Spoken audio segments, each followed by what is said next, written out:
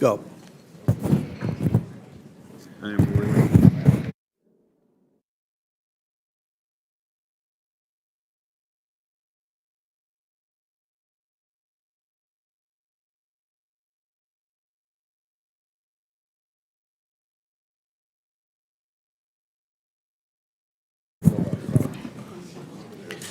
This hearing of the Committee on Oversight and Government Reform will come to order. I want to welcome everyone here today. Without objection, the chair can declare a recess at any time. I now recognize myself for the purpose of making an opening statement. Good morning. Today, the House Oversight Committee will continue to examine the consequences of reckless and dangerous sanctuary policies that jeopardize public safety. 3 sanctuary state governors from Minnesota, New York, and Illinois are here to testify under oath about why they allow criminal illegal aliens to roam free in American communities. Let me be clear. Sanctuary policies do not protect Americans. They protect criminal illegal aliens. That is a fact that the Abraham family knows all too well. With us today is the father of Katie Abraham, Joe, and Katie's stepmother, Michelle. In January of this year, Katie was tragically killed in a car crash near the University of Illinois in Urbana. Urbana, like the state of Illinois, is a sanctuary jurisdiction. Katie's killer was a previously deported criminal illegal alien who was driving drunk. He fled the scene and the jurisdiction and was later apprehended by the U.S. Marshal Service in Texas. Katie was just 20 years old. She had a bright future ahead of her that was stolen from her and her very loving family. The illegal alien who took Katie's life should never have been allowed into our country. This was a preventable crime. Unfortunately, there are too many instances where criminal illegal aliens have harmed Americans. Behind me are photos of some of the many criminal illegal aliens that have been captured in Illinois, Minnesota, and New York. These criminals have been convicted of crimes including vehicular homicide of a woman, sexual abuse of children, slashing a victim with a machete, and carjacking, among many other crimes. It's absolutely sickening that sanctuary jurisdictions seek to protect these criminals rather than protect Americans. Instead of putting America first, the Biden-Harris administration deliberately dismantled the border security to unleash the worst border disaster in American history. Their radical policies allowed millions of illegals to flood into our country. Americans voted to end the Biden border crisis, and President Trump has delivered on his promise to secure the border. He has taken bold, decisive action to restore our sovereignty and make America safer with each passing day.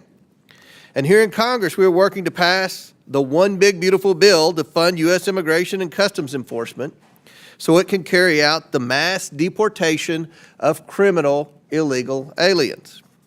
Despite President Trump's efforts to secure the border and enforce the law, Democrat-run sanctuary cities and states are siding with illegal aliens.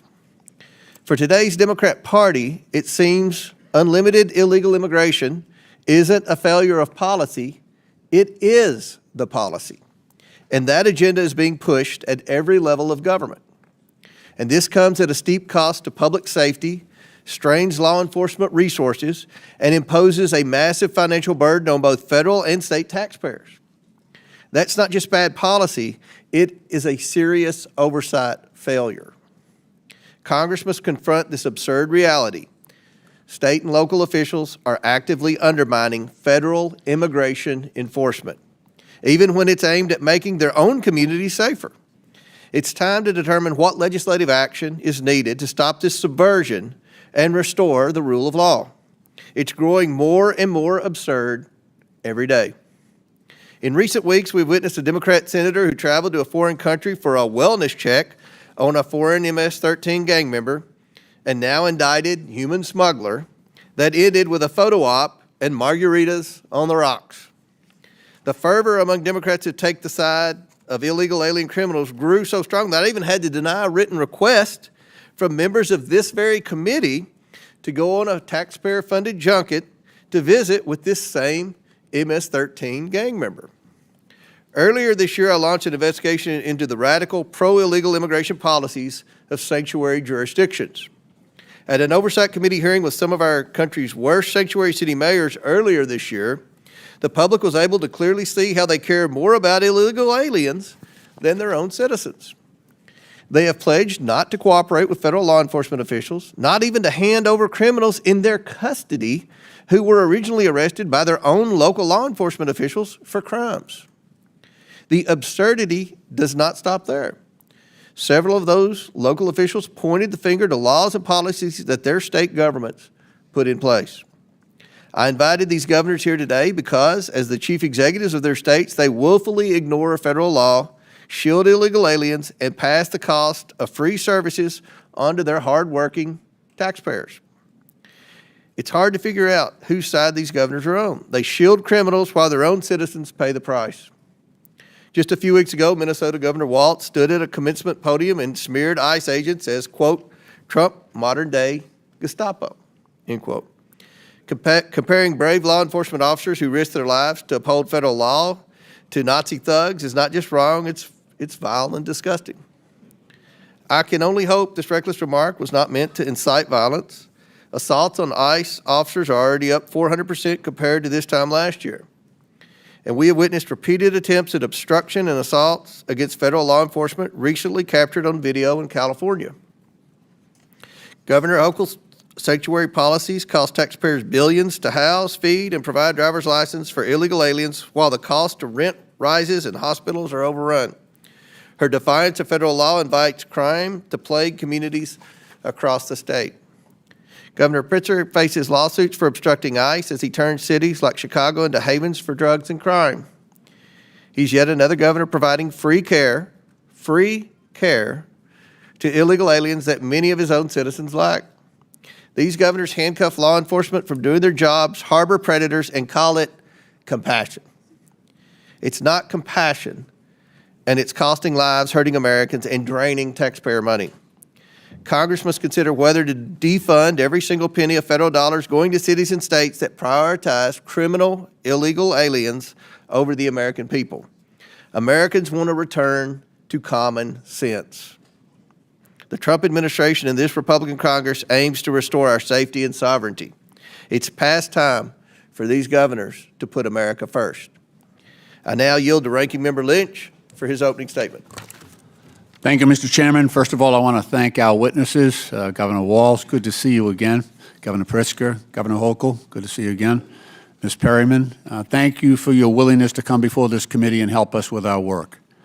At this very moment, as we sit in this hearing and at the order of President Trump, the National Guard are on the streets of Los Angeles and active duty Marines are on their way. At Trump's order, Californians are now forced to navigate an active military zone in their midst as they try to go to work or decide if it's safe to send their kids to school. And because of Trump, no American city or state is safe as he lays this groundwork to take his militarization playbook nationwide. 2 days ago, he confirmed that he is considering invoking the Insurrection Act to expand the deployment of active duty military forces against civilians across this country, preparing for a future in which dissent is met with armed force and the machinery of war is turned inward on the American people. If unchecked, this marks not just a threat to our most sacred civil liberties, but a violent blow to American democracy itself. Last week in Los Angeles, peaceful Americans came out to protest the administration's cruel and illegal mass deportation operations in their neighborhoods. President Trump inflamed events on the grounds as an excuse to unleash the U.S. military on its own people, sending in 4,000 National Guard members without the approval of the governor.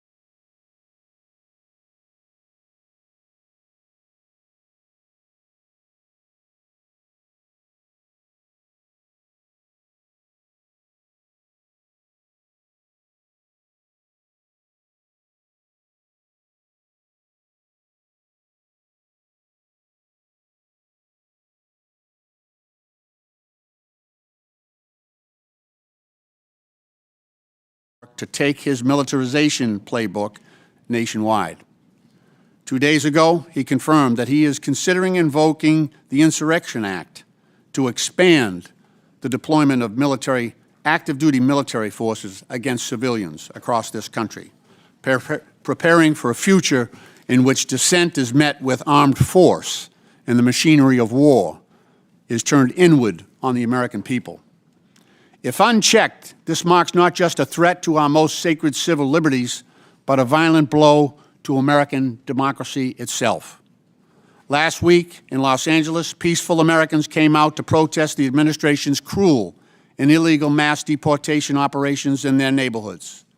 President Trump inflamed events on the grounds as an excuse to unleash the U.S. military on its own people, sending in 4,000 National Guard members without the approval of the governor. They chose Boston because it's a place of intellectual freedom and respect for cultural freedom.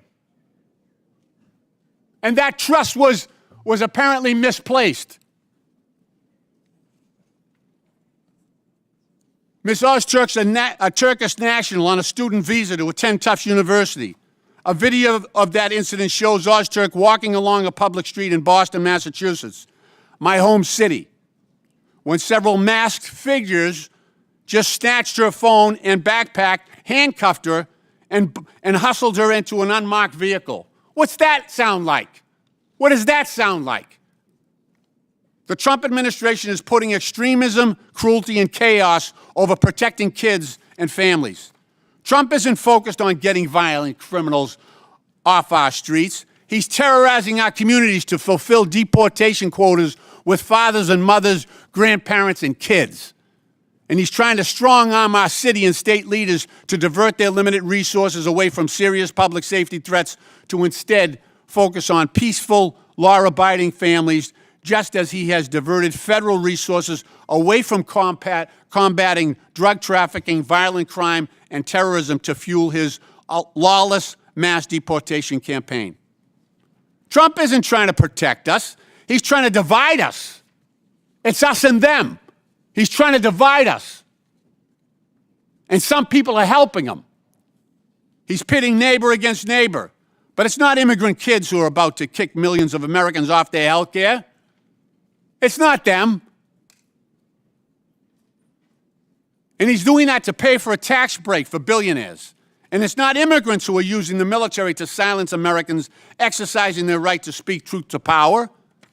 These are not the strong and measured actions of the leader of a free country. They are the ruthless maneuvers of an aspiring autocrat hell-bent on consolidating power by any means necessary. This is disgraceful. It should not happen in this country. This is wrong. Deploying the military against a civilian population is wrong. And if we don't step up, this will continue. If we don't step up and declare what is right under our Constitution, then other cities, other citizens will meet this same fate. I'm proud of my Democratic colleagues who are willing to stand up to this thuggery. Trump is a wannabe gangster, and he's showing the world what he's about. And I'm proud. You know, my dad served in the Second World War. He fought the Nazis in Northern Africa. He fought the Nazis on the Italian peninsula. And I think he's looking down right now and he's happy that I'm fighting today's Nazis. He's proud of that. We all should be. Mr. Chairman, I yield back. Without objection, Representatives Stauber, Finstead, Fishback, Emmer, Morrison, and Craig of Minnesota, Representatives Miller, LaHood, Davis, and Ramirez of Illinois, Representatives Stefanik, Tenney, Lawler, Goldman, Ocasio-Cortez, Gillen of New York, and Moskowitz of Florida are waived onto the committee for the purpose of questioning the witnesses at today's hearing.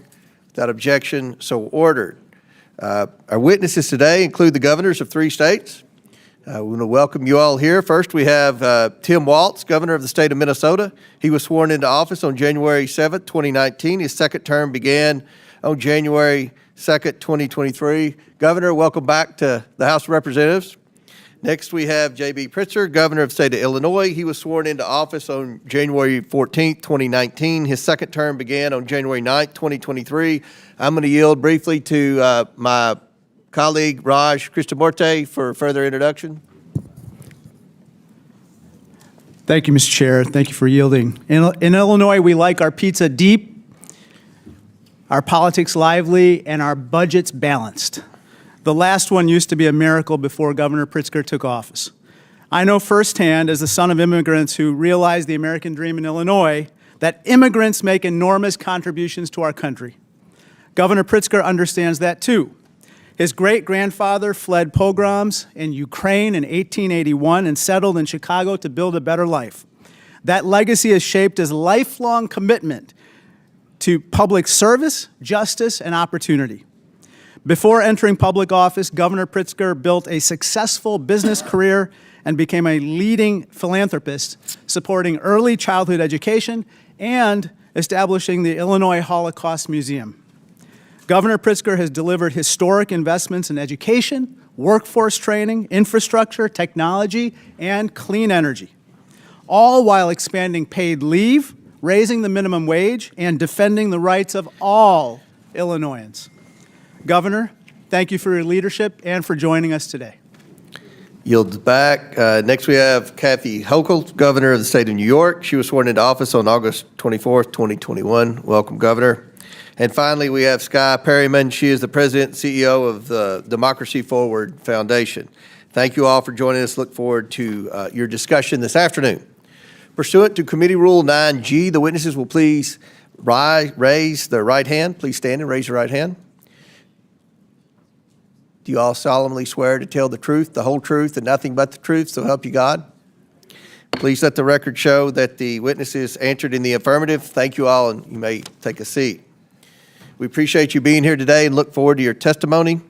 Let me remind the witnesses that we have read your written statement and they will appear in full in the hearing record. Please limit your oral statement to 5 minutes. As a reminder, please press the button on the microphone in front of you so that it's on and the members can hear you. When you begin to speak, the light in front of you will turn green. After 4 minutes, the light will turn yellow. When the red light comes on, your 5 minutes have expired, and we would ask that you please wrap up. I now recognize Governor Walz for his opening statement. Thank you, Mr. Chairman, Ranking Member Lynch, and members of the committee. I'm proud to be here today as the governor of the great state of Minnesota. Wherever you go in this country, people tend to want the same basic things: safe neighborhoods, affordable household goods, meaningful work, good schools. That's what my administration has worked to ensure for our people, and that's what we've delivered. Under our leadership, Minnesota has been ranked the 4th best state to live in, the 2nd best state to raise a family in, and the 3rd best state for jobs. And when it comes to serious crime, Minnesota has hit its lowest level in over 3 decades, and we consistently have lower violent crime rates than the U.S. average. Now, we have a broken immigration system in this country. I think everyone in this room agrees with that. But nothing Minnesota has done to serve its own people stands in the way of the federal government managing border security and policies. While you've convened this hearing to explore the issue of so-called sanctuary states, Minnesota is not even a sanctuary state. Minnesota legislature has passed no such bill making Minnesota a sanctuary state, and I have signed no such law. Minnesota cooperates with federal authorities in a number of ways. When there's a convicted felon in our prisons, we ask about their immigration status and share that information with the Department of Homeland Security. We also cooperate with Homeland Security requests when there's a judicial warrant and when due process has been afforded by our Constitution has been served. But enforcing immigration law is not the role of local and state governments. The fact is, Congress has given federal agencies the authority to enforce immigration laws across this country. That includes Minnesota, and I support them doing so. It's the federal government's job to secure the border. That's why when I was in Congress, I visited the southern border and voted for bills that would have increased funding for Border Patrol, made it easier to hire qualified agents, and deployed advanced technologies to the border. Most importantly, I recognize that securing our border does not mean we sacrifice our constitutional values. Unfortunately, the cruel and misguided policies of this current administration fail to live up to those values. Minnesotans are angry with what they've seen happen to their neighbors. They're angry that the federal government has been snatching people up, putting them in prison and deporting them without a shred of due process. There's been no notice, no meaningful opportunity to object, and according to the president, no way to get out of these overseas prisons once you end up there. And let's be clear, many of these are law-abiding Americans, people who have been granted asylum or promised protected status. In many cases, it seems these people were reported not based on a criminal behavior, but how they looked or what they've said and being in the wrong place at the wrong time. Even U.S. citizens, like a 4-year-old boy with cancer, sent to Mexico, away from his father, away from the medical needs, to a country he was not born in or had never been to. Americans deserve a sensible, humane, and effective immigration policy that reduces illegal immigration while protecting fundamental rights. Meanwhile, the administration continues to make life worse for hardworking Americans in a lot of other ways, trying to slash Medicaid, Social Security, Medicare, making basic household goods more expensive, and telling people they just need to do more with less. The American people deserve better. You all have the power to legislate, to investigate this administration's abuse and overreach, and protect the American people. And I have to say I'm disappointed. At a crucial inflection point in our nation's history, Congress is choosing to spend its time trying to cast blames on states like Minnesota that have no hand in creating this crisis. While we may disagree on the best way to maintain border security and public safety, I know we should all be able to agree on a few principles: that everyone in America deserves due process, and that we live in a free country where people should not be locked up for exercising their basic constitutional rights. I hope you'll join me in enforcing accountability to those fundamental ideas, and I look forward to your questions. I yield back, Mr. Chairman. I now recognize Governor Pritzker for his opening statement. Mr. Chairman, Ranking Member, members of the committee, good morning, and thank you for inviting me. As governor of the great state of Illinois, I have seen firsthand how states have had to shoulder the consequences of a broken immigration system. I'm proud of how we have responded by promoting public safety, treating people with dignity, supporting our economy, and respecting the rule of law. Safe and compassionate immigration policies, I believe, are vital. In fact, my own family owes everything to this country accepting a young refugee named Nicholas Pritzker to its shores over a century ago. My great-grandfather fled the massacre of Jews in Ukraine and arrived in the United States when he was just 10, without a penny to his name. A social service agency provided him a place to live, a public school taught him English, a public university allowed him to pursue a higher education. My father and grandfather both were naval officers and raised their families with a powerful sense of duty to community and patriotism to our country that still lives deep in my generation. Both were successful entrepreneurs. My family story is not unique. Today, Illinois is home to 1.9 million immigrants. Just like my great-grandfather, they are hardworking, raising families, and paying taxes. Our state and our country have been strengthened by people from across the globe seeking freedom, opportunity, and refuge here. Recently, children, pregnant women, and others fled poverty, violence, and persecution, seeking asylum at our border. Some border state politicians chose to treat them as political pawns, busing them to states like mine and dropping them off in the dead of night in the freezing cold. Illinois chose a different path. Faced with a humanitarian crisis, our state made sure children and families did not go hungry or freeze to death. By doing so, we helped to maintain safety and order in Chicago. As governor, one of my responsibilities is to keep the public safe. That is why I expanded our state police, banned assault weapons and ghost guns to take guns out of the hands of criminals, and invested more than ever before in violence prevention. As a result, violent crime is down in Illinois, and Chicago ended 2024 with its lowest homicide rate in 5 years. As I have consistently said, violent criminals have no place on our streets, and if they are undocumented, I want them out of Illinois and out of our country. And as we are reminded in Los Angeles this week, we can all agree that violence of any kind, whomever it is directed at, is unacceptable. People must be held accountable to the law. Illinois follows the law, but let me be clear, we expect the federal government to follow the law too. We will not participate in abuses of power. We will not violate court orders. We will not ignore the Constitution.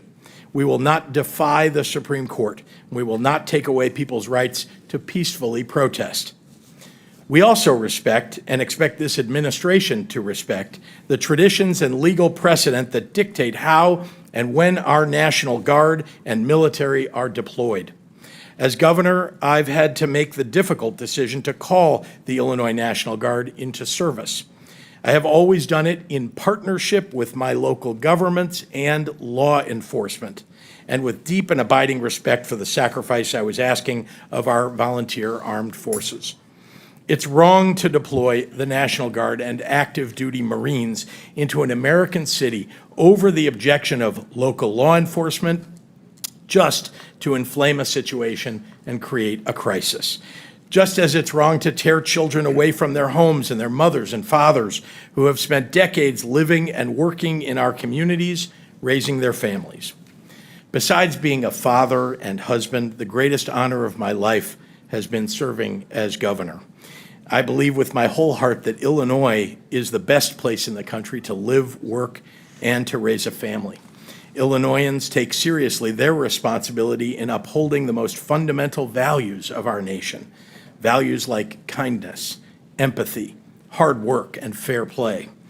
Our people embody the most American ideal of all, that where your life began matters far less than the dreams you can realize here for yourself and your family. Thank you very much, Mr. Chairman. Chair now recognizes Governor Hochul for her opening statement. Chairman Comer, Ranking Member Lynch, and members of this committee, as we speak, an American city has been militarized over the objections of their governor. At the outset, I just want to say that this is a flagrant abuse of power and nothing short of an assault on our American values. My views on immigration are simple and direct. Our nation needs secure borders. Our nation needs comprehensive immigration reform from this body. And our state laws dictate that we cooperate with ICE in criminal cases. And our values dictate that we treat all law-abiding people with dignity and respect. The America I believe in is a nation of laws and a nation of immigrants. Abandoning either threatens the very foundation on which this great country was built. You know, for 400 years, New York has prospered because of the hard work of these people, these newcomers, people like my grandfather who fled great poverty in Ireland. Grandma and Grandpa had the same American dream that the immigrants today have. I see it in their eyes. They're not here for handouts. They're not here to take advantage of the situation. They're here to work. They want to contribute, earn their place, raise their families. Yet, every day there's another story of children being ripped from the arms of their mothers, wives separated from their husbands, families arrested while attending legal immigration appointments. You know, not long ago in a small town known as Sackett's Harbor in upstate New York, masked and armed ICE agents stormed into a home before dawn. They abducted a mother, her 3 children, including a 3rd grader. They were cast into a living hell in a detention facility in Texas. I immediately contacted Border Czar Tom Homan and demanded their release. In Jefferson County, more than 60% of the residents voted for Donald Trump. And those people protested in the streets. Local Republican lawmakers, business owners, school leaders all spoke out. Finally, after 2 long weeks, the family was finally returned home. In New York, we understand the difference between going after criminals and traumatizing law-abiding families. Now, some of you will use this hearing to stoke fear. I'm here to talk about the facts. New York has managed an unprecedented immigrant influx because of a broken border. Yet at the same time, our state has become stronger and safer. Today, New York has the lowest homicide rate among the nation's top 10 states.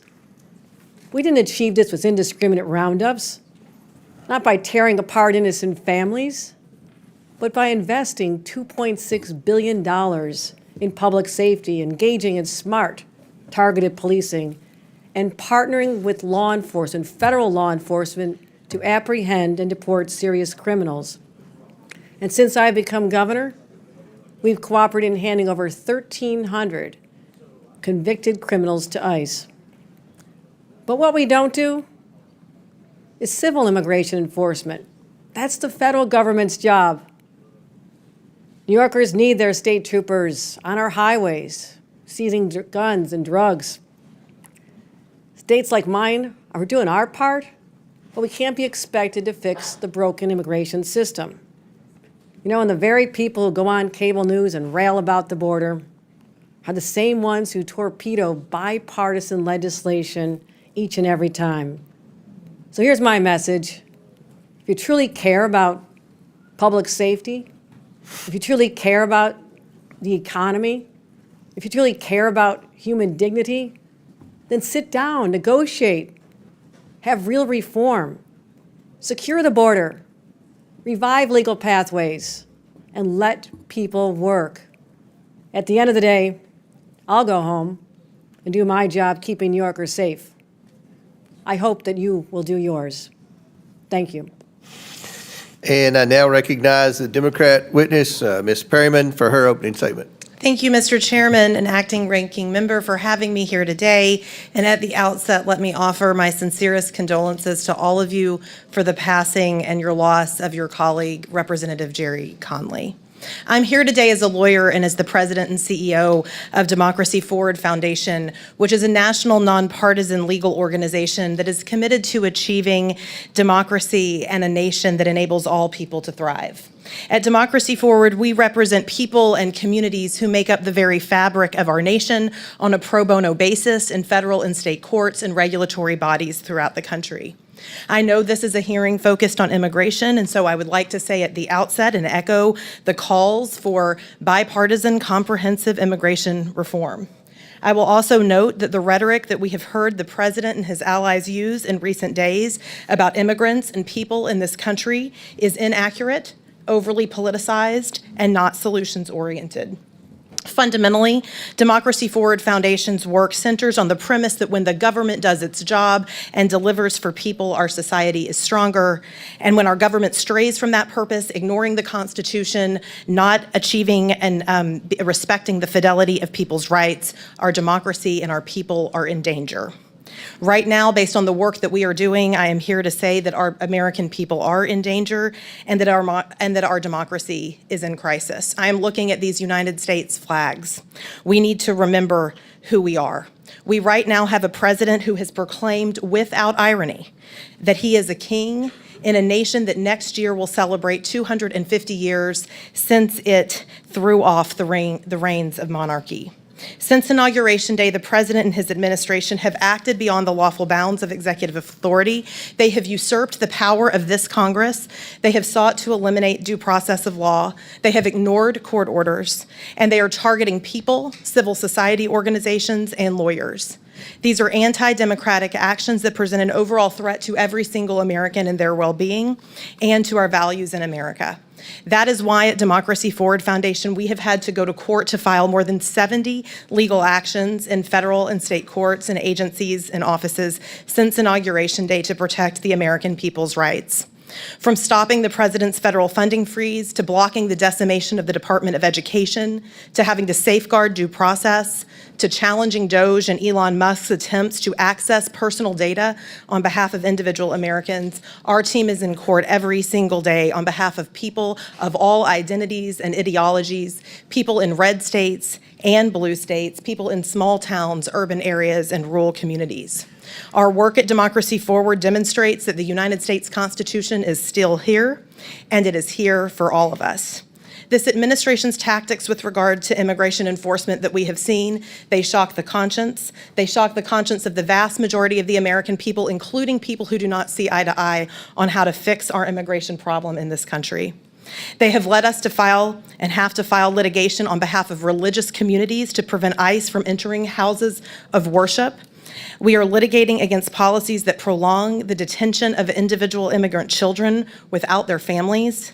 And of course, we are challenging the lack of due process afforded to our clients, men who were disappeared through an unlawful agreement between the government of El Salvador and the United States Department of State.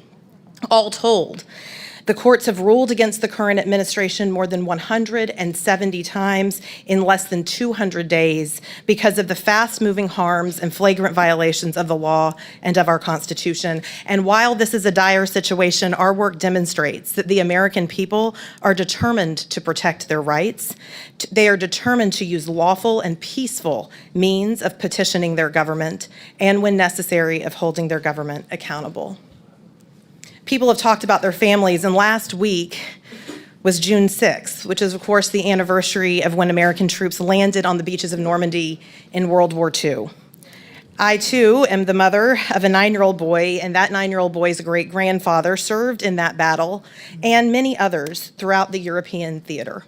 But as I reflected last week, we don't need to be in Normandy to defend our democracy in June of 2025.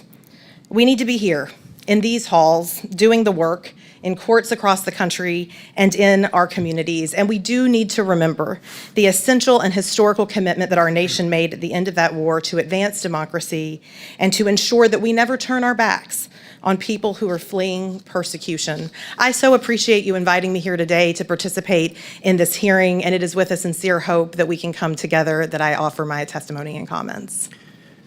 All right, opening statements have concluded. We're now going to begin the questioning portion of today's testimony. And I'm going to begin with Governor Walz. Governor Walz, I thought that maybe your statement referencing ICE as Gestapo was an outlier statement, but now that Mr. Lynch has endorsed it, it appears that it could be some type of Democrat talking point. Governor, do you and other Democrat politicians understand why referencing ICE as Gestapo is offensive? I'm going to explain. The Department of Homeland Security is reporting that ICE agents are now experiencing a 413% rise in assaults. We've seen numerous videos of rioters obstructing and assaulting federal law enforcement after your remarks, including in Los Angeles.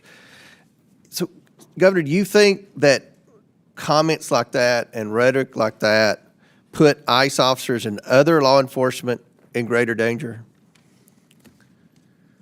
Well, thank you for the question, Mr. Chairman. First and foremost, any attack on law enforcement is unacceptable, wherever it's at, whether it's state, local. So you understand, and I've got limited time here. I want to highlight for the governors that real-world impact of the policies that you all continue to defend, even in your opening statements, have on American families. Earlier this year in Governor Pritzker's Illinois, a previously deported illegal alien who had re-entered the country was allegedly drunk driving near the University of Illinois when he struck a car sitting at a red light and then fled the scene. The crash killed 2 young women, including Katie Abraham, whose father and stepmother are here today. And this is her poster. Katie had her whole life ahead of her, cut off in an instant.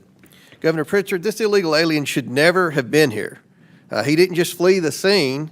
He fled the state and was apprehended by federal marshals in Texas using a false name. He now faces criminal charges for reckless homicide, leaving the scene of an accident resulting in death, and driving under the influence resulting in death. And he faces a federal indictment for having a fraudulent permanent resident card, a fraudulent Social Security card, and a fraudulent use of passport. Governor Pritzker, do you agree that this illegal alien who killed Katie should never have been in the United States in the first place? Thank you, Mr. Chairman. First, let me express my condolences to the family, and those are terrible circumstances. Let me also say that anyone who commits a crime in the state of Illinois— I understand, Governor. Should that criminal have been here in the first place? Did he have a right to be in this country illegally? if the person is a criminal of any sort, then they ought to be. So They that ought to person be had a right arrested, to be they in the ought to United be- States. They ought to be given their due process rights, and they ought to be convicted. And The criminal who Yes. entered this country illegally, in your testimony, had a right to be in this country. no, I'm suggesting to you that and I have responsibility for the state of Illinois, I can tell you that it's the responsibility of the federal government to manage immigration in this country. And if you're suggesting that the federal government didn't do its job, that is up to you. Let me ask you determine. this, Governor. I can tell you that in the Do you state of believe that Illinois, do we you follow believe the that law. President Biden did his job in securing the border?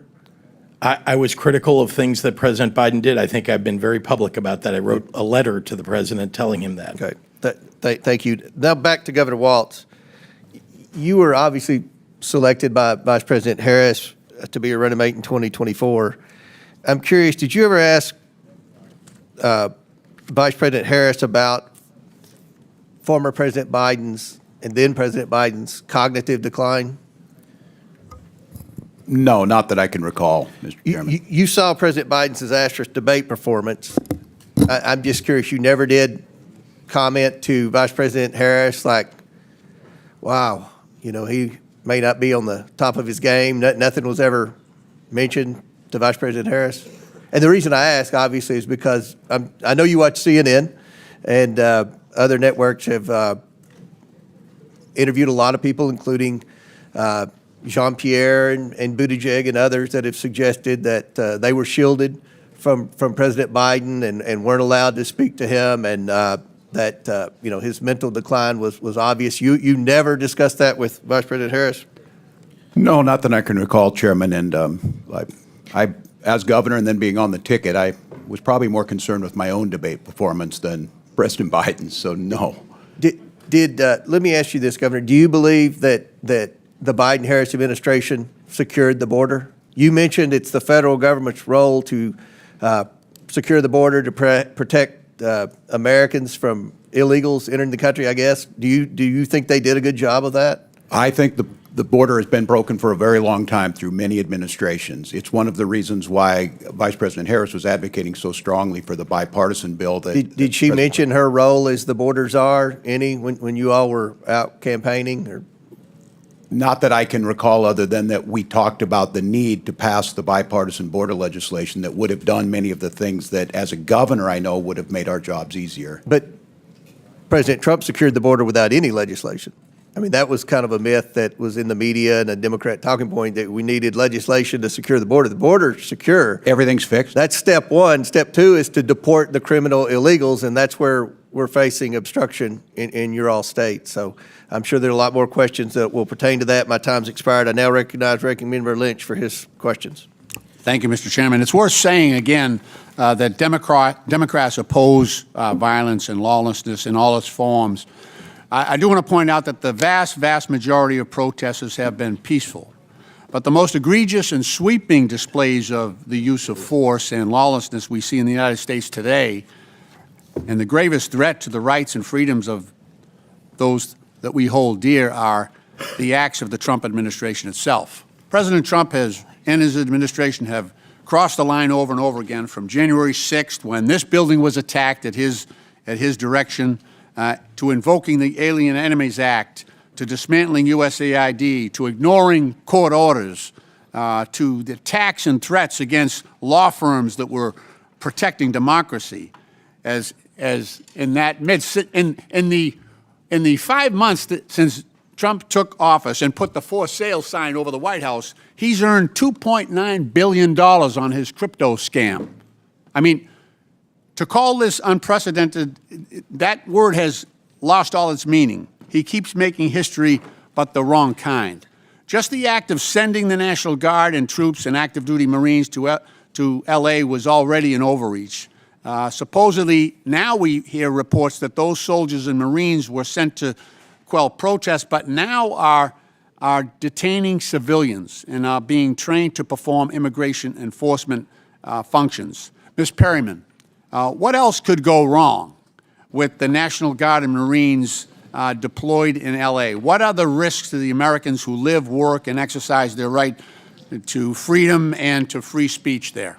Well, I would just say that what our Constitution recognizes and how good government functions is really based on trust. And when we look at National Guards, it is the governors that often call the National Guards in. And so, of course, the fact that we are seeing a situation where the president has taken this step without cooperating with the governor and with local communities there is deeply concerning.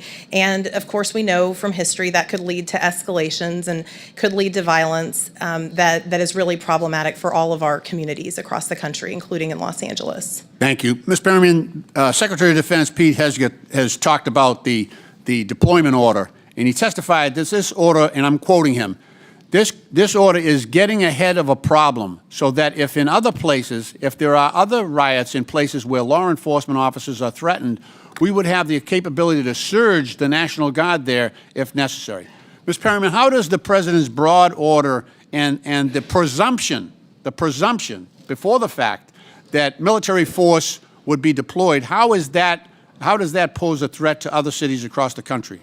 Well, again, it appears to be an escalation, and the main thing that's really important to so many Americans across the country, as well as local law enforcement in so many areas, that local law enforcement is there to help people be able to peacefully protest. And so there are ways that people in this country can express their views. We don't all agree with each other. And right now you really see the White House, for whatever reason, I think escalating, maybe seeking to create some made-for-TV moments. It's not clear. But I do think that there is a lot at stake here, as you've heard this morning. Thank you. I want to ask each of the governors, this is a general question. How could each of the governors answer briefly how President Trump's policies, his assaults on the rule of law and his interjection of military force into California, how that would threaten your states, especially where Secretary Hastings has said that he would support that expansion? Mr. Walz, Governor?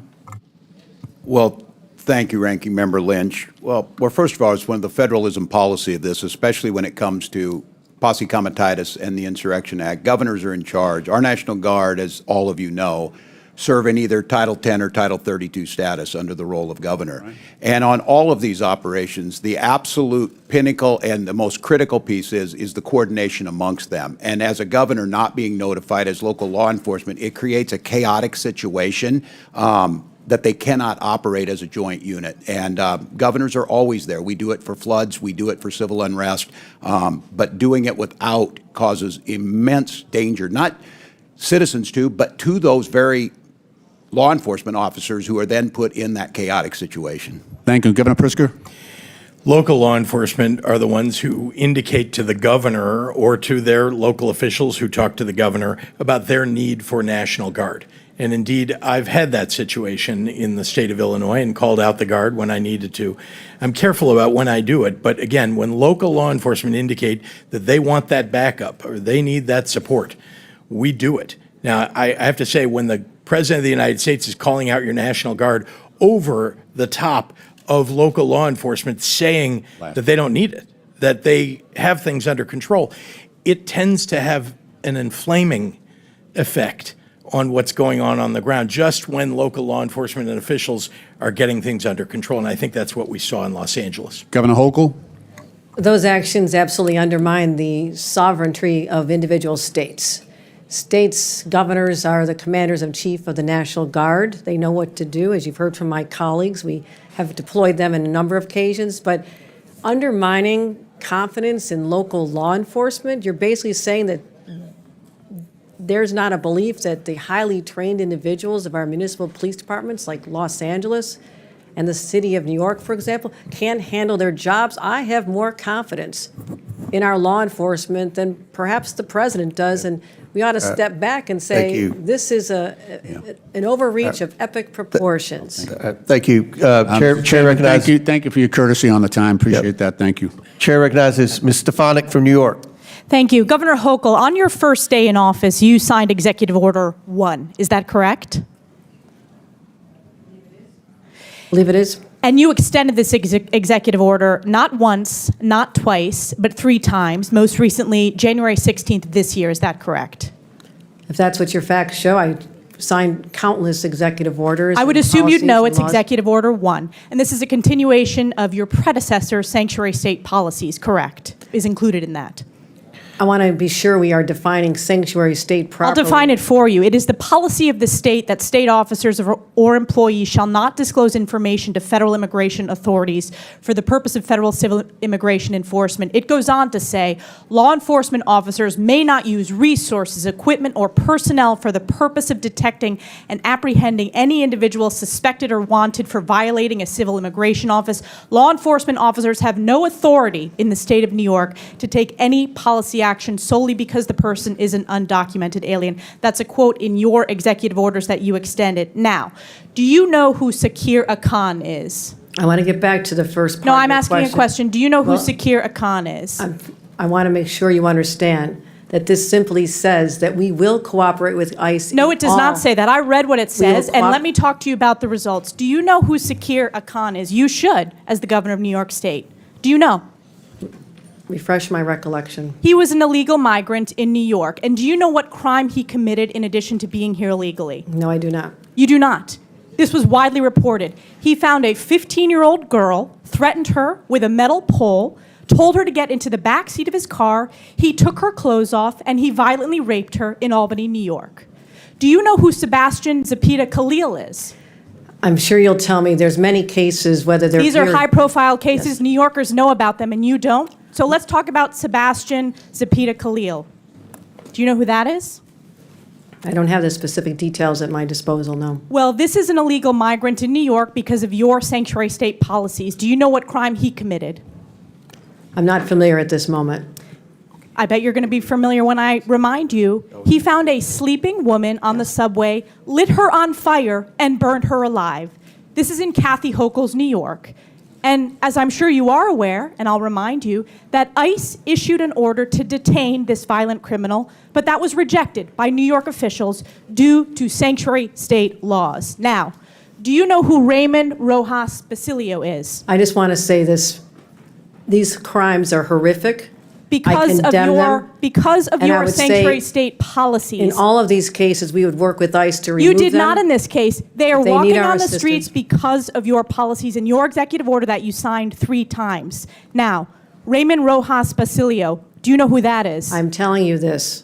I will You don't know explain to you who it the is. policies of New York. We cooperate with, I know you're just You do trying not. to. You do not. Specifically, miss- ICE was told not to detain this individual, and he burned a woman alive on the New York subways in Kathy Hochul's New York. So I will keep on going.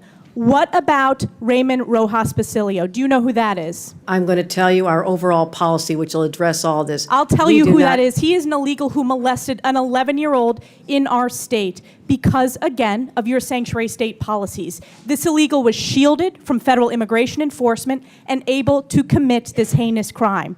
And what about Wilson Castillo Diaz? Do you know who that I am is? telling you this. We do cooperate fully with ICE in criminal prosecution. Our sanctuary You're not advocating for regulations these victims. only deal with This is a civil 5-year-old who enforcement. was raped Civil on Long enforcement. Island in Nassau County.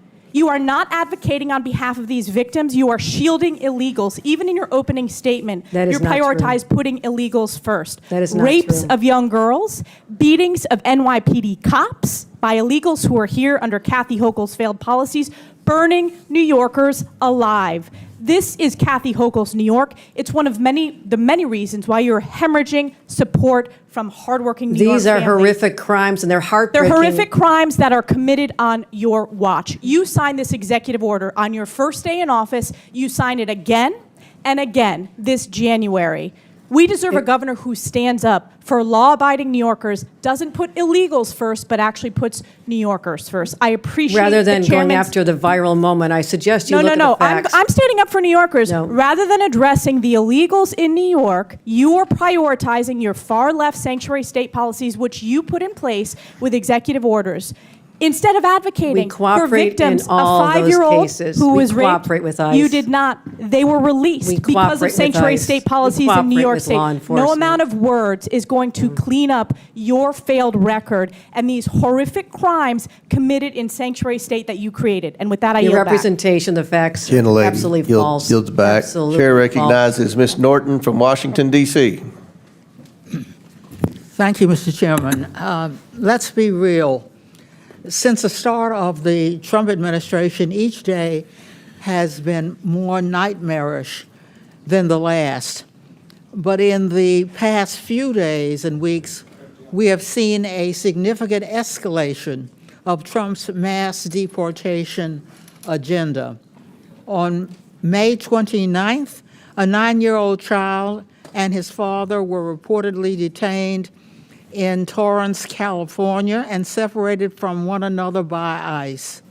A 4th grader ripped from the only community he knows and from the arms of his father.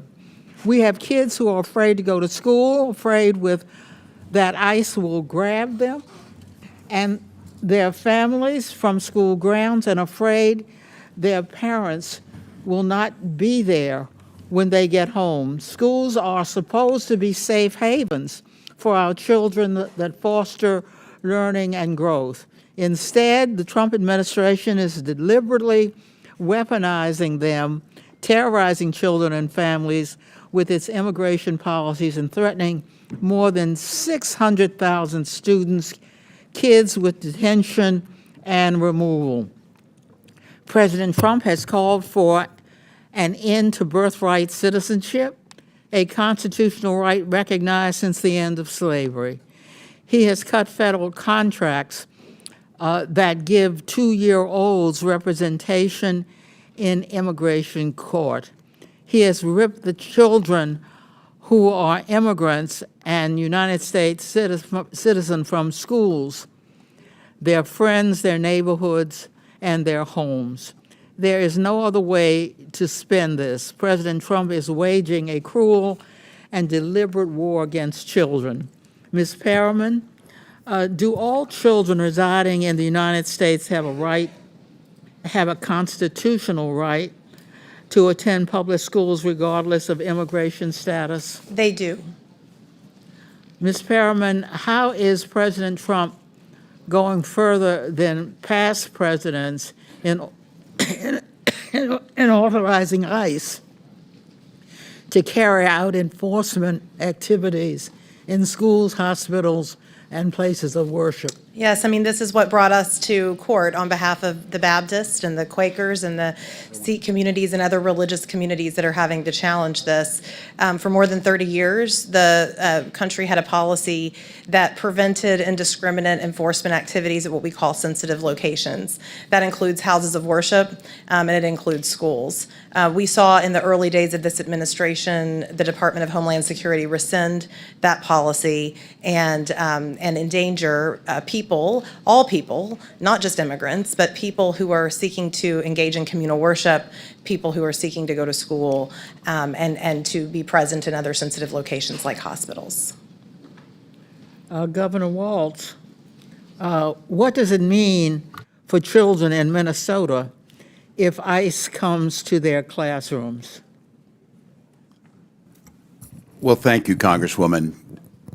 Minnesota prioritizes education. We're proud of our education system. We're proud that when students come to school, they get a good meal, they have well-qualified teachers, and it's a place where it's safe. It's a safe place where they can learn. We prioritize it because our economy depends upon it, and it's the right thing to do.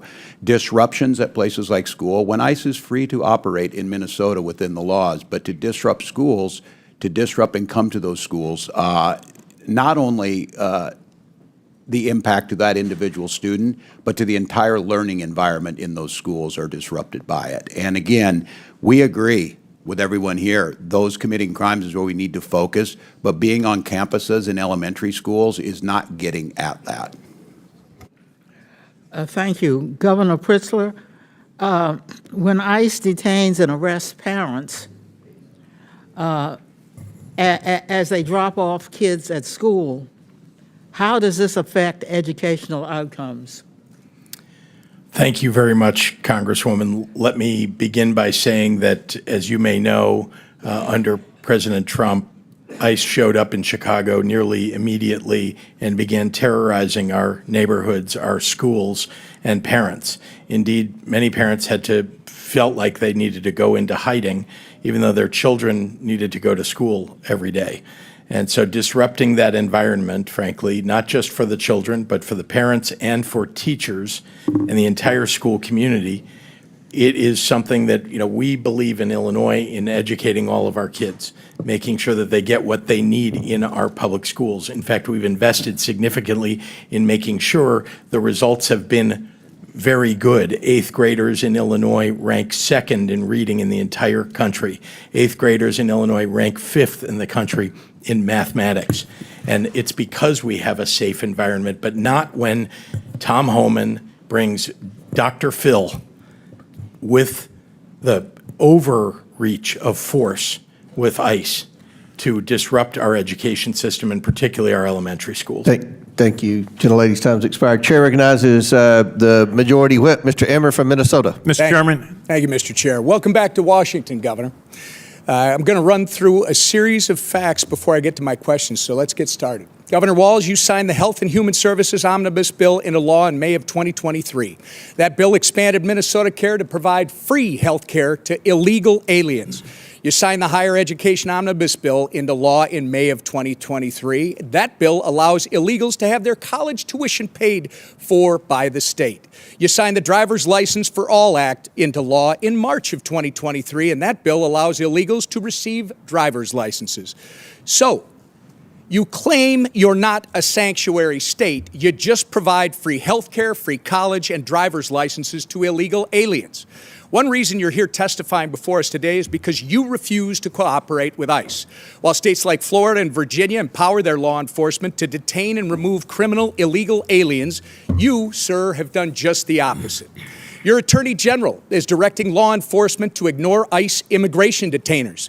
Do you agree with the Attorney General's guidance? Well, Congressman, it's good to see you again, and thank you for being here. First, I would say, as my job as governor of Minnesota is to make Minnesota the best state in the nation. Do you agree with the Attorney General's guidance? Congressman, what I would say on this is that Minnesota follows all law. I would say it's a very easy question. And again, if you claim you're not a sanctuary state, you just claim that you support policies. You're not a sanctuary state, but you support policies that prevent ICE from doing their job. Congressman, isn't that right? That is incorrect, Congressman. We follow the same laws when you were in the Minnesota House. The law has not changed, If you'll allow me, I've got limited time. Well, that's what you tweeted, by the way, sir. On May 23rd, 2018, you tweeted, quote, "I support policies that keep law enforcement from enforcing federal laws," close quote. On May 17th, just this spring, at the University of Minnesota Law School's commencement ceremony, you said, quote, "Donald Trump's modern-day Gestapo is scooping folks up off the streets." When you said the words modern-day Gestapo, you were referring to ICE agents. Gestapo, by the way, sir, was the official secret police of Hitler's Nazi Germany. So you're calling ICE agents modern-day Nazis. Given the attacks on ICE agents that took place in Los Angeles over the weekend, don't you regard your dangerous inflammatory rhetoric as a problem?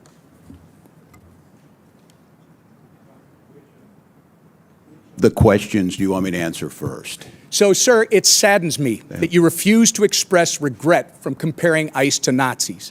ICE agents are brave Americans who get up every morning, leave their families, and put their lives in harm's way to protect our country, sir. You, at the very least, owe an apology to these dedicated public servants. I will say, sir, inflammatory rhetoric such as yours and the other governors on this panel is responsible for putting a target on the back of every ICE agent who is risking their life to protect our communities.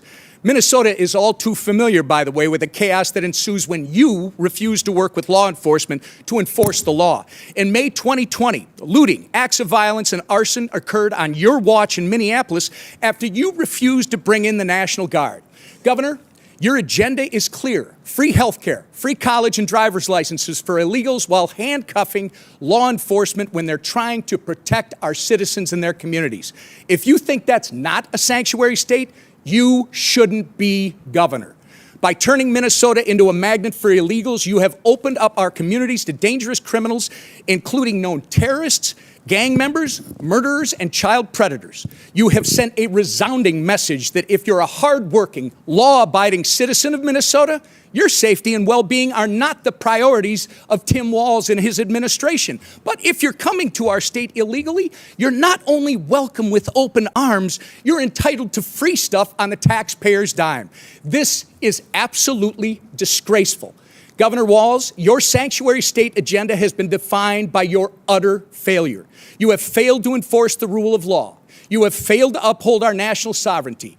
And most importantly, you have failed the people of Minnesota. The time for radical sanctuary state policy, sir, is over. The voters made that clear last November when they elected President Trump and Vice President J.D. Vance. You remember him, don't you? Governor, the time for real leaders and real leadership is now. And with that, sir, actually, Mr. Chairman, I ask unanimous consent to introduce into the record the governor's tweet that I referenced from May 23rd, 2018, which makes it clear his hatred for federal law enforcement. Thank you. Without objection, so ordered. Mr. Chairman? Yes. Mr. Chair Chairman. recognizes Mr. Mfume. Mr. Chairman, thank you very much. I have a unanimous consent request, and I'd like to present both of those to you at the same time. Proceed. Okay. I ask unanimous consent that we enter into the record an article from The Hill of the 8th day of June. Latinos for Trump co-founder blast inhumane immigration arrest. Without objection, so ordered. Thank you, sir. And the second one is from the Independent of May the 28th. Trump ordered a critically ill 4-year-old Mexican girl to leave the country. Experts say she could die in days. I ask unanimous consent. Without objection, so ordered. Thank you, sir. Chair recognizes Mr. Kristamorte from Illinois. Thank you, Mr. Chair. Governor Pritzker, when it comes to immigration, you've been clear that Illinois follows the law. I'd like to go into this issue just a little further. First, there's been a lot of misinformation about the Illinois Trust Act. As you know, this is the 2017 law signed by then Republican Governor Bruce Rauner, which requires state agencies to cooperate with ICE when it presents a criminal arrest warrant for an individual, correct? Congressman, yes, that's correct. And just to be clear, the Illinois State Police, the Department of Corrections, and other Illinois agencies must cooperate with ICE when they present a criminal arrest warrant, correct? And do every single time. This is Illinois law. Yes, Donald it is. Trump may not like state law, as we're seeing in California, but what Donald Trump likes is irrelevant. The law is the law. The Wall Street Journal reports that ICE's recent raids in California, including at a Home Depot in the LA area, were organized because the administration was falling way short of its cruel goal of deporting thousands of people per day. Politico said this is, quote, the standoff that Trump wanted. There's another reason why Trump has provoked the current situation in California. He doesn't want to talk about what he calls the big, beautiful bill and what I call the large, lousy law. So let's talk about what Trump doesn't want to discuss. What Trump doesn't want to discuss is that his large, lousy law cuts $625 billion in Medicaid, a program that insures millions of Americans. Governor Walz, in a press release on Medicaid cuts, you said, quote, the victims of these cuts will be families, children, veterans, rural Americans, and pregnant moms. That's what you said, right? That's correct, Congressman. And Governor Hochul, in a recent op-ed, you wrote, even if you don't rely on Medicaid, these cuts affect you. Because when millions lose coverage, hospitals and other vital healthcare institutions lose funding. And that strains the entire system. That's what you wrote, right? That is correct, sir. Governor Pritzker, cuts in the large, lousy law are going to leave upwards of 700,000 Illinoisans without health insurance. Isn't that correct? Yes, people will die. Trump's large, lousy law adds trillions to the national debt as well, which could force $500 billion in automatic cuts to Medicare, in addition to the cuts in Medicaid that we just referred to. And of course, Medicare is a program that every senior relies on. Let me turn to my final topic. Governor Pritzker, President Trump has called Illinois, quote, a poorly run state. But the truth, of course, is the opposite. Governor, Illinois has had 7 consecutive balanced budgets, right? That's correct, Congressman. And our credit rating has been raised 9 times in the last 6 years, correct? After 21 downgrades under Republican and others. And it now stands at an A rating, right? It does. In contrast, under President Trump, every credit agency has downgraded America's credit rating below the top level, the first time in history that's happened. Isn't that right? That's correct. Trump and others claim the federal government props up Illinois. But in reality, we're one of 13 states in the country that actually give more tax revenue to Washington, D.C. than we receive in return. Now, let me turn to some of the reasons why Illinois is a donor state and not a taker state. Illinois has a $1.1 trillion economy. We produce the most soybeans in America, and we're the #2 producer of corn, right? That is correct. We're the #2 manufacturing state in the country. We are. And we're the #2 destination for corporate expansions and relocations, right? And Chicago is #1. Thanks to you, we have the world's first quantum and microelectronics park, correct? That's right. And we're ranked top in the Midwest for workforce development, correct? Yes, we are. And startups. That's right. Illinois is the heart and soul of America, Governor. It's where the cell phone was invented, was home to the first McDonald's, and was the home of amazing leaders, Lincoln, Reagan, Obama, Grant, even Superman, and yes, the Pope. And here's a picture of the Pope wearing a Chicago White Sox cap. The next Pope's going to be a Cubs fan. There you go. Illinois has terrific jobs, people, and pizza. Some may even say that God is on our side, Governor. I'm proud to be from Peoria. I'll always stand up for Illinois, loud and proud. I yield back. Chair now recognizes Mr. Jordan from Ohio. Thank you, Mr. Chairman. Governor Hochul, 3rd paragraph, 2nd sentence in your written testimony, you said New York State cooperates with U.S. Immigration Customs Enforcement in criminal cases. Governor, who's Jesus Romero Hernandez? Thank you. I want to reaffirm that we do cooperate in cases where That wasn't the question. I just read your statement. I can read your statement. Who is Jesus Romero Hernandez?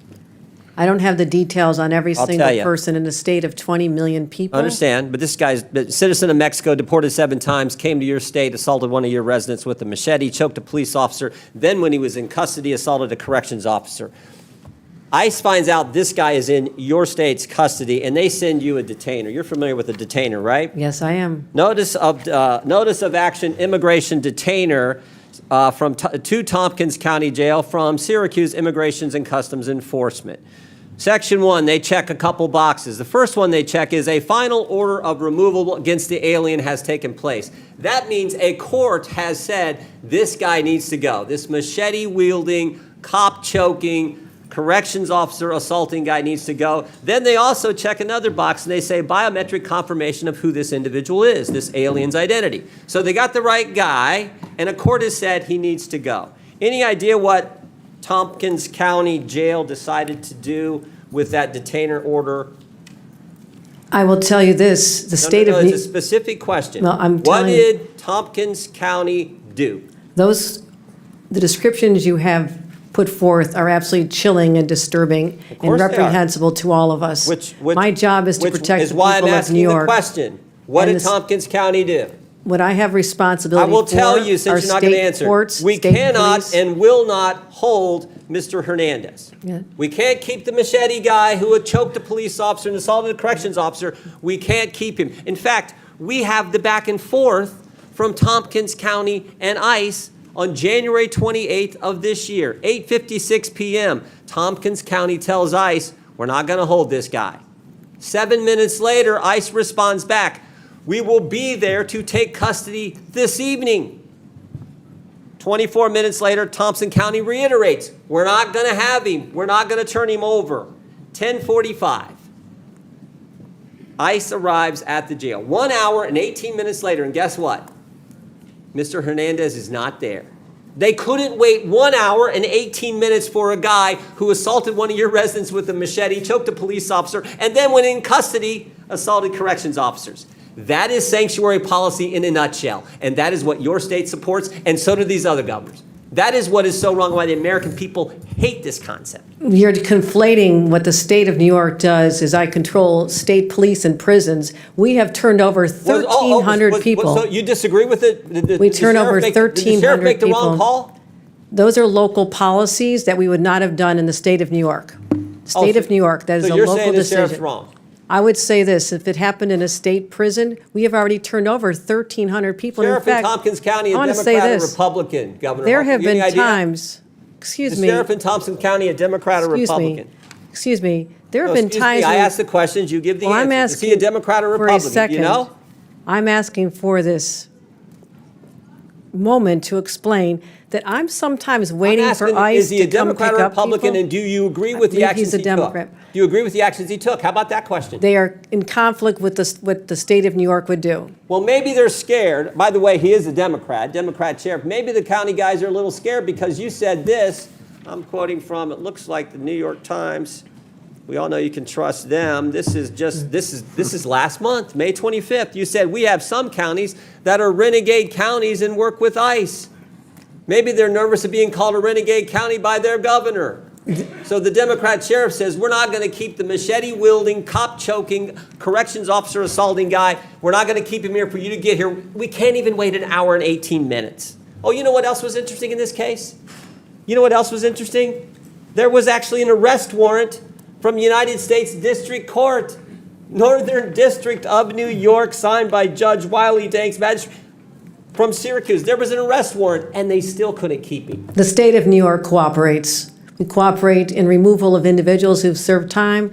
We respond to detention. You're confusing, and maybe there's a I'm lesson asking the in question. Okay, so civics will here you that's say on the necessary. record right here, I got 12 seconds, will you say on the record, was Tompkins County wrong in the actions they took on January 25th, 2025, when they wouldn't hold the guy for 1 hour and 18 minutes? Was Those are Tompkins not the County policies wrong? that we would have in the state No, of New no, York. Those but- are not the policies we would have in a. Were they wrong? Should Because they, I've already have turned that said guy over to ICE? It's a I've- simple question, Governor. that was a horrible situation. The person should not have been out there, and It's a horrible situation, but it's a yes or no question. it is a response that this is a locality. Do you agree or in the disagree? state of New York, Agree or the person disagree? should have been held. Yes or no? The person should have been held, and in the state of New York, we would have turned him over. That is in conflict with what we would do as a state appreciate with the chair's respect to indulgence. I prison. yield back. And I want to know why ICE won't come and pick up the individuals who have served time in our state. I have cases where they have not even shown Governor, a up. court order and a detainer for a guy who did the things Mr. Hernandez did, and Tompkins County can't hold him an hour and 18 minutes, and you won't say that's wrong? I have said we cooperate when there's a criminal case where someone has committed a This is crime. We sanctuary turn them policy. over. This is sanctuary policy in a nutshell. You won't even You're condemn something that mischaracterizing. anyone with common sense knows is ridiculous. You're mischaracterizing the I'm laws not of the scared. state I of had the New York. facts here. That's Oh, all can I right. do one other thing, Mr. Chairman? Now he's been rearrested, and guess what? This guy who's now been rearrested, there is imminent danger that this inmate will do injury give to him a himself and minute. to others and presents a threat to safety, security, and good order of the facility, so he's not permitted to leave his cell. So this guy's not even allowed out of his cell, but they let him out on the street a few months ago. That's how ridiculous this is. When he does leave his cell, it'll be go back to Gentlemen, his country under our time's orders of expired. deportation. Chair recognizes Mr. Mfume, and I'll give you an extra minute. Oh, there you go. Thank you. All right. Mr. Chairman, I've got 2 unanimous consent requests that I hope would not count against my time. Okay, we won't. Okay. Clock stop. I ask unanimous consent to submit for the record an article from Forbes magazine entitled "Trump Team Focuses Deportations on Immigration Numbers, Not on Criminals," Without objection, so ordered. and an article from the Rolling Stone from the 6th of last month entitled "Trump has now deported multiple U.S. citizen children with cancer." Without objection, so ordered. That's a good diversity of sources, the It is. Rolling Forbes Stone and Rolling Forbes, Stone. yes. I like that. All right, proceed. Thank you very much, Mr. Chair. A couple of things on the record and then some observations. I don't know that I necessarily have any questions, but I do have some observations and a statement. I think before we let this get out of control, everybody on this side of the aisle is against violence of all forms. Everybody on this side of the aisle finds that to be unacceptable. We believe that convicted criminals who are incidentally illegally here and have been convicted should have no safe harbor. And we believe that victims of criminals should have our collective prayers and empathy. So this is not about Democrats not having a balance or about Democrats supporting something that is not right. The other thing that I want to say is that I find something eerily chilling about what's going on here. And what's chilling about it is that if I take myself out of 2025 and roll myself back in time, some of the hatred that I see displayed under the guise of good government just scares the hell out of me. We're not that far away from situations that existed where things like this affected other groups. And I'm not talking about anybody that's a convicted illegal criminal. I'm talking about innocent Americans who live in our neighborhoods, who do the work that we won't do, who abide by the laws, who play by the rules, who love their new country and who cherish their faith. Because if we just roll this clock on the wall back 75 years, we'd be looking at a time in Nazi Germany where people ran around with signs like this new ICE sign that says, "Report all foreign invaders to ICE," with Uncle Sam there holding up the sign. This could have been a Gestapo member 75 years ago, "Report all Jews." 100 years before that, it could be a plantation owner that said, "Report all Negroes and all coloreds and all those who are from Africa," because they are disrupting our country. So let's not get it twisted here. We in this country are not pure and pristine. We had runaway slave laws to get the people who ran away from slavery. We had 50 years of black codes where you got fines and you got rewards and you got all sorts of things if you did or did not do something to report black people. After 150 years of slavery and 100 years of segregation and 100 years of Jim Crow after that, you could be arrested for anything in this country not that long ago. I remember when the National Guard was deployed in 1968, and I walked out of my house facing fixed bayonets with men in uniform, not knowing what the hell they were there for, but obeying the chief executive officer of this country. And I know what it's like to face a bayonet and to face a National Guardsman. And I've seen the tension that it brought about and how that group of demonstrations across this country continue to go for days and days and days. And so don't give me something about, there's something about these people because they're immigrants. No, there's something about them because they're people, and like all groups, they've got bad people in them. I could have been arrested 75 years ago for walking into a restaurant, for drinking out of a water fountain, for being accused of looking at a white woman like Emmett Till did in 1955, and he was burned and lynched in this country. When future generations peer through the telescope of time, I hope that they look at us and realize that there are some who chose not to shirk their responsibility, not to run away from the reality and to face it head on. You know, not too long ago, I went to visit a proud lady who this year will celebrate her 149th anniversary. And she stands today, even as we sit in this hour. In her left hand is a great torch. And in her right hand, guess what? She clings the Declaration of Independence close to her breast. And on her head is a crown of spikes. And on her feet, broken shackles, symbolizing freedom from tyranny, the tyranny that so many immigrants faced before coming to this country. And as that plane flew over, I could still hear her cry out through silent, concrete lips, saying, "Send me your tired, your poor, your huddled masses who yearn to breathe free. The wretched refuse of your teeming shore," she says. "Send those, the homeless, tempest-tossed to me. For I left my lamp beside the golden door, that all of you and all of you and all of you might follow." And so we came. Some took the circuitous route, some came for a thrill, and some of us came against our will. But we came and became what we are today as a nation. And we must never lose sight of the things that make us great or the things that take away from our greatness. Mr. Chairman, I yield back. Thank you. Chair now recognizes Mr. Gill from Texas. Thank you, Mr. Chairman. Governor Pritzker, do you know how much illegal immigration costs your state each year? No, sir, I do not. Costs over $780 per family per year. That's a lot of money, isn't it?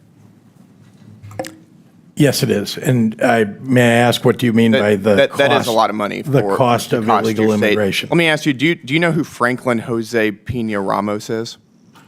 Are you talking about the federal government's I'm cost to asking the you if state you of know who Illinois as a Franklin result of Jose the failed Pena Ramos is. immigration policy? It's a yes or no question. I'll take that as a no. Do you know who Jose Martinez Rangel is?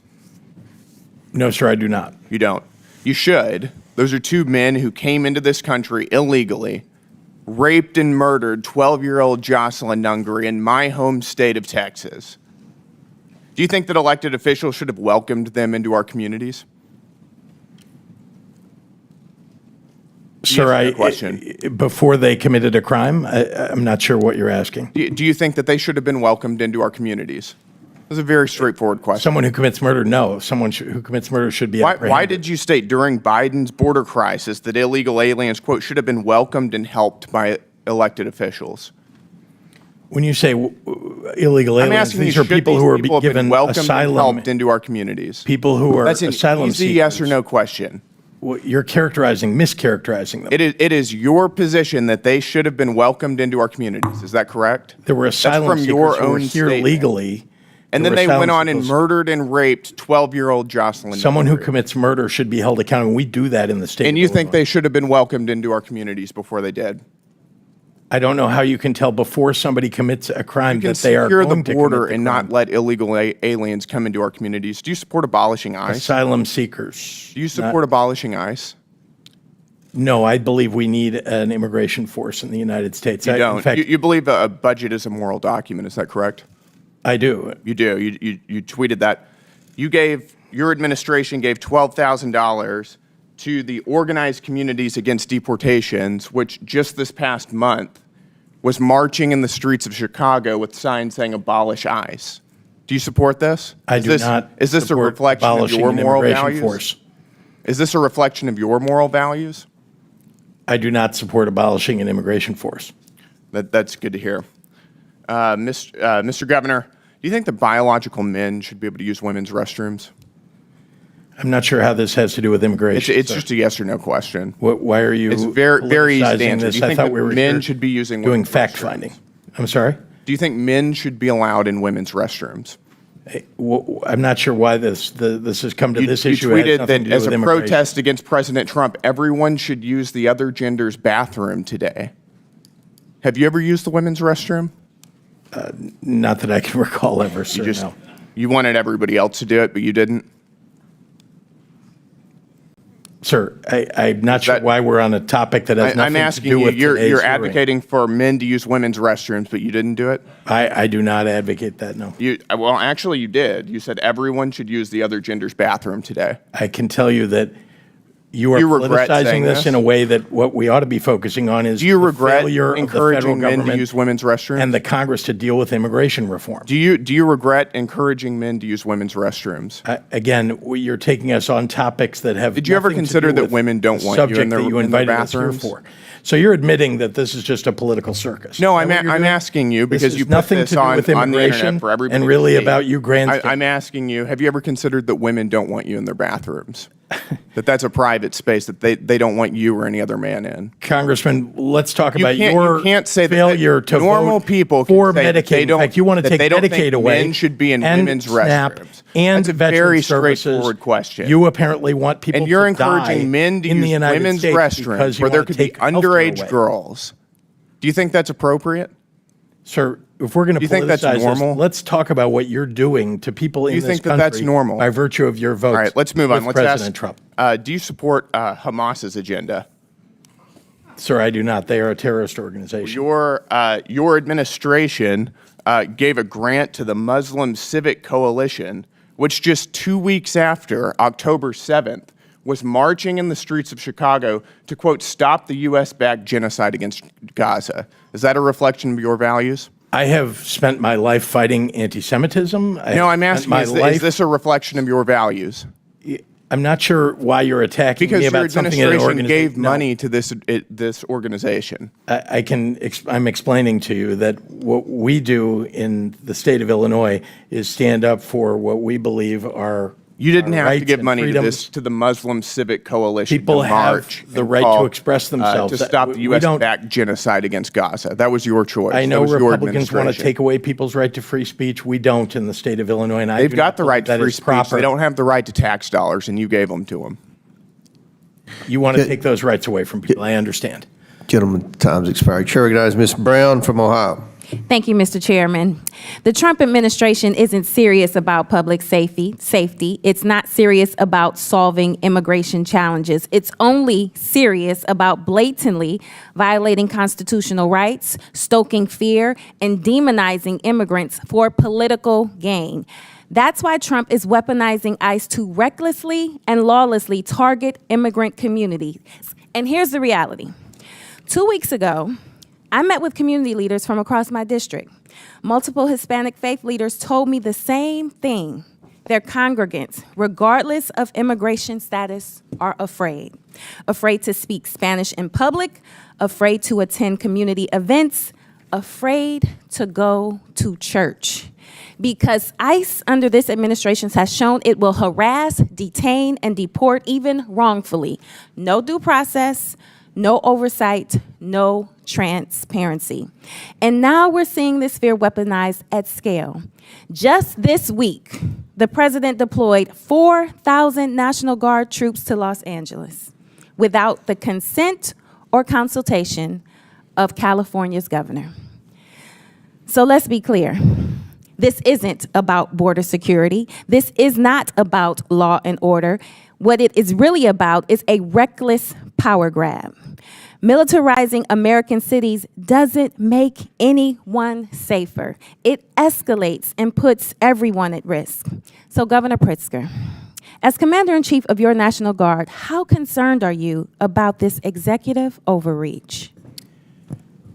Thank you very much, Congresswoman, and thank you for the remarks that you just made. Our job as governors is to concern ourselves with the public safety of our states. And indeed, one of the very important things that we do is listen to our local law enforcement and listen to the local officials who ask us for help when they need it. We have probably, in my view, forgive me, governors, we have the best state police in the entire country, and we have terrific 13,000-person National Guard. We go to our state police for support, and then, if necessary, we will ask the National Guard to step in. And again, only when local law enforcement and our local officials ask us for that help. When the President of the United States goes in over the top to grab our National Guard for domestic security, when there is not, as he said in a memo falsely, a rebellion, that is taking away the rights and obligations of a governor.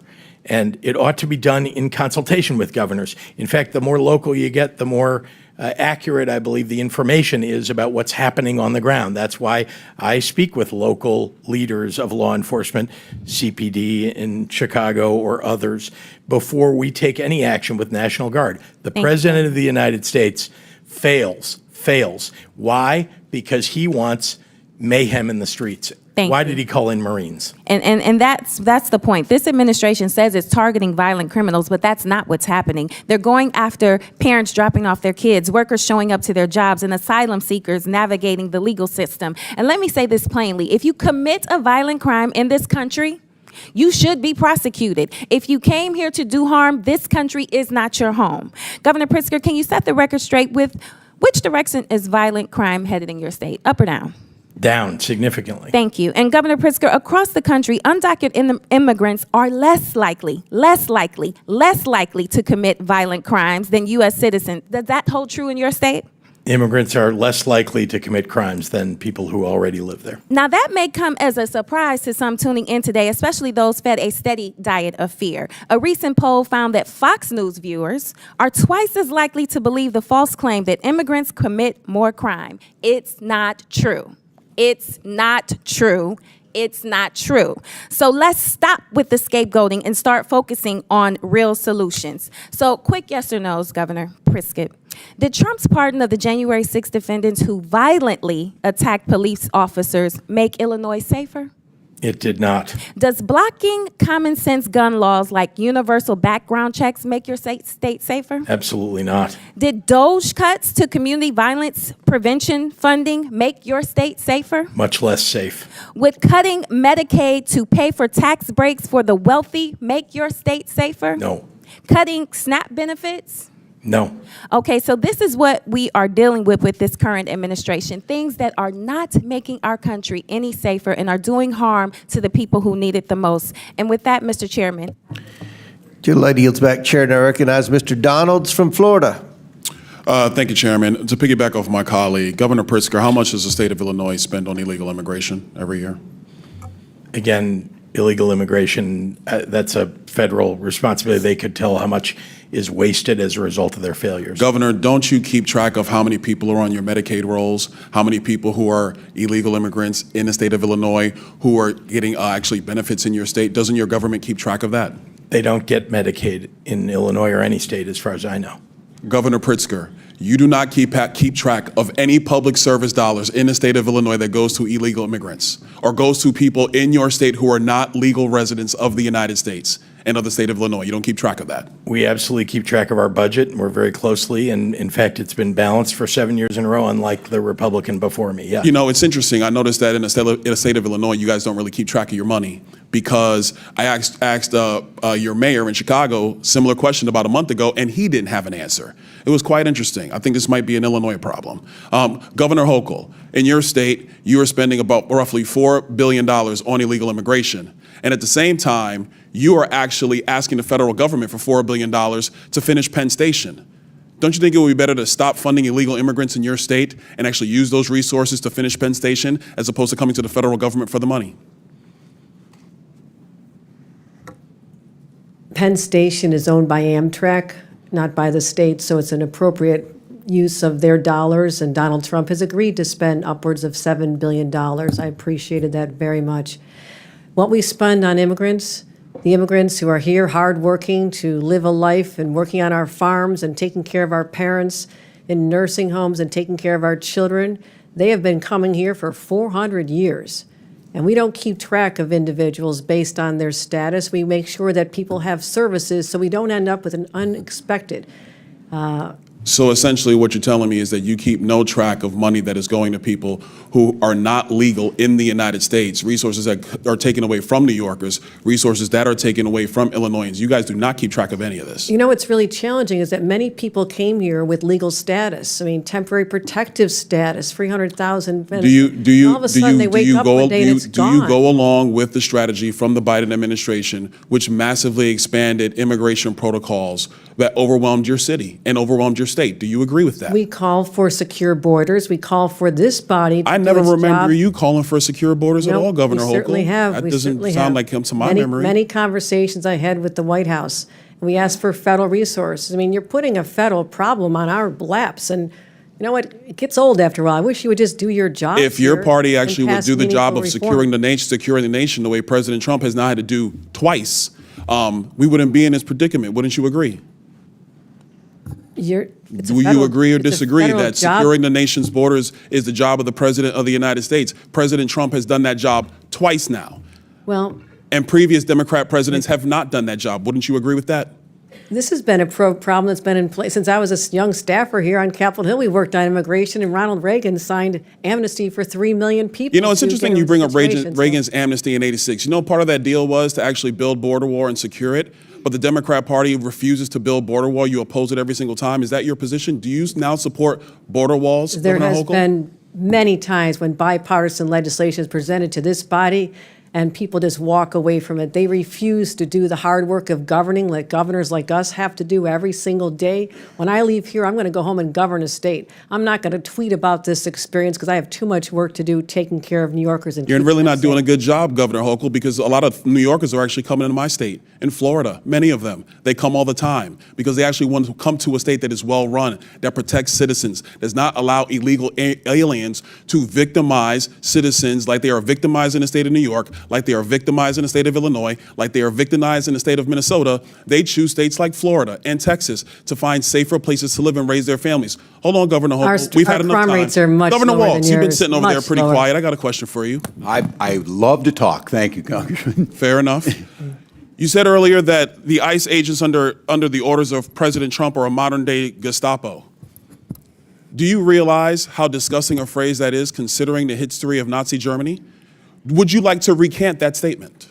What I said, Congressman, and I have a long history of supporting law enforcement, I said President Trump was using them as his modern-day Gestapo, not identifying who you are, coming up in unmarked vans, taking people away and giving... Is it the responsibility of ICE to actually deport illegal aliens in the United States who are here? Isn't that their responsibility? Yes, it is, Congressman, except that the Constitution is not an inconvenience. It's not an either-or. Nobody You said can an do your inconvenience. job and He have a practice responsibility to deport illegal aliens, and the Through due president is process. going through that process right now. We are And not let's just- be very clear, the previous administration, they abused every process there is under border laws to allow more than 10 million people into the country illegally. And this is a burden on all Americans. And so the president is doing his job. So it is sick to refer to Americans who are ICE agents as Gestapo. Governor, you're wrong. You need to apologize to these agents. They're doing their jobs. They are Americans. They serve this country with honor and decency and respect. Do not diminish their work simply because you tried to make a cheap point that you could tweet. I yield back. Chair now recognizes Ms. Stansberry from New Mexico. Thank you, Mr. Chairman. Well, some interesting theatrics today. Welcome, everyone, to the Oversight reality TV show. I know Mr. Trump loves himself some good TV, and today is not disappointing. And in fact, I want to say welcome to some of the members who've showed up to this committee who I've never seen here before. It's great to have you here in the hearing room with us. Now, before I get started on the topic at hand, I want to take a moment to speak directly to the immigrant community who might be watching and listening today. I want to say to everyone out there who is living in fear, we see you, we love you, we respect you, and we are fighting for you and every community that is being targeted by this administration and this Congress. We also want all of you out there to know that you have rights. You are protected by the law, and you should not have to live in fear and wonder whether or not you're going to be safe if you leave your home or if your family is going to come home at night. We see you. We are fighting for you. You have rights. Now, let's turn to the situation in California, which, of course, much of this hearing has focused on. As someone from a Marine veteran family, let me be clear. Marines are combat troops. They are highly trained, highly disciplined, lethal fighting force combat troops.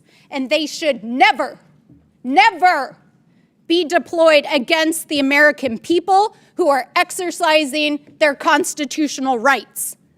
This is a gross and disgusting abuse of power. A disgusting abuse of power by fake tough guys who think that they can intimidate our communities while taking away their rights. And this is from the same man who dodged the draft and called our military service members suckers and losers. That's your commander-in-chief. And here, these folks here and the president want to say they're for our military and our veterans while they're illegally deploying service members, violating state sovereignty, gutting the VA, firing generals and lifelong service members. And you all want to sit in here and play like you're with the military and the American people while Donald Trump is planning to spend $45 million of your hard-earned taxpayer dollars on a fake military parade this Saturday that they can't even fill, that they put a super PAC ad on Craigslist to recruit citizens of the city of Washington, D.C. to go stand in the parade route. Congratulations, it's made for TV. But this is serious because this is an abuse of power. So I want to read a list of grievances: obstructing the administration of justice, refusing to assent to the laws for the public good, sending swarms of officers to harass our people, keeping standing armies without consent of our legislatures, transporting Americans overseas to be tried for pretend offenses. Mr. Chairman, I wonder, do you know where these offenses come from? No? Aw, that's too bad. Because it's actually the Declaration of Independence. That's right. It's the Declaration of Independence. And my colleagues across the aisle might want to bone up on that in the U.S. Constitution before they go attacking our communities, especially as we head into the 4th of July holiday and celebrate our independence from an abusive and mad king. Because here in America, there are no kings, and we reject people who believe they are. And no one is above the law, and we will hold them accountable. But I think it's very clear today, and I think it's been borne out by every witness that we have here, that what Donald Trump is doing is not only an abuse of power, an abuse of the military, an abuse of our citizens, but also, y'all should know this, while you're sitting here creating this made-for-TV moment, that 2/3 of Americans, according to the polling yesterday, are opposed to what Donald Trump is doing with both immigration and the deployment of the military in our communities. It's wrong, it's immoral, it's illegal, and it's a violation of our rights. And with that, I yield back. Chair recognizes Mr. Langworthy from New York. Thank you very much, Mr. Chairman. Governor Hochul, yes or no, do you think someone who's committed murder or rape in this country, in that they're here illegally, should have tools at their disposal to avoid deportation? As the governor, his primary responsibility is to protect the people of New York. I'm sorry. Those crimes are abhorrent. I'm sorry. Whatever response you prepared to give today dwarfs in comparison to your actions as governor. I would like to remind you of someone named Gianfranco Torres Navarro, an illegal alien and suspected leader of a violent Peruvian gang. He was tied to 23 murders in Peru and came to this country illegally across the southern border. He had his victims' faces tattooed on his body, and he was hiding in plain sight in Endicott, New York, for an extended period of time where ICE could not locate him. And why did it take so long to find him? Because policies like your green light law, which blocks ICE and U.S. Border Patrol from accessing critical DMV databases. In fact, it threatens the badges and threatens to charge with felonies any officer that shares that DMV data with federal agents. These agents rely on data to be able to know who they're pulling over on the side of the road. They're taking their lives into their hands every time they're trying to, keep our streets safe.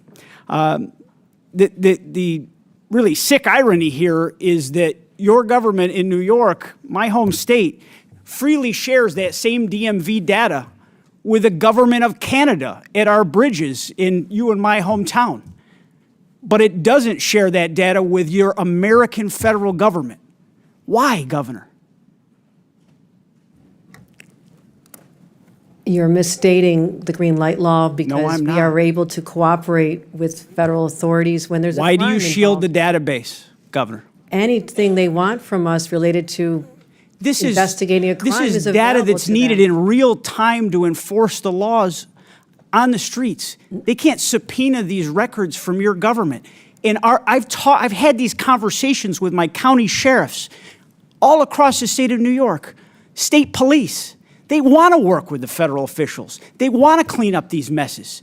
But they can't because they are being threatened by you and our Attorney General that they'll take away their badge and end their careers. Been countless instances where we've cooperated with federal law enforcement. It happens on a daily basis. And so your characterization is just incorrect of how we provide information to people who ask for You it. share the database in its entirety with Canada, but you don't share it with the federal government.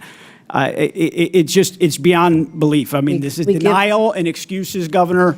You know damn well that the New York State Sheriff's Association, the State Association of Chiefs of Police have both condemned the green light law. Sheriffs from Erie County, Niagara County, Monroe, Albany, Broome, Dutchess, and Oneida counties, multiple parties represented here, not just Republicans, have warned that your law ties their hands. It puts officers' lives in danger, and it shields criminals from accountability.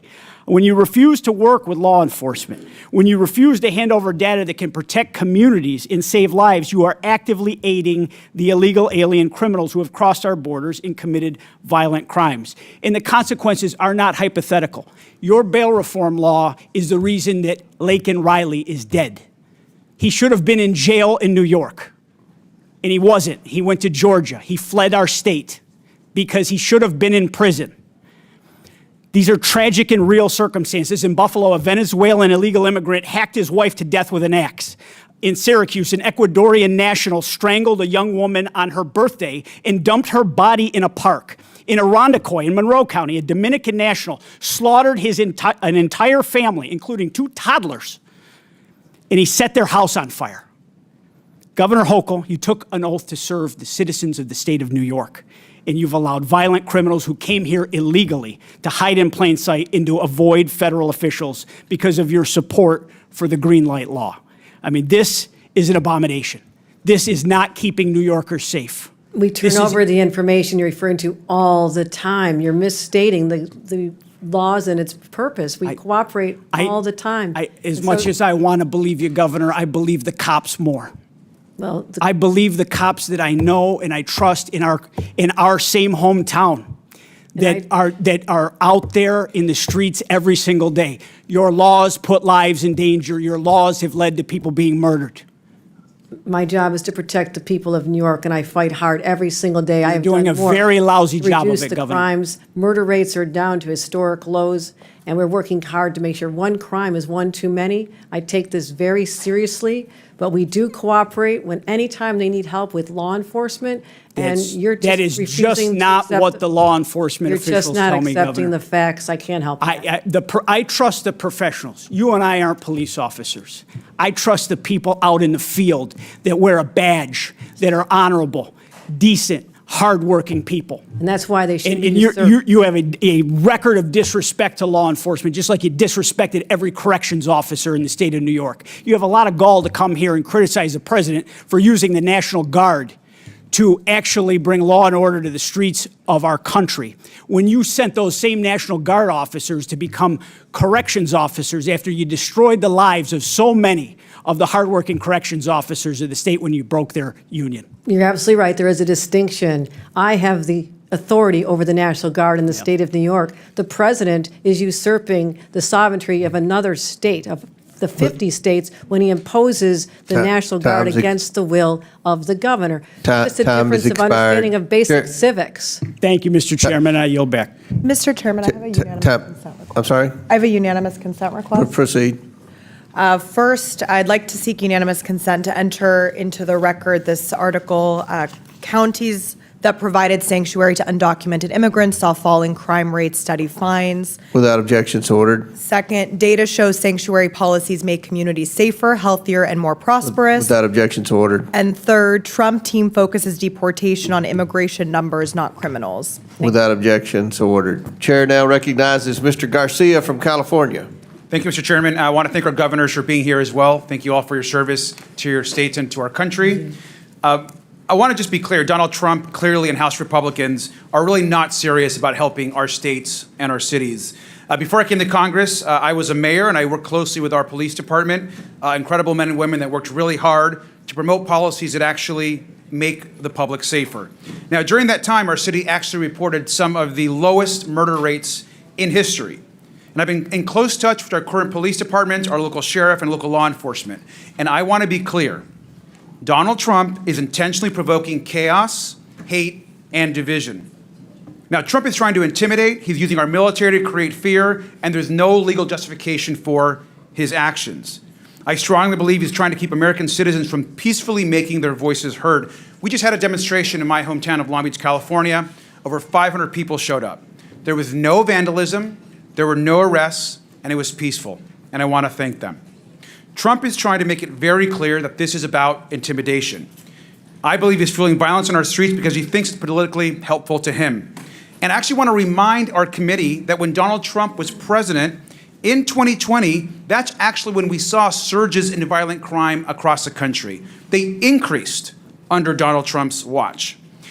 We should be focused on actual public safety threats, but we know that Donald Trump is taking federal law enforcement away from actually investigating serious crimes and cartels. And if you ask any police department, police chief across the country in your states, they will tell you they want their police focused on the issues in their neighborhoods, in the state, traffic violations, speeding, domestic violence. Those are the issues that people want to see addressed. Law enforcement should be focused on those issues, and I know the governors agree.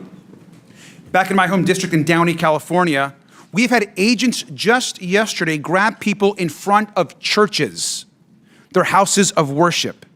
Agents refused to identify themselves and show warrants. An elderly man was dropping off his granddaughter at their local church and was detained in front of the property and the family.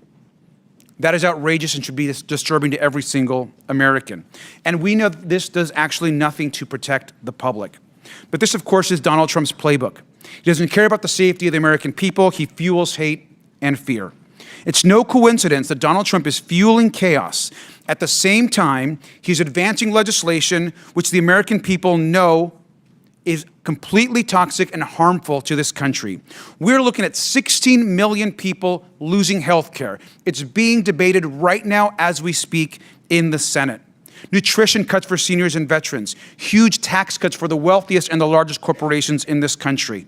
And while this is being debated, Donald Trump is causing chaos and fear across our country. I want to ask the governors in the remaining time that we have. It is clear that health care and these impacts of this bill will impact all three of your states greatly. And so I have a brief question. What is the bigger risk to your state? Ripping away health care from millions of people across the country, thousands and thousands in your own states, or the law-abiding, working, undocumented folks in your states? And I'll let you each go ahead and give that answer. We'll start with Governor Pritzker. Thank you very much, Congressman Garcia. There are 770,000 people who stand to lose their health care in the state of Illinois, perhaps even more, depending on how this bill turns out. And I can tell you that there are people who are dependent upon Medicaid and Medicare to survive. I am deeply, deeply concerned about the deaths that will occur as a result of the cuts, not to mention that we're taking away SNAP benefits from families that need it most, and children. Veteran services, people who have PTSD, who need to see their therapist at a certain time, now have to wait much longer periods of time because of the threat of this bill. So I'm deeply concerned. DOJ has taken away one of our facilities in the state of Illinois already. It's a huge problem, and that is the threat. Thank you, Governor Walz. Yeah, thank you, Congressman. In Minnesota, in 2023, we were ranked as the top state for healthcare, home of the Mayo Clinic. We have more people covered almost than any other state. This bill would take 250,000 people off of healthcare, make it more difficult, reduce the outcomes we're getting. 40% of those are children receive their care through that way, and over 70% of nursing home patients. It would be catastrophic, and the state has built it up to improve lives of all of our citizens. Thank you. And finally, Governor Hochul.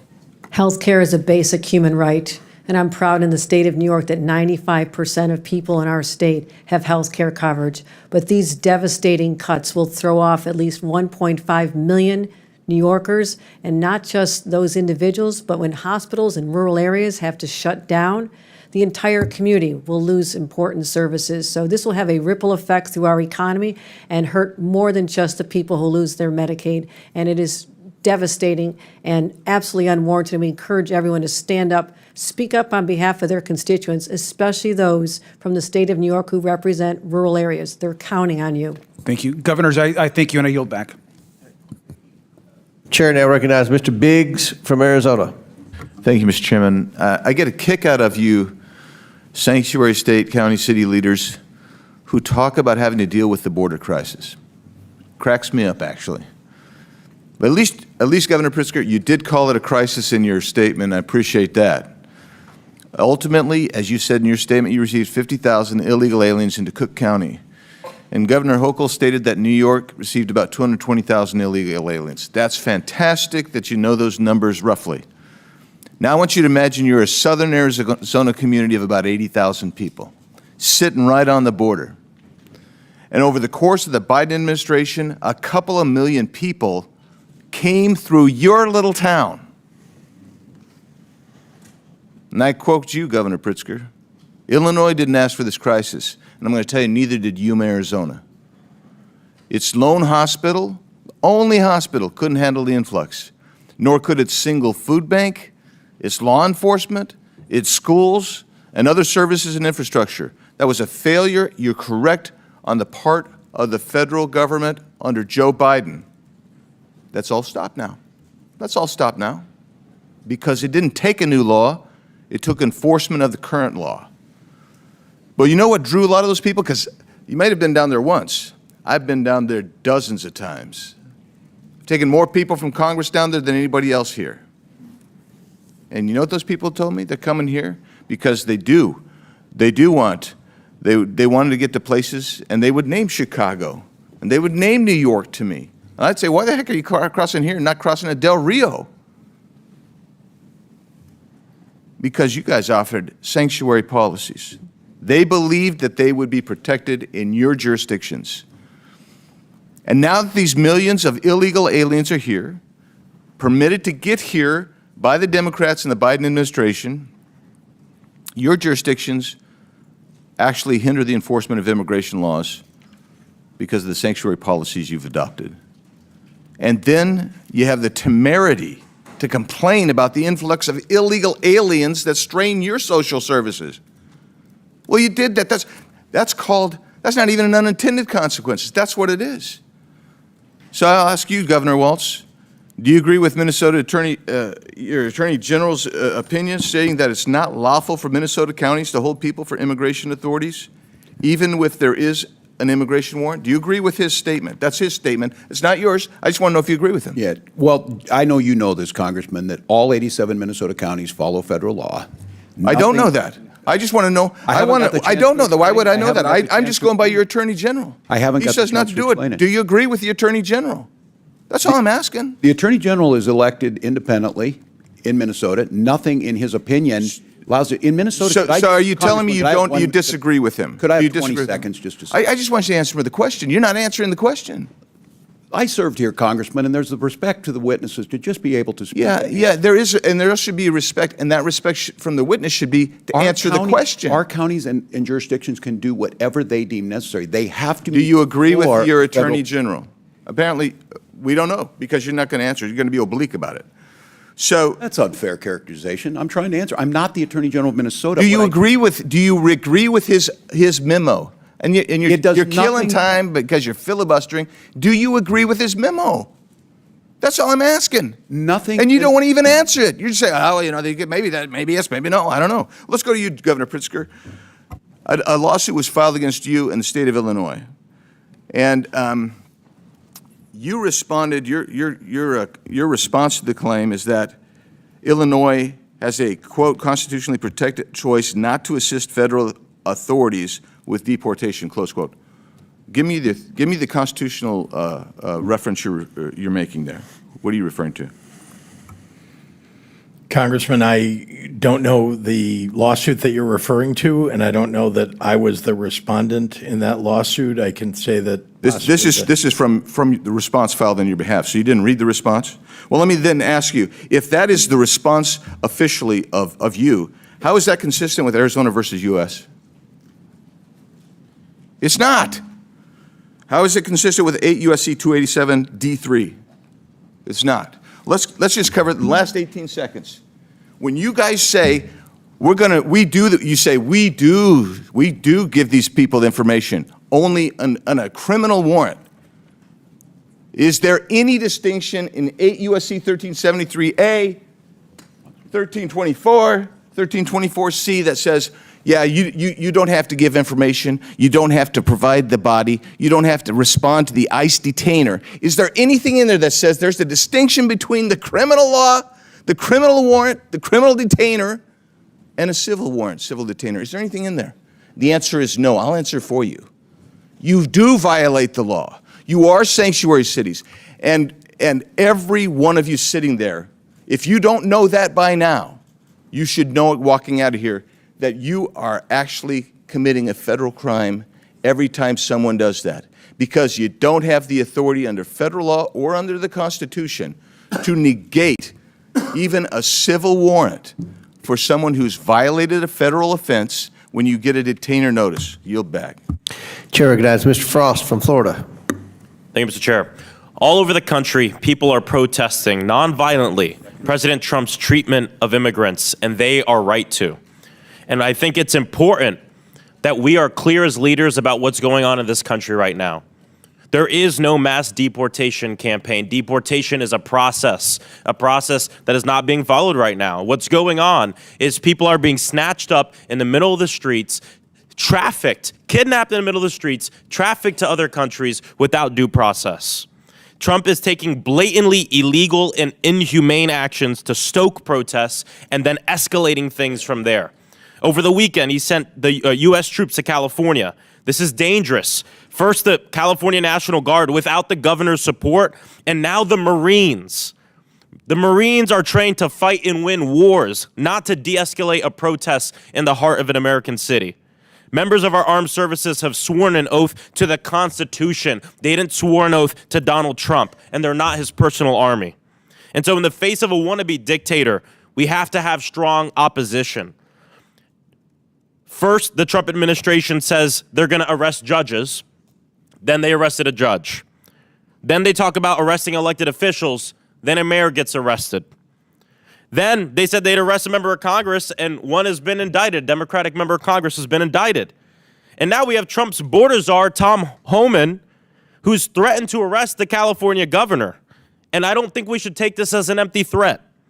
Why is Trump now saying he wants to arrest governors? It's because he knows that some of the people who are going to be the greatest opposition to his lawlessness are Democratic governors standing up for their people.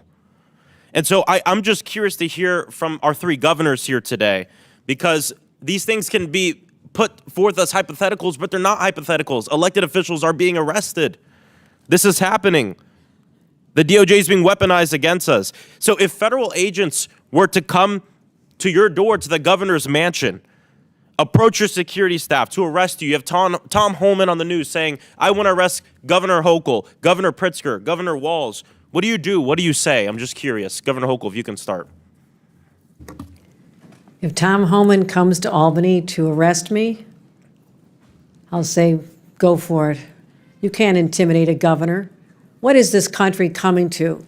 When people can threaten us on social media and on cable news and try to stop us from doing our jobs, we're here on the front lines every day, fighting to defend our rights, our values, and the public safety of our residents. And so anything threatening our responsibility is an assault on our democracy, nothing short of that. Thank you, Congressman. Let me begin by saying I have the highest duty to protect the people of my state. And indeed, if Tom Homan were to come to try to arrest us, I can say, first of all, that he can try. I can also tell you that I will stand in the way of Tom Homan going after people who don't deserve to be frightened in their communities, who don't deserve to be threatened, terrorized.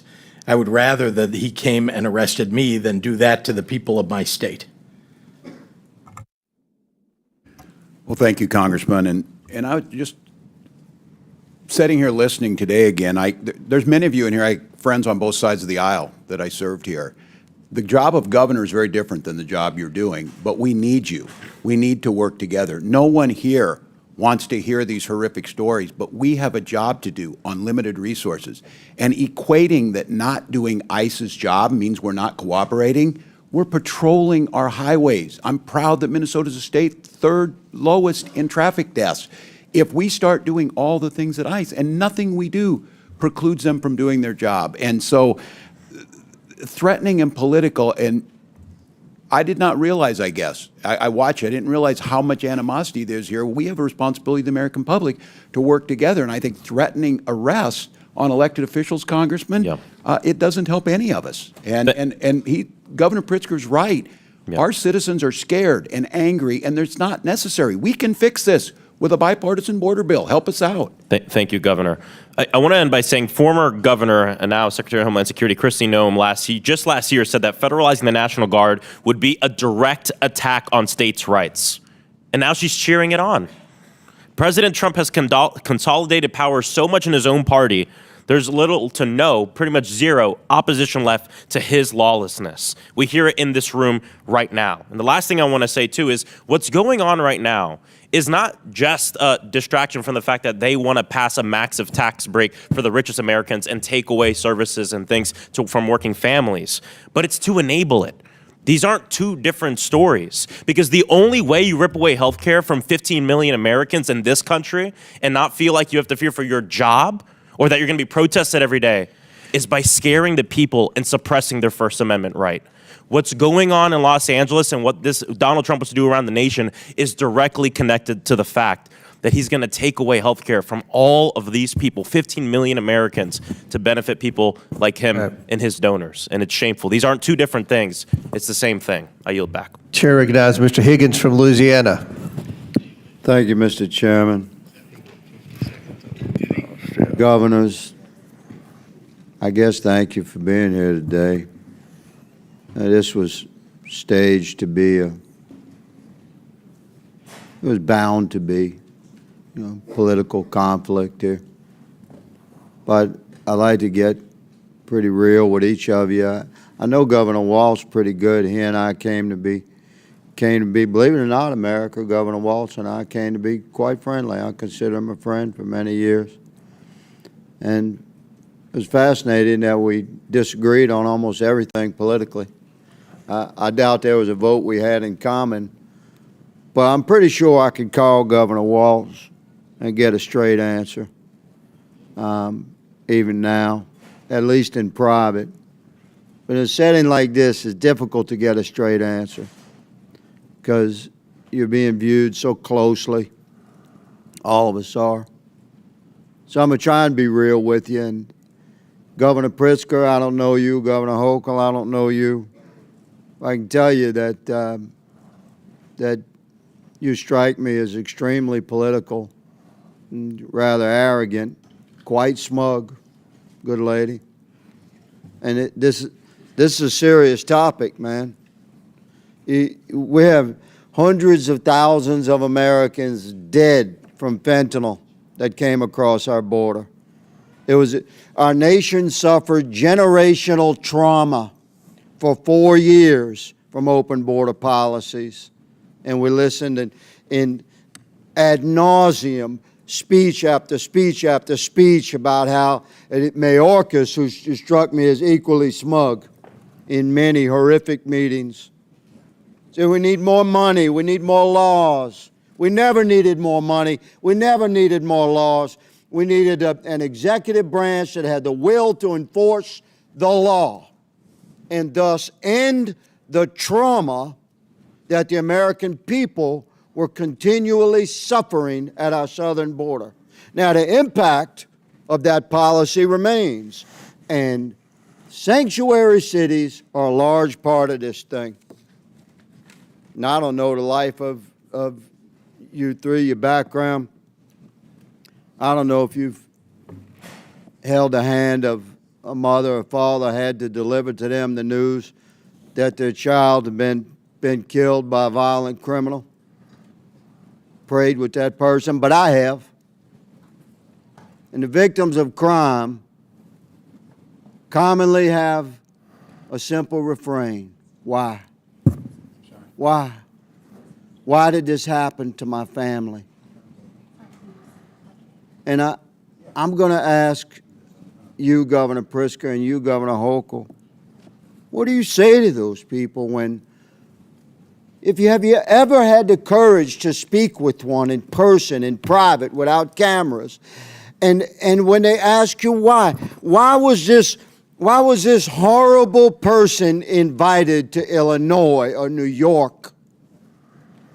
Why do your sanctuary policies encourage, why did this guy that killed my daughter, why was he in my state? Why? Representative. Don't tell me it's limited resources. Representative. Don't tell me it's limited resources. I'll let you know when it's time for you to answer the question, madam. Okay. Don't tell me it's limited resources, because we're talking about the resource of righteousness and goodness. And God controls the bank of righteousness and goodness. And there's no limit to that withdrawal. Governor Pritzker, what do you tell a family when they ask you why?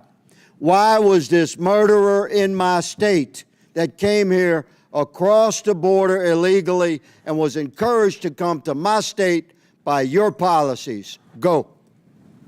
You said invited or encouraged. 50,000 people invited were, and encouraged by 50,000 sanctuary people were policy. shipped to my state by a Don't border beat around state the governor. bush. Own it, man. I'm not beating Own around. it. I'm telling you, 50,000 people were shipped to my state by a Would you ship them Republican back? border state governor. 50,000 is a smidgen. We have 15 million cross the border. I understand. I'm glad they bust some to your state. I have been clear your sanctuary about policies favoring border Governor Hochul, security. There was a I'll give bill you the last year couple of on that seconds very here. subject, sir. On the Governor question of Hochul. what And I'd you say to opposed that it. family, I would say my heart is breaking for you. I'm a mother.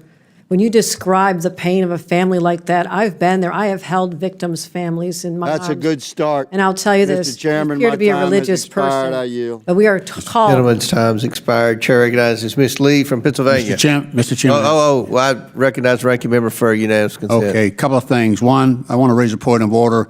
It is against the rules to attack or to breach the decorum with respect to our witnesses. You can't. Well, the ranking member You has a look different like this, definition or you of look attack like than I that. do. You That's look for like sure. this. You cannot criticize the countenance of a witness when they come before the committee. You can raise issues, no question, but you cannot personally attack a witness. That is not within the rules. That is not in accordance with decorum here. And I would raise that same concern if Did the ranking if one of member our not call members us is attacking Nazis? me. All right. Proceed with unanimous consent. Secondly, unanimous consent. I have asking unanimous consent to submit a document entitled "Trump Wants to Cut Funding to Sanctuary Cities and Towns, but They Don't Actually Violate the Federal Law." Without objection to order, Chair now recognizes Ms. Lee from Pennsylvania.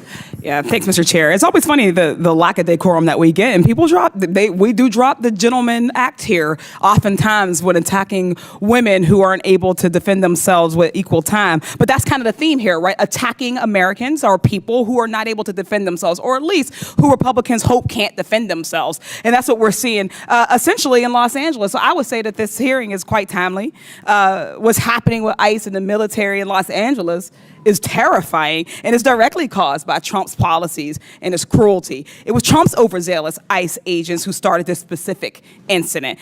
And now they want us to get bogged down in arguing over the right types of protest or the right types of way or the right way to defend yourself, the mythical perfect type, so that we could ignore that Trump is the one who is escalating all of this. Trump is the one who ordered in thousands of National Guardsmen over the objection of Governor Newsom, something that hasn't been done since 1965. Trump is the one deploying Marines, not on an enemy abroad, but on the American people who are exercising their First Amendment right in this instance. The only opportunity that they have to defend themselves against lawless lawmakers who are imposing cruelty upon them. For a party of so-called law and order folks, they sure are stampeding over people's constitutional rights and intentionally inciting more chaos, more fear, more anxiety, and increasing the likelihood that people will get hurt. In the end, what's happening in Los Angeles is just one of many incidents where Trump and his administration have not given a single damn about people's safety. For one, the ICE and DHS agents that are arresting people and raiding places often don't even have any kind of uniform or identifying badge. They're masked and they're in unmarked cars. Ms. Perryman, just briefly, why is it so dangerous to have masked plainclothes ICE agents arresting people? I'll just thank you, Congresswoman, for your question. I'll go back to what I said before, that we know our Constitution recognizes and our country recognizes the importance of trust between local law enforcement, the federal government, and governors. And what we're seeing here is a breach of trust. It's an escalation, and it's dangerous for the American people. Trump said he was only going to go after undocumented criminals, but that's clearly not the case. Whether through incompetence or straight up racial profiling, ICE and DHS agents are wrongfully arresting U.S. citizens. We've talked about it today, and catching these mistakes often happens too late, after an American citizen has already been illegally thrown into another country, and Trump's administration is doing nothing to get them back. These agents are also going into previously protected spaces, as we've discussed, like churches and schools and hospitals. DHS agents tried to get into an elementary school by lying that they had the permission from the parents. That is a cartoonish level of evil. ICE also arrested a Massachusetts high school senior, Marcelo Gomez da Silva, on his way to volleyball practice. Governor Walz, you're a former teacher and coach. Do you think these kinds of actions create instability for students? And do you worry about increasing anxiety of kids coming to school? Well, thank you, Congressman. I certainly do. Creating that safe environment where our kids can come and the expectation is to learn, they certainly do. Once again, there's no reason to use these enforcement actions at those locations when there are other tools. And I think, again, this false equivalency that we do not want violent criminals to be arrested, detained, and go through due process, we do, but hugely detrimental to the educational system, hugely detrimental to a system that is dependent on trust and the goodwill of everyone in that school system. So yeah, it is detrimental. Thank you, Governor Walz. These same kids getting arrested are often being separated from their families. They are scared. They're alone. An attorney is one of the few resources they had access to that is now being taken away as well. The Trump administration has canceled contracts with legal groups that represent those undocumented children in immigration court. This is going to force thousands of kids as young as 2 years old to represent themselves very quickly, as we're running out of time. Ms. Perryman, how's a 2-year-old supposed to represent themselves in court? A 2-year-old can't represent itself in court, him or herself in court. And I'll just say that we are in court every single day seeking to try to ensure that people have access to legal representation, which of course this administration is really seeking to curtail. They're seeking to ignore due process rights. I was going to say, would you say that it is due process if a 2-year-old is left to represent themselves? Absolutely. It's a flagrant violation of our Constitution. It's also something that shocks the conscience. We'll leave it there. Thank you. I yield back. The witnesses have requested a 15-minute bathroom break, but before we do that, I'm going to go to Dr. Fox for 5 minutes of questions. After Dr. Fox, we'll take a 15-minute break for the witnesses, and then we'll start back with Mr. Kassar. So Chair recognizes Dr. Fox from North Carolina for 5 minutes. Thank you very much, Mr. Chairman. Governor Walz, as you're aware, Minnesota saw the largest COVID-19 fraud scheme in the nation. The so-called nonprofit Feeding Our Future falsely claimed to have served 91 million meals to children, for which it received nearly $250 million in federal funds. According to the FBI, the $250 million in federal taxpayer money was, quote, funneled into luxury homes, cars, and lavish lifestyles while families struggled. In March, 2 individuals were convicted in connection with this case, and I understand related investigation continues. The FBI stated that, quote, the egregious fraud uncovered in the Feeding Our Future case represents the blatant betrayal of public trust. The FBI will not allow criminals to rob federal programs and walk away unscathed. We'll expose their schemes, dismantle their networks, and ensure they face the full weight of justice. Do you support the federal government's efforts to bring to justice those who stole federal taxpayer money at the expense of hungry children in your state? Thank you, Dr. Fox, wholeheartedly. And this is a great example. When the federal government works with the state, we reported it, they prosecuted them, they are in prison. So do you support federal efforts to bring to justice those who commit federal crimes in Minnesota? I most certainly do. Okay. Does Minnesota honor ICE detainer request? Congresswoman, thank you for the question. I've been making sure I get my opportunity here. Minnesota follows all federal law. State law requires, and I would say the state law requires all state and county facilities to ask for immigration status when a convicted felon is committed and tells DHS if they're undocumented. All state facilities. DOC calls DHS before a convicted felon leaves prison. We have a controlled handover. ICE is How can we be sure that your state is serious about cooperating with the federal government to enforce our immigration laws? We do it on a daily basis, Congresswoman. And again, I say this is the floor. Counties can do more, but here's the confusion we have right now. Last week, a list of supposed sanctuary cities or counties were put out. Many of those were counties in Minnesota that had gone above and beyond. Their sheriffs said it put them at risk because they were doing that. They were sharing information and doing what they're supposed to do. It's a coordination issue. But you said in your answer it's only if they've been convicted of crimes that or a judicial warrant. Or a judicial warrant. That's correct, after due process has been served. So that you don't cooperate if they're illegally here and the ICE comes to get them. If they have gone through the process, Congresswoman, and they have received due process, and ICE's job is to come and get them. That's what I've been saying all day. But if they're here illegally, then they're here illegally. There's no, they've broken the law already. Many are here as asylum seekers. They've overstayed a visa. I have another question to ask you, Governor. As I've said before in this committee, innocent American taxpayers are collateral damage in the Democrats' pursuit of open border policies. Americans pay with their wallets, their safety, and all too often their lives. This is unacceptable. I'm sure you're aware, Governor, that your state has spent hundreds of millions of state taxpayer dollars to address the surge of illegal aliens in Minnesota. Are you also aware of any NGOs operating in your state that provide services to illegal aliens, and have those NGOs received any federal funding? I can't answer that at this time. I don't have it in front of me. Well, we have to end the shameful practice of NGOs working against immigration law enforcement efforts. That's why I introduced H.R. 245, the Grant Integrity and Border Security Act, to stop NGOs who work against U.S. laws from receiving a single cent of taxpayer funds. Americans should never tolerate a government that uses their own tax money against them. And Mr. Chairman, I yield back. Gentlelady yields back. Before we recess, recognize the ranking member for UC. Thank you, Mr. Chairman. I ask unanimous consent to submit an article from the Seattle Times entitled "National Sheriffs Association Head Tears into Fed's Sanctuary List." Without objection, so ordered. Pursuant to the previous order, the committee will stand in recess for 15 minutes. The committee stands in recess.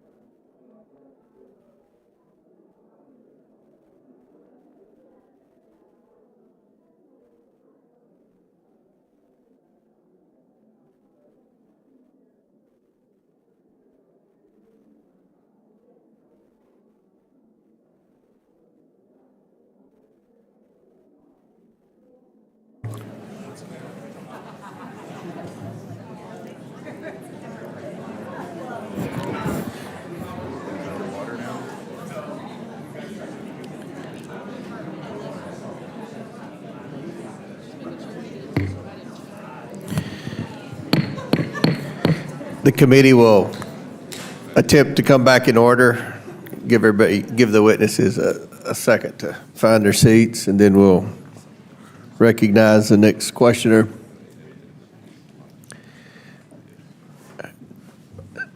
Thank you all. Chair now recognizes Mr. Kassar from Texas for 5 minutes. Good afternoon, governors. Republicans have dragged you in today for questioning because they say your immigration policies are dangerous for American citizens. So I want to ask each of you some questions about recent events affecting U.S. citizens. Governor Pritzker, was it your administration or was it the Trump administration that arrested a 10-year-old U.S. citizen recovering from brain cancer and sent her to Mexico? It was the Trump administration, sir. Correct. That was the Trump administration. Governor Walz, was it your administration or was it the Trump administration that jailed an American for days, alleging he was in the country illegally, despite him being a U.S. citizen? I believe that was the Trump administration. That's correct. That was the Trump administration. Governor Hochul, was it your administration or was it the Trump administration that arrested a totally innocent U.S. citizen, pregnant woman who wound up in the hospital after her detention? Those horrific situations are all the results of the Trump administration's over-enforcement of our laws. That was just this week, and that's correct. That's that right. was the Trump administration. Let me be clear. Democratic governors who are trying to protect the rights of all of us are not the real danger that we face. Donald Trump's reckless immigration policies are what is putting us at risk, U.S. citizens included. Trump and his puppets here in Congress put out a constant stream of lies about immigration. So let me summarize what is really going on here. Trump has ordered law enforcement agencies to focus not on violent criminals, but on indiscriminately rounding up as many people as possible. Trump is targeting people going to work at Home Depot and 7-Eleven, ignoring gangs.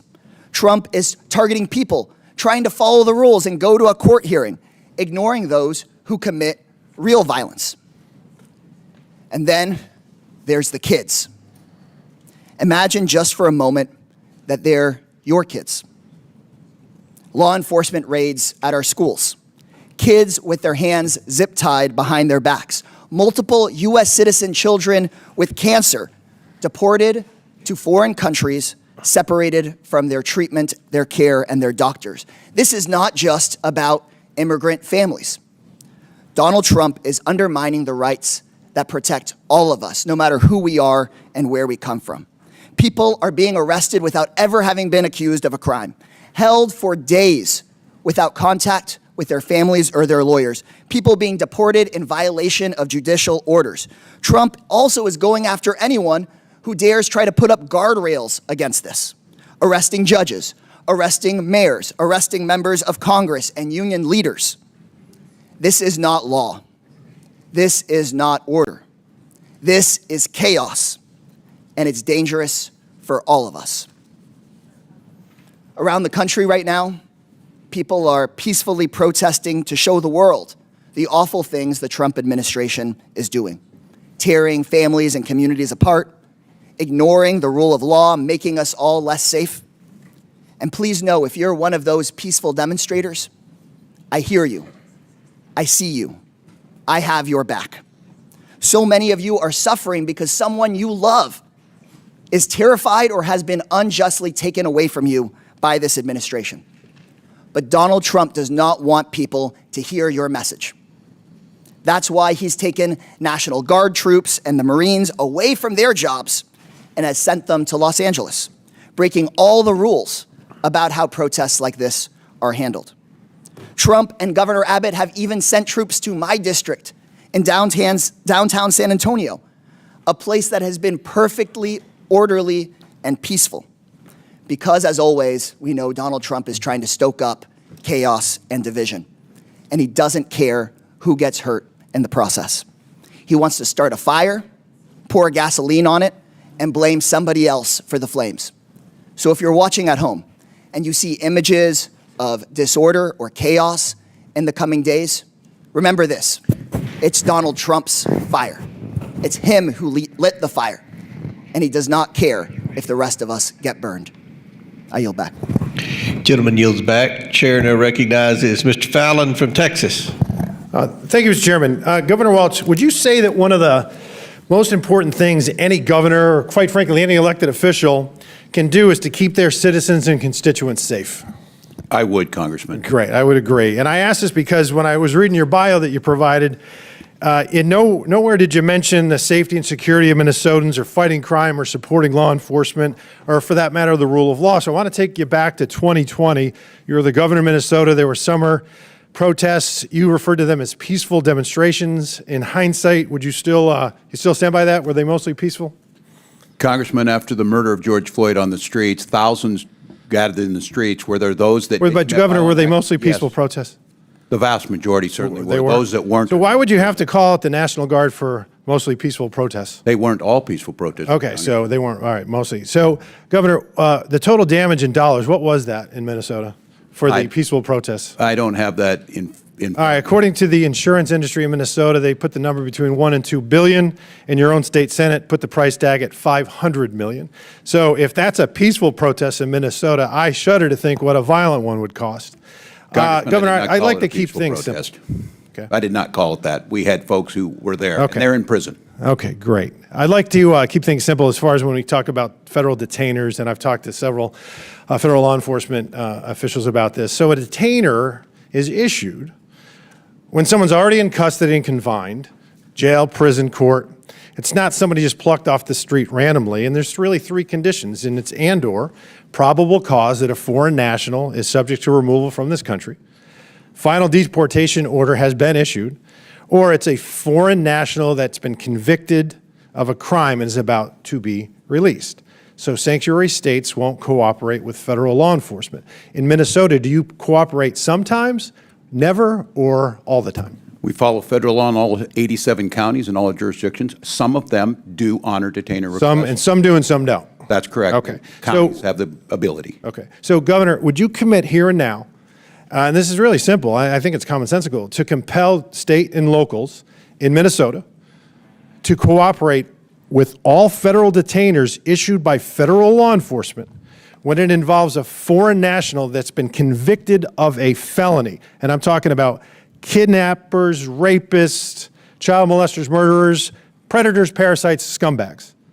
In all those of instances, a felony being held by my state corrections, every time we call. Every single time you're going to do that. Every time we in call Minnesota. them and have them come pick it up. What I would ask you to commit to is, are you going to fund ICE's what they don't pay us on detainers? Well, listen, on detainers and in ICE, I don't call them the Gestapo. And this is my definition of Gestapo, Governor. Real Nazis from 1933 to 1945 that facilitated and participated in the murder of millions. I don't call federal law enforcement officers Gestapo. You were recently quoted. Where's the apology? Donald Trump. Oh, no, Donald Trump didn't. Listen, Donald Trump's not here. Yeah. You are, Governor. Yeah. You're a big boy. Put your big boy pants on. I would ask, don't wear masks, identify who you are, don't pull up and Governor, you called them Gestapo. Will you apologize for that? And don't pull people. Will you apologize for that? Congressman, my job, I'm a history teacher. Okay, so you won't. Okay, we're going to move on. No, Mr. Chairman, I reclaim my time. If you won't answer the question. I think that's hyperbolic demagoguery. I mean, you said that in a speech, maybe you got a little carried away. I don't know if you apologize for that too, that you were, quote, going to kick Republicans' asses. I mean, I didn't say that. You said it. And that's dangerous rhetoric, especially when you use Gestapo. That's lazy too, and it's terribly inaccurate. The fact of the matter is, again, time and again, you've excused violence and you use dangerous, irresponsible rhetoric. And you can choose between being on the side of law enforcement or the side of vicious criminals, and you've chosen the latter time and again. I don't know why. Maybe it's because you want to impress your limousine liberal friends when you're eating wine and cheese, or you're getting your coffee every morning at the hemp store. I don't know, but I think it's ignorant, and I think it's culpable, and I think it's disgusting. And I can see why the American people on November 5th made it a very bad night for you and a very great night for our future. Mr. Chairman, I yield back. Chair now recognizes, is Ms. Crockett here? Okay, then Chair recognizes Mr. Bell from Missouri. Thank you, Mr. Chair, and our witnesses for being here today. I think that it's important for leaders to be honest and understand the nuance of issues. And as my grandmother used to say, all the easy problems have already been solved. We're left with the tough ones. And so it's important to our constituents that we're explaining the nuance in these issues. And this hearing is yet another attempt at dismantling the system of power and the rule of law in America. The administration's threats to withhold funding and resources from states to coerce them to adhere to federal immigration law is unconstitutional, period. The deployment of federal troops without authorization is unconstitutional, period. Masked, unidentified ICE agents snatching people off the streets is unconstitutional, period. And since my colleague brought this up, Governor Walz, I'm a former prosecutor.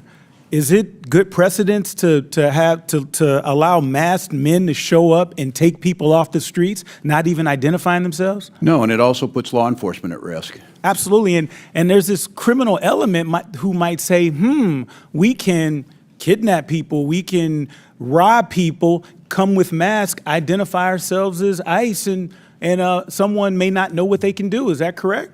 Well, if I'm not mistaken, I thought yesterday I saw that very thing happened. Someone identified themselves as ICE and committed a crime. Yes, look, you wear the badge for a reason. You wear the name for a reason, and you make sure that you're coordinated with those other law enforcement agencies that are there. It's a dangerous situation for everyone. Absolutely, and so, governors, quickly as it relates to criminal trends in your state, are illegal immigrants more or less likely to commit serious violent crimes? It's clear that immigrants commit crime at a lower rate than the rest of our population. Studies suggest that illegal immigrants were about half as likely as U.S. citizens to commit an offense serious enough to result in incarceration. And it seems to me that we're redirecting critical resources from communities to address immigration when statistically immigrants commit less serious crimes, and this misalignment risks undermining community stability by deprioritizing other high public safety concerns, which you all have to deal with. And so I'd like to ask quickly too, Ms. Perryman, are you familiar, and I'm not sure if you are because this was out of the State House in Missouri, are you familiar with the Second Amendment Preservation Act? Is that the act, Congressman, where the State House in Missouri sought to pass a law that it would not cooperate with federal law enforcement? Particularly with gun cases, yes, ma'am. And so I'm a little confused, and I'd love for my Republican colleagues to clear this confusion up. On one hand, when it involves immigration, they're saying that that states like yourselves should do the job for them, reallocate resources from places that you're doing tremendous work in to do the federal government's job. But when it comes to gun violence, Missouri passed a law forbidding police, local police, from cooperating with federal law enforcement. And so I got to ask, in your respective communities, is gun violence a problem? Governor Hochul. Any incidence of violence is a problem for us, but I'm proud that after investing nearly $3 billion in law enforcement since I've been governor, our crime rates are trending downward, particularly violent crimes. And a place like New York City had the lowest crime rate in May in history. And I'm going to reclaim, just because I'm short on time, but Lowest gun murder violence rate? is a concern. Would that be safe to say? Yes. It Governors? It is absolutely a concern, yes. And so if when local law enforcement and federal law enforcement work together to curb gun violence, which protects all of us and all of our families, I don't hear Republicans complaining about the fact that local law enforcement is literally barred, until the Supreme Court overturned this, barred from working with federal officials. And I think it's just about hypocrisy to suggest in this situation that you should be forced to take the finite resources that you have to do the federal government's job. That's my time. I yield back. Chair recognizes Mr. Sessions from Texas. Mr. Chairman, thank you very much. To our friends, Mr. Walz, welcome back. The opportunity that we have today to talk about this brings up a lot of issues. I think we all understand and we know this. There are over 600,000 migrant children that cross the border without supervision from 2020 forward. 600,000 children. We're sitting here arguing about a lot of things, but during the Biden administration, they took no steps, none, to affect, and this is from an IG report. They were unprepared. They did not know what they were doing. They let people come across. They didn't check. They just took people's word for it. And we still have these. Of those, 233 migrant children were never even given dates to appear in an immigration court. No dates by the Biden administration. Here, come on in. Here you go. I would suggest to you that each of you are participatory for bringing people because of your words of New York is open, Illinois is open for business. We want you to come. We want you to be here. And terrible things have happened in our country as a result of a false promise. I know you're perfectly willing to pay millions of dollars to people out of your own coffers, but the bottom line is they came through Texas and other areas, and it caused a great deal of carnage and harm. And these migrants are in trouble. They're in trouble, the entire pathway to be taken advantage of and to cause harm, not just to themselves, but other people. I would submit to you, all three of you have encouraged people to come, and the numbers are stunning about the numbers of not just people that got caught, but those people that came here who have criminal records, and they appear on terrorist watch lists. And I would ask each of you, are you aware that when you put your open Come to America sign, come to the state of Minnesota, come to Illinois, come to New York, are you aware that you were doing that where there would not be a background check, where there would be people who would openly hear this who were criminals and terrorists, and they evaded this process and overwhelmed law enforcement? You created a gold rush. You created a rush whereby people came, and the entire pathway is littered with not only brand new areas, and it's the number of communities that now participate under 280G has exploded. And that is because it is the drug cartel's plan to have someone in every single city around America. In Texas, it used to be Dallas, Houston, San Antonio, Austin, maybe Fort Worth and El Paso. Now it is smaller cities, even in the congressional district that I represent. They brought their marketing team with them because there are people who still owe the cartels. This is not a new story. When Vice President Biden, he spoke about receiving a briefing from DEA, understanding there were people that had to pay off the cartels for being here. Each and every one of you have participated. Each and every one of you have put a green light out. Please come, be with us. We'll take care of you. And it has caused carnage. Governor Walz? Well, thank you, Congressman.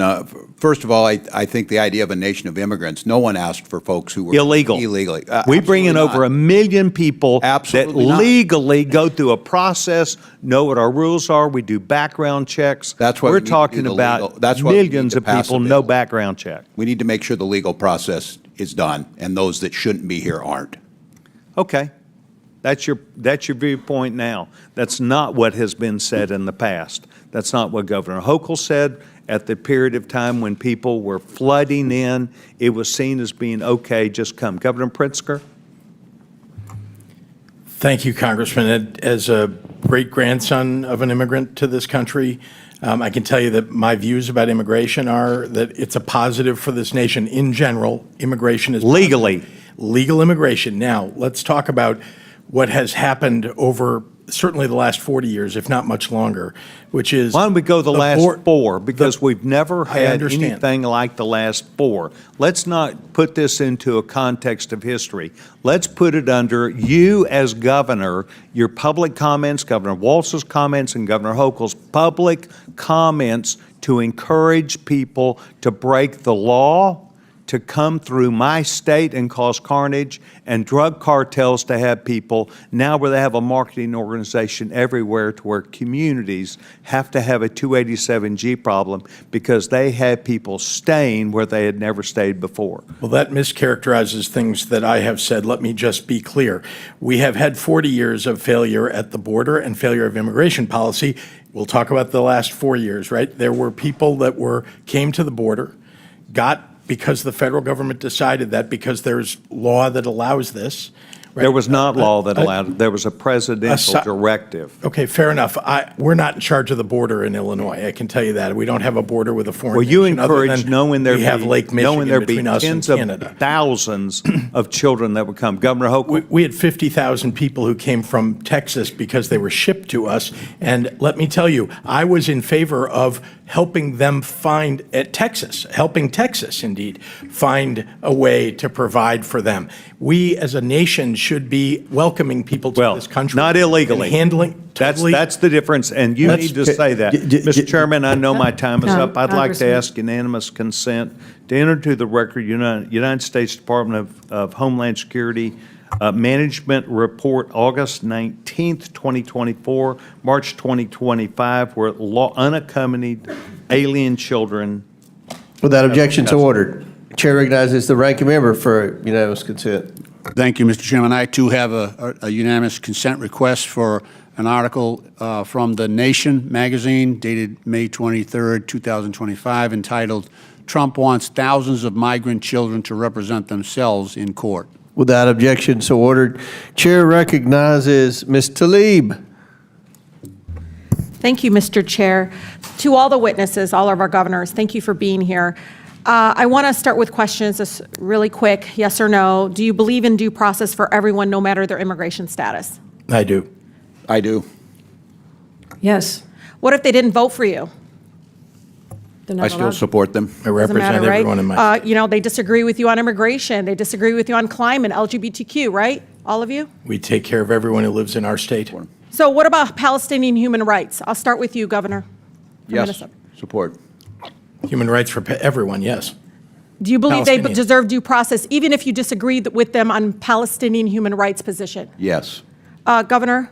Yes, we have, and by the way, we have Well, the Governor largest Hochul- Palestinian American population. Oh, I know. in the I'm aware of country. that, Okay, sir. yes, ma'am. Governor Hochul, how about you? Yes, we do. Your constituent Mahmoud Khalil is still in ICE detention. Are you aware of him? Very much so, and I'm hoping he's returned home on Friday because Yeah, we're he's been working on that. he So has been he's a legal denied due permanent process. resident. I know, this is important. He's a legal permanent resident. He was kidnapped over 3 months ago.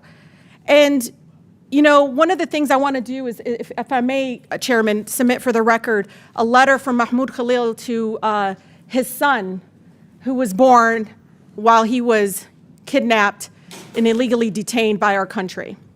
Without objection, so ordered. I'm going to read a little bit from what he said what he wrote to his son. Quote, "I waited on the other line, end of the phone, as your mother labored to bring you into this world. I listened to your pain breaths. Do you understand they had to put the phone next to his wife birthing his child while he was illegally detained? I listened to your pain breaths, her pain breaths, and tried to speak comforting words into her ear over crackling line. During your first moments, I buried my face in my arms and kept my voice low so that the 70 other men sleeping in this concrete room would not see my cloudy eyes or hear my voice catch. The cruelty of what is happening in our country. Everyone to all my colleagues should understand the human toll of separation of families. Read this letter, take a moment. And maybe Governor Hochul, sometimes I feel like because he's Palestinian, you didn't speak up enough. And I say that as a Palestinian American serving here in Congress. We all need to always support due process for everyone, no matter if you disagree with them politically or not. The judge said they might release him on Friday. You should use this opportunity, Governor Hochul, to redeem yourself and welcome that decision.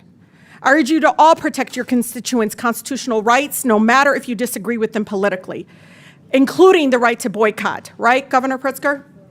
Including the right to protest, boycott, do whatever. That's right. I want to discuss the next item. This is a person that is now, I believe, already on a plane to Colombia. This is Michael Bogoya Durante from Southwest Detroit. He was on his way to a field trip while local police racially profiled him, said, oh, he don't speak English, let me call Border Patrol. He spoke English just fine. That set in motion to separate him from his mother and his community. He was 3.5 credits away from graduating high school. To us, he was our son. Our son. He was not a criminal. He was trying to do the right thing. He had attorneys at a nonprofit legal agency. And you know, governors, I think about him and his trip, and he's there, and he's with all his friends, and he's trying to experience this beautiful thing that we all have experienced. But what makes me angry about the fact that he went on this flight, he's probably in Colombia now, without his family, without his school community, without his classmates, is that many of my colleagues on the other side of the aisle, and maybe some on mine, their donors benefit from a broken and inhumane immigration system. The President of the United States benefited financially and personally by having a broken immigration system that keeps our immigrant neighbors in a broken system that doesn't allow them to come out of the shadows. Why? Because that's cheap labor. Let's be honest. They're arresting dishwashers, people at Home Depot at work, and their donors benefit.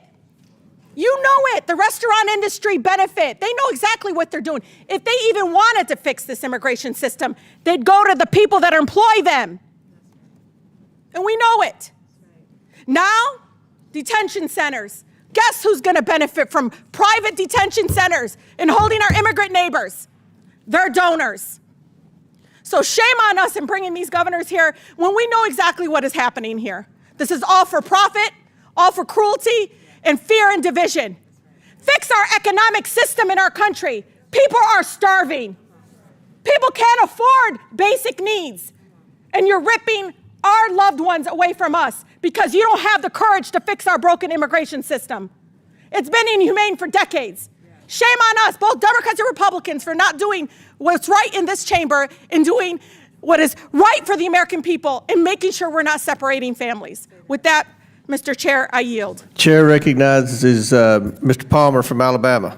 Thank you, Mr. Chair. First of all, I want to point out that under Article 6 of the Constitution, the Supremacy Clause, that by declaring your states sanctuary states, you declared your intent to violate federal law. With that, are you aware that illegal aliens with known ties to terrorist organizations are now residing in the United States? That's a yes or no. Quickly, yes or no. Governor Walz. I don't have firsthand knowledge, but I would assume You should yes. have. Governor Pritzker. I know that's been alleged. I don't have firsthand knowledge myself. You should have. Governor Hochul. My Joint Terrorism Task Force has surveillance. Ma'am, that's a yes We're or aware. no. Either you know or you don't. We are aware. That's amazing. Considering that the Customs Border Patrol reported just in fiscal year 23, 736 encounters with illegal aliens with ties to terrorist organizations. And there's it's 2.2 million estimated gotaways. We have no idea how many known terrorists are in our country. Do you support the arrest and deportation of illegal aliens with ties to terrorist organizations? So yes or no? Governor Walz. If due process is given, certainly. Governor Pritzker. Exactly. We need Governor due Hochul. process before we Hochul. arrest people. Yes or no? Anyone involved in a crime, we Ma'am, cooperate. yes or no? We cooperate when Ma'am, any yes crimes or are no? alleged. We cooperate You with any cannot crimes. give a straight answer, and the answer is you're giving safe harbor to people with ties to terrorist organizations. Are you aware of that? Let me tell you.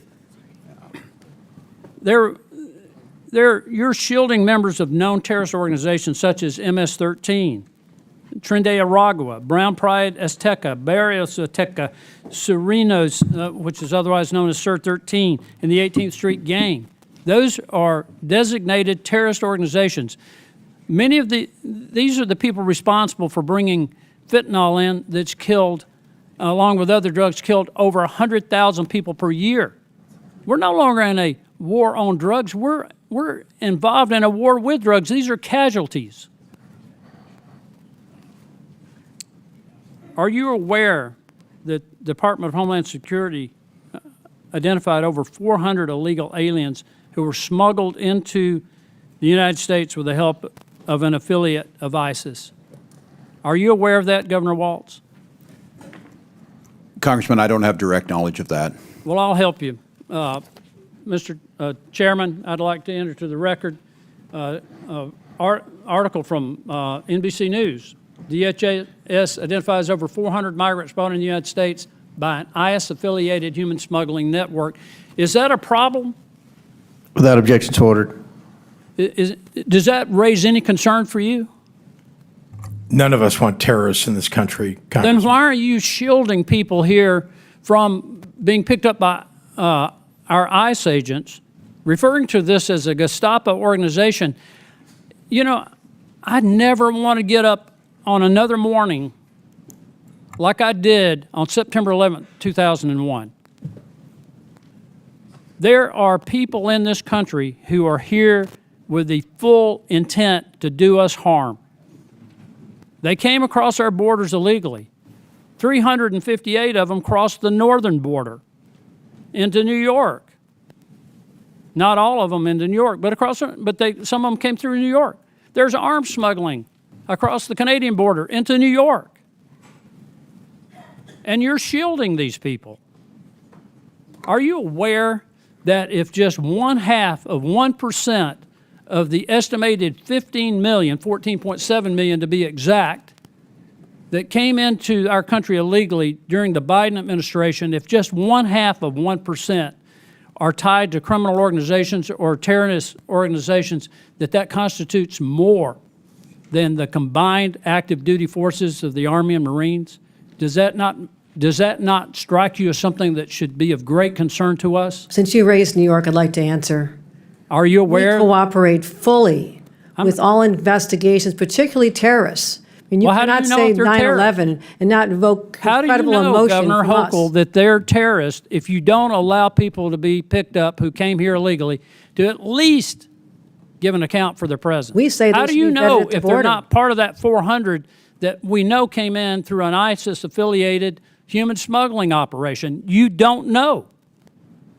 You're not even looking into that. You're pointing to an abject failure of the federal government to do its job to secure what our I'm borders. pointing out here is that your sanctuary policies now constitute a threat to our national security. We cooperate in all criminal investigations. You are engaged Always in have, always will. operations against federal government attempts to enforce federal law that I think now constitutes a threat to our national security, and you're in violation of federal law. That's 100% false. And charges for obstruction should be brought against each one of you for doing this. I'll leave that up to the Department of Justice. Mr. Chairman, I yield back. Chair now recognizes Ms. Crockett from Texas. Mr. Chairman. And Mr. Chair, Point of order. That was intimidation of the witness. Do you have a point of inquiry? Yes, I have a point of inquiry. State your point. Raising the prospect of charges against witnesses is a form of intimidation, is it not? Thank you. Thank you, and I withdraw the question. I appreciate it. Chair recognizes Ms. Crockett. Thank you, Mr. Chair. And thank you so much to our governors. And I want to say I apologize. I apologize for the abuse that you are facing in this committee that is supposed to be about waste, fraud, and abuse. And I also apologize for wasting your time because this is nothing more than political theater. Now, again, this committee is supposed to be about waste, fraud, and abuse. We did not have to have this faux creation of Doge the committee itself. That is our job. So what I want to talk about is something that the American people may want to know, which is economically, how is this impacting them? These failed immigration policies that are only put on so that they can have a show, because we have a reality show president who seemingly still believes that this is all about TV instead of real lives. So let me talk about something really quickly, because I want to clarify something, because I believe that all of you understand the importance of something like tourism. Are you aware, any of you, are you aware as to whether or not tourism in the United States is anticipated to decrease to the extent that we are estimated to lose $12.5 billion in international vendor spending in just the year 2025? I can answer as the tourism capital of the country. I assume you could. Tourism's already down. It is down in the North Country, where the Canadians refuse to come over because of the hostility toward their country. It's happening in New York City. It's happening at our sporting events here, our theater.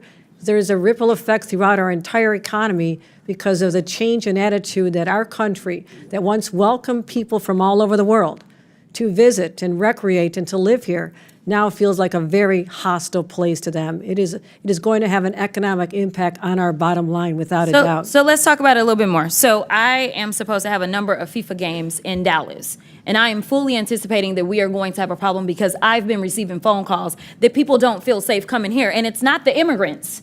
It's this government that is making them feel unsafe. But let me also do this, because they love to cherry pick. They can find, any one person that has been killed. And if they've been killed by an immigrant, then God darn it, every single immigrant is going out and they are killers. And that is the problem. But they don't want to talk about white supremacy. I don't know how many hearings we going to have about the fact that there's been this one immigrant that killed this one person. And no, I'm not excusing any killings by them or white supremacists. But they haven't had these hearings. We didn't have a hearing on Buffalo and what happened there. We didn't have a hearing on El Paso and what happened there. We didn't have a hearing on Charleston and what happened there. So it's interesting that they pick and choose, because it seems like they love to pal around with the white supremacists, and so they don't want to talk about certain other things. But economically, I want to make sure that we're making this point again, because I know that Governor Pritzker, you were the beneficiary of a lot of things from the state of Texas. And a lot of people believe that Republicans are fiscally responsible, but instead they are actually fiscally irresponsible, because what he spent was a whopping $221 million transporting people from Texas to your state. Something tells me that he could have done something else with that $221 million.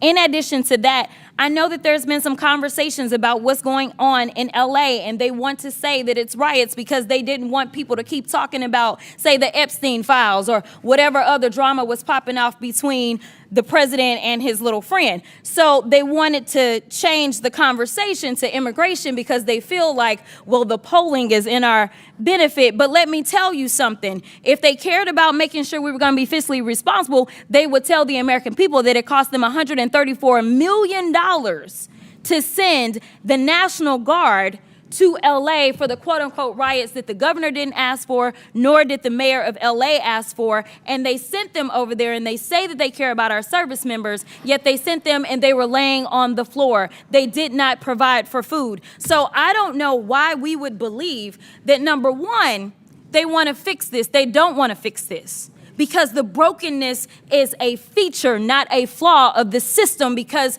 it is beneficial to them when it comes to campaigning. If they can't stoke fear, then why are they going to, say, have anybody vote for them? Because that's what people are doing. They're voting out of fear. But Ms. Perryman, we know each other a little well. And I know you got a law degree. And it seems like we all need law degrees in here nowadays to understand the Constitution. So really briefly, I just want to make this point. There is a certain person that was afforded, say, due process. But let's say if, say, Donald Trump had been charged with all of these cases that he got charged with in 4 different jurisdictions, if he wasn't afforded due process, there could have been a possibility that he just would have been locked up and thrown somewhere, right? That would be a possibility. And then maybe we wouldn't have a tariff war or anything else that we're dealing with or all the other nonsense. But the point is, he was afforded due process, and regardless of the political opposition, Democrats, Republicans, and independents, I thought, believe that due process should be afforded to everybody, even him. Due process is for everyone. Okay, so the Fifth Amendment doesn't say that it's just for the people that are Americans? It does not. It says anybody on our soil? It's for everyone. Okay, it's pretty simple. I don't know why we are having issues, but I thank you and I will yield. Chair recognizes Dr. Gosar from Arizona. Oh, before I recognize Dr. Gosar, Mr. Palmer has a unanimous consent request. To enter to the record testimony before the Subcommittee of Oversight and Government Reform, Subcommittee on Federal Law Enforcement, from Joseph M. Humeyer, who is. Without objection to order. Mr. Chair, I have unanimous consent. Okay, Ms. Tlaib. Can I please issue into to the record a statement from Senators Chang, Kavanaugh, and Santana and Bayer in response to the ICE detention and deportation of Mikel Bogoya Duranto? Without objection to order. Now, Chair recognizes Dr. Gosar from Arizona. Governors, good afternoon. You have one? Would you agree that good process builds good policy, builds good politics? Pretty normal, right? Would you agree, Governor Pritzker? Yes, sir. How about you, Governor? I would agree, Also, Congressman. Governor Hochul? I would agree with that. Good. Now, would you support the disclosure of federal fundings to nonprofits, either directly or indirectly? Governor Pritzker? Federal funding of nonprofits, just generally, there is actually nonprofits do report their. Well, they do kind of, because we don't get that. That's all blocked out, okay? But you can't make good decisions if you don't have that. Would you agree? All of it is available, as I Okay. understand publicly, yes. Now I'm going to quote U.S. Supreme Court Associate Justice Louis Brandeis. He said, "In a government of laws, existence of the government will be imperiled if it fails to observe and uphold the law scrupulously. Our government is potent, the omnipresent teacher. For good or for ill, it teaches the whole people by its example. If the government becomes a lawbreaker, it invites contempt for the law. It invites every man to become a law unto himself. It invites anarchy." So do you agree with, Governor Pritzker, do you agree with Louis Brandeis on this quote? How about you, Dr. Walz? I do. It's what the President Trump has done, though. He is the one who has broken the law and the United States government. Governor Hochul. We follow all the laws, federal and state. Okay, so why would I ask you about nonprofits financing and this quote from Louis Brandeis? What if I were to present you evidence that U.S. citizens and even foreign citizens on foreign soil were coaching illegal aliens how to bypass U.S. immigration law? Now let me remind you, as soon as an alien crosses the border illegally, they become criminals under the federal law. Governors or sanctuary cities policies blatantly ignore the supremacy clause, as Mr. Palmer expressed, of the U.S. Constitution, and it circumvents federal immigration laws to harbor criminals. As of July 2024, under the Biden-Harris administration, there were over 660,000 illegal aliens with criminal histories in the United States. But I'm talking about everyone, not just criminals. Once you violate the law by entering our country illegally, let me be clear. You're aiding and abetting criminal illegal aliens, which is a felony under Title 8 U.S. Code 1324, punishable up to 20 years in prison or life in prison or even the death penalty. Seems kind of weird, but if this aiding and abetting results in someone's death, which this committee and all Americans know has happened. Wouldn't you want to even err on the aspect of caution? I would. I really would. Now, Governor Hochul, do you like nature and do you consider yourself a conservationist? I do. I'm one of those. I'm particularly fond of New York State's great state parks, so yes, of course I love nature. Good. So why would you allow illegal aliens to destroy a National Park Service land at Floyd Bennett Field? Yes, I was there. I got to see it all. But I mean, even putting people in that process. I would hardly call it a park. It was a place that people used to train for military exercises. But you know what? Somebody found it as a park, right? Did they not? They considered it a national park. It's a park. Okay. Technically, it's under the Department of Interior. Okay. Governor Walz, do you know the estimated size of 2 milligrams? I think generally, yeah. You can barely see it's the tip of a pencil, sharpened pencil at that. And that's a lethal dose of fentanyl, which your running mate, Harris' open border policies welcome to the United States. Similarly, your sanctuary policies are playing games with American lives. Do the millions of lives lost to fentanyl constitute an all-out assault on our broken borders? They do. Yes or no, do you support tribal communities, Governor Walz? Do I support tribal communities? Yeah. Under PL 280 or? Oh, do you support? Yeah, I certainly tribal? do. No, I do. Okay. What about the transnational criminal cartels trafficking drugs and people across our tribal lands? This is epidemic. Epidemic. So I'm going to finish up by this. Governors, this is my promise to you. I will work tirelessly with President Trump to secure the border, build the wall, stop the flow of fatal fentanyl into our nation, and I will see that you are held accountable for the violations of our crimes against the people of the United States. Our immigration system is not broken. We just needed somebody like Donald Trump to uphold the rules of law. I pray for the safety of our immigration, ICE officers, and all the officers, and I yield back. Gentleman yields back. Ms. Crockett has a unanimous consent request. Yes, Mr. Chair. I'd like to submit a unanimous consent request for, this is from the Alabama Reflector. It says, study says undocumented immigrants paid almost $100 billion in taxes. Without objection, so ordered. And my second one is from Reuters. White supremacists behind over 80% of extremism-related U.S. murders in 2022. Without objection, so ordered. Now I recognize Mr. Lynch. Thank you, Mr. Chairman. I also have a couple of unanimous consent requests. The first is from Law and Crime magazine. Judge rebukes Department of Justice explanation for ignoring the court order. Without objection, ordered. Subhead is the government again evaded its obligations. The judge upbraids the Trump administration's woefully and insufficient explanation for flouting his court order. The second one is from NBC News. Trump administration's threat to suspend core U.S. legal right sparks outcry and alarm. Without objection, so ordered. Chair now recognizes Ms. Presley from Massachusetts. Thank you to our Democratic governors for being here today. This hearing is an utter and complete waste of your time. It is a waste of taxpayer dollars. Republicans have called you here alleging that you are circumventing federal law. You are not.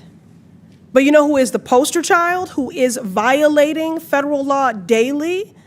The current occupant of the Oval Office, Donald J. Trump. To make matters worse, these hardworking governors had to leave their states to be here in a moment when their work is incredibly difficult. Because Donald J. Trump and his accomplices and co-conspirators, who, by the way, Donald Trump doesn't give a damn about your constituents, and he doesn't give a damn about you. He doesn't even respect the seat you hold in Congress as a co-equal branch of government. But Donald Trump and his accomplices, many of whom are in this room, are hell-bent. What you want your legacy to be is that you're tearing food away from our babies and medical care from our elders. These Democratic governors have to stand in the gap and figure out how to stretch budgets and modify programs to keep their constituents fed and alive. Constituents like this precious little soul that I wish I didn't have to leave to come be here. Layla, who drew me this rainbow, a 5-year-old who lives with a rare liver disease, had a successful liver transplant at Boston Medical Center. Thank God. She is thriving today. But Layla will need immunosuppressant drugs for the rest of her life that are paid for by Medicaid. And without Medicaid, well, I shudder to think what might happen to Layla. But for sure, a family will at least go bankrupt trying to do everything to keep their baby alive. That's what these governors, that's the situation that they've been put in because you're a big-ass, ugly bill, and if it comes to pass.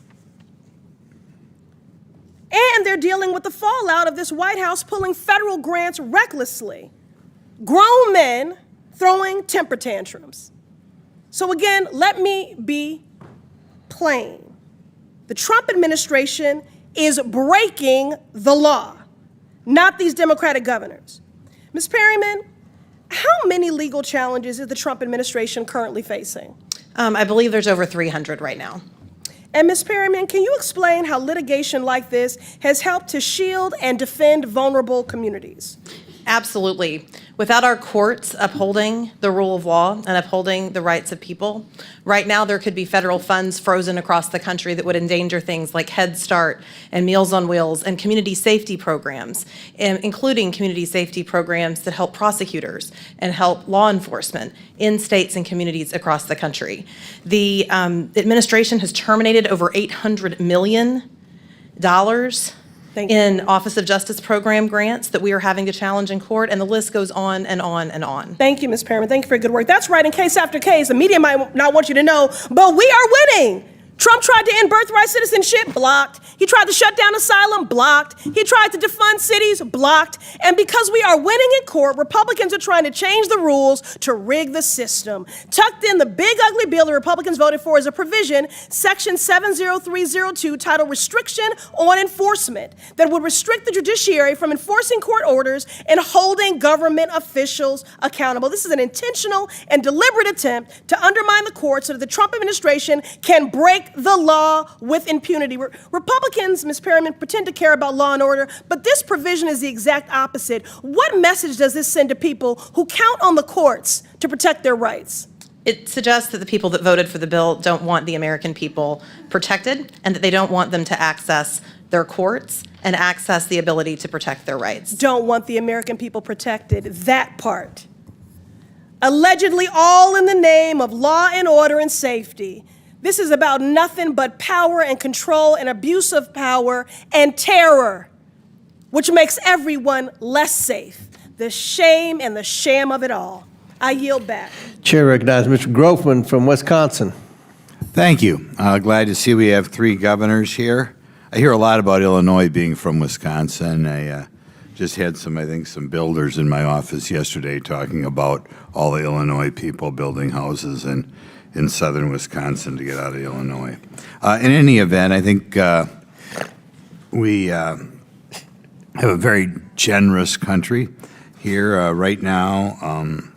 Every year, about 850,000 new citizens are,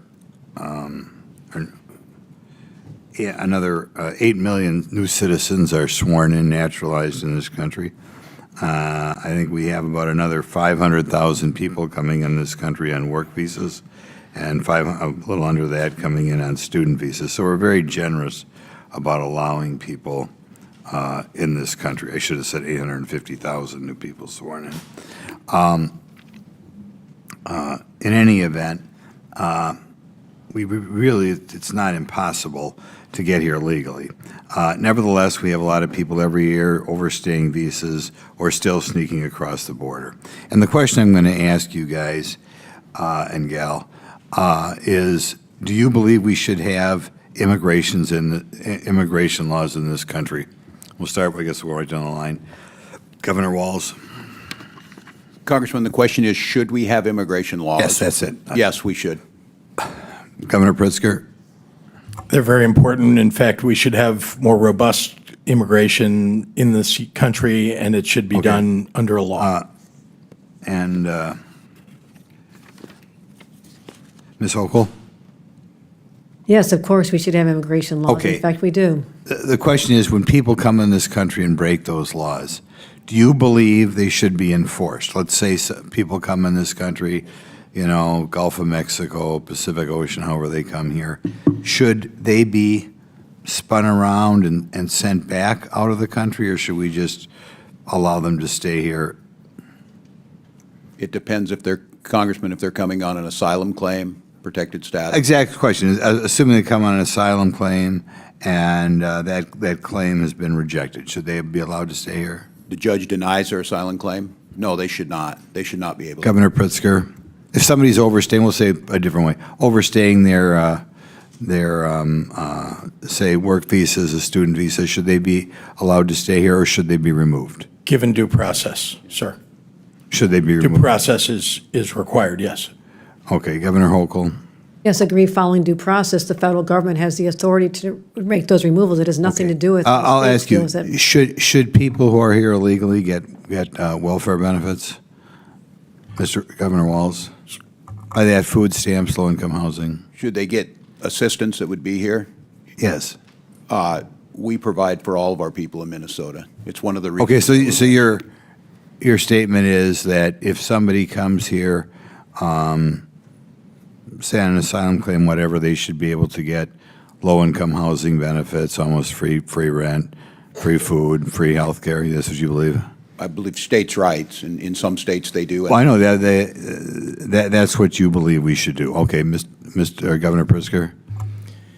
It's the federal government's job to determine what welfare benefits at the federal level, and I can say to you that we have hundreds of thousands of people in the state of Illinois who are undocumented but have been living, abiding by the law, holding down a job, paying taxes. Okay, for so are years they and getting? years. Are they? Do you believe it's right then that if they come here, they should get free housing, free medical care, free food? It depends on the circumstances. I'm just explaining to you, though, that we have millions of people across the United States who are here, and were here long before you got No, I know all elected or I that. got I mean, the elected. question is, you don't have a problem with them getting benefits, these benefits? Again, law-abiding, tax-paying. We're talking about people who are adding to Okay, our I'll take it to society. be, well, not if they're not working. But either way, you have no problem giving them those benefits? We provide benefits to people all Okay, across. Ms. Hochul, is that the same thing with you? Do you believe people come here who are not citizens, come here, make asylum claim, they should all be getting food, health care, housing? Depending on which law you're referring to, in certain circumstances, we do provide these services, but they're not universal. Okay, well, to most people, your average person who's overstaying a student visa in New York, do you think they should be getting food stamps, housing, medical care? We provide Medicaid for individuals who are senior citizens or moms with new Well, babies. we know when people are eligible, the question is people who are not citizens, who are overstaying a student or work visa. Are No, they people eligible are for- making their own way here in the state of New York. In fact, I have 400,000 open jobs. I wish you could You're help not find a answering the path- question. find a I take path it to get- mean, I just Give want us to more say, work because I want you to answer authorizations. the Let's put question. them to work. Let's put them to work.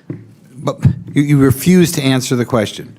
If somebody is otherwise eligible for low-income housing or food stamps or medical care in New York, do you believe they should be entitled to those benefits? There's as an not a American? blanket answer to that. It depends on which provision of the social services law. In some cases, it's allowed. In some cases, it's not. Okay, thank you. Chair recognizes Ms. Simon from Arizona. Thank you, Mr. Chair, and I would hope that I am also able to go over my time. I'm sorry, California.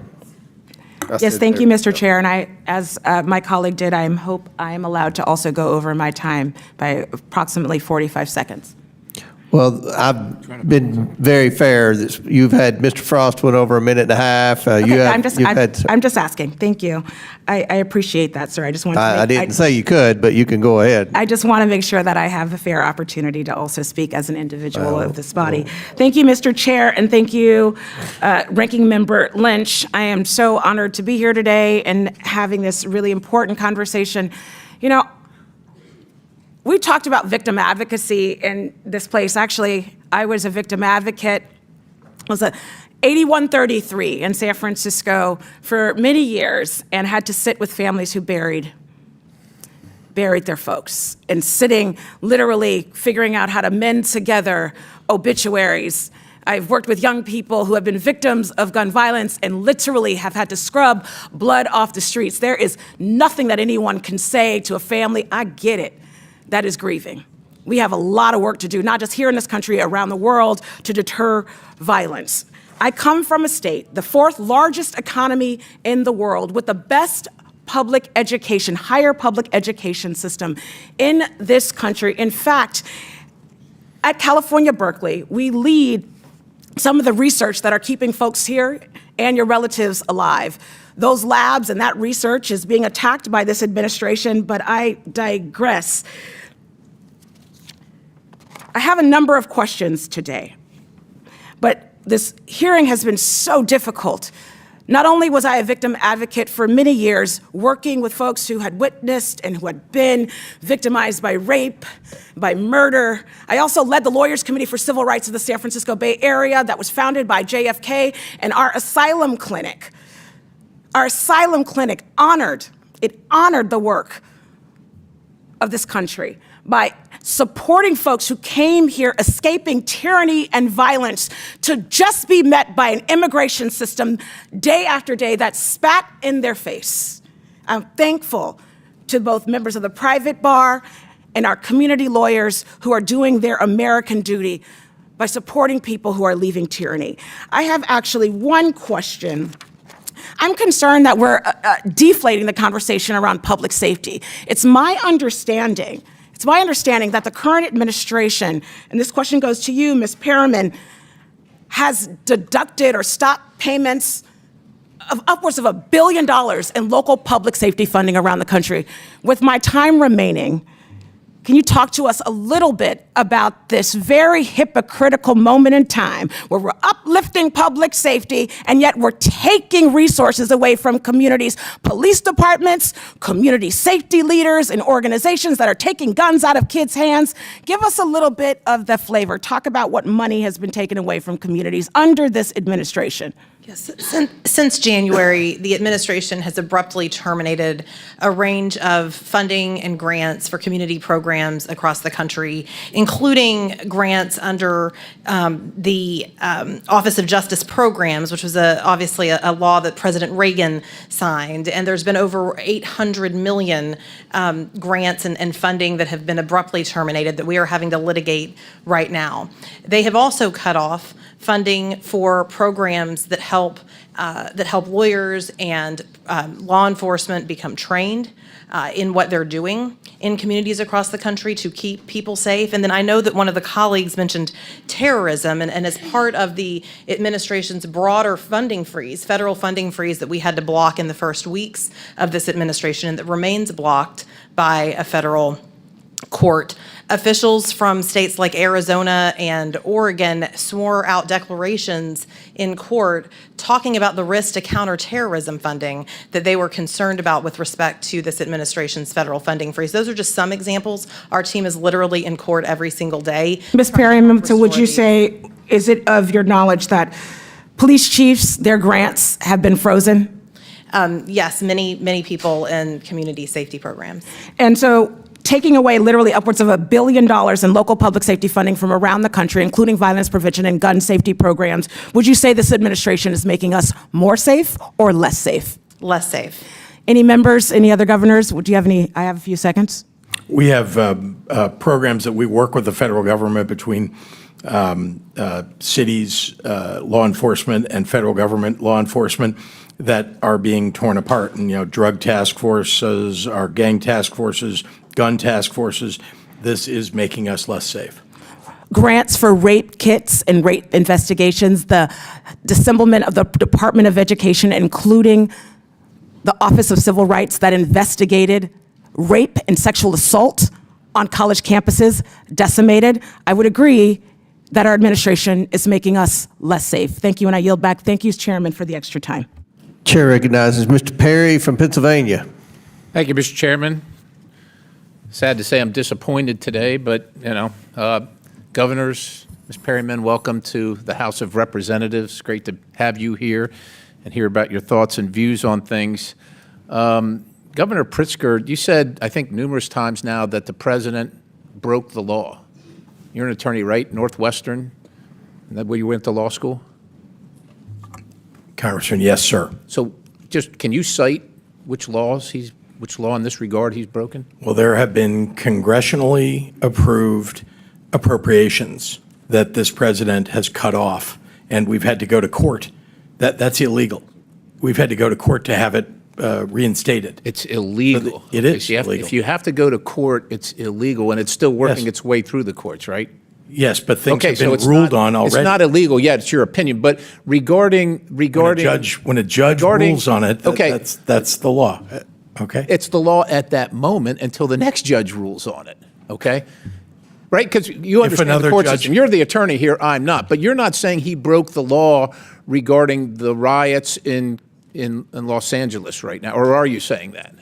That hasn't been ruled upon yet, so. But are you saying he broke the law in that I believe regard that or he not? did, but that is not what I'm referring to. Okay, you're not referring No, to I that. just Okay, told you all right, there I are just want to be clear appropriations, about that. congressional appropriations. Because the that have been implication, cut off. because of what this hearing is about, is that you're saying that he broke the law regarding the mobilization in Los Angeles, and you're not saying that. I want to make that clear. You're not saying that. What he is doing is overstepping his authority, and we are going to court. Oh, okay. So let me ask you a couple questions, because I want to go through a little walk down memory lane here in history for you. In 1794, George Washington mobilized the military. You familiar with the Whiskey Rebellion? Yes, sir. Okay, so was Washington beyond his scope? Did he overstep? What about inciting riots I'm just on asking January if he 6th did. at the Capitol, right We're in this talking- building? Sir, Well, you're asking. I'm asking, you're saying he's breaking the law. Yes. Ms. He Hochul, has broken Governor the law, and Hochul, he you're is also breaking an attorney. How about Abraham Lincoln, 1862? Did he do it? The abuse of power is an overreach into the Okay. How responsibility about of Dwight state- Eisenhower? Did he do it when he mobilized? in situations where John you're Kennedy. overruling. John Kennedy. You seriously don't want an Twice. answer from me. I John F. won't even Kennedy. bother. How about Lyndon Johnson, 1865, 1965 and 67, and 68? Is that, you're saying that's against the law? What the president is now doing? Are you guys, you're the attorneys here, and I'm not talking to Governor Walz here because he's not an attorney. He called himself a knucklehead, so I'm leaving him out of this right now. Are you guys familiar with sections 251 through 255 of Title 10 of the U.S. Code? The conditions under which a president may usurp the authority of a governor in activating the National Guard is under an invasion or an insurrection. I would argue that neither one of those Governor standards have Hochul, been met. I would refer you to Section 253. I'm not going to bore everybody with reading it for you, but you're wrong. And to accuse the president, quite honestly, that's the least that you've accused him of. You've also, in this room, he's been accused of being a dictator, maybe not by you. And if you're willing to say he's not one, we'd love to hear it. But also that the law enforcement agents are Nazis with Gestapo-like tactics. Governor Walz, you mentioned that in a commencement speech.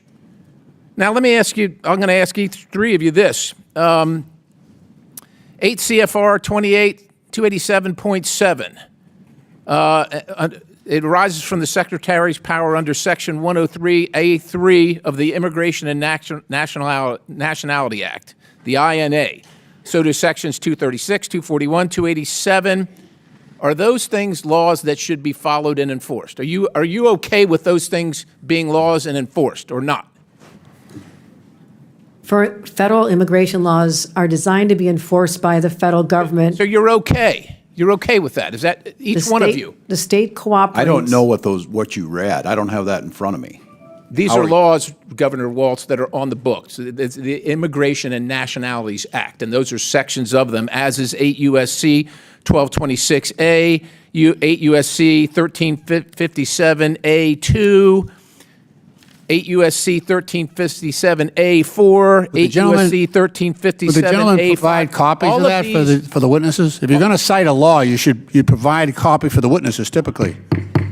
Out of order, Mr. These two governors, two of these governors are attorneys, sir. I'm not. They should know this and I shouldn't. But I'm just asking, let's just assume that these are laws. Let's just assume I'm not lying to you, that these are laws on the books right now. Are you okay with them being enforced? You might be asking us a lot. Governors don't get to deal in hypotheticals. Okay, so putting myself on them, these are laws, these are current laws on the books regarding immigration and naturalization. We abide by all of those laws. You will abide by all these laws? We abide by federal law. Governor Hochul, do you abide? State law. We follow all state and federal laws. Governor Walz, do you abide?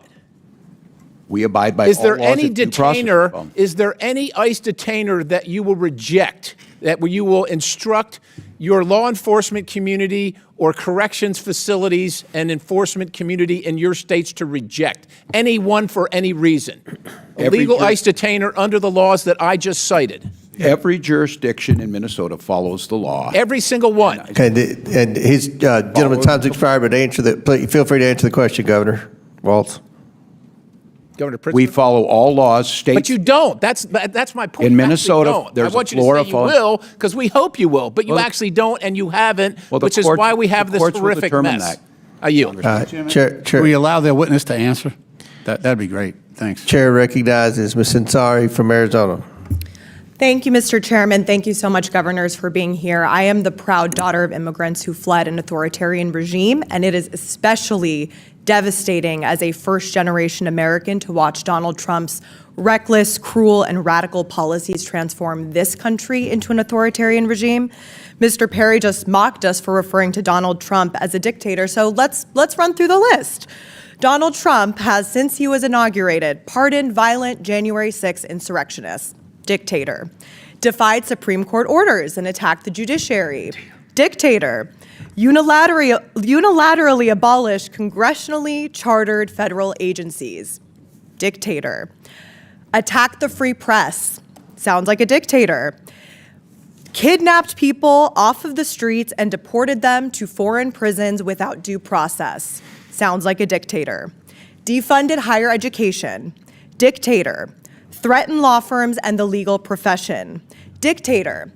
This weekend, he is spending tens of millions of dollars to host a massive military parade for his birthday.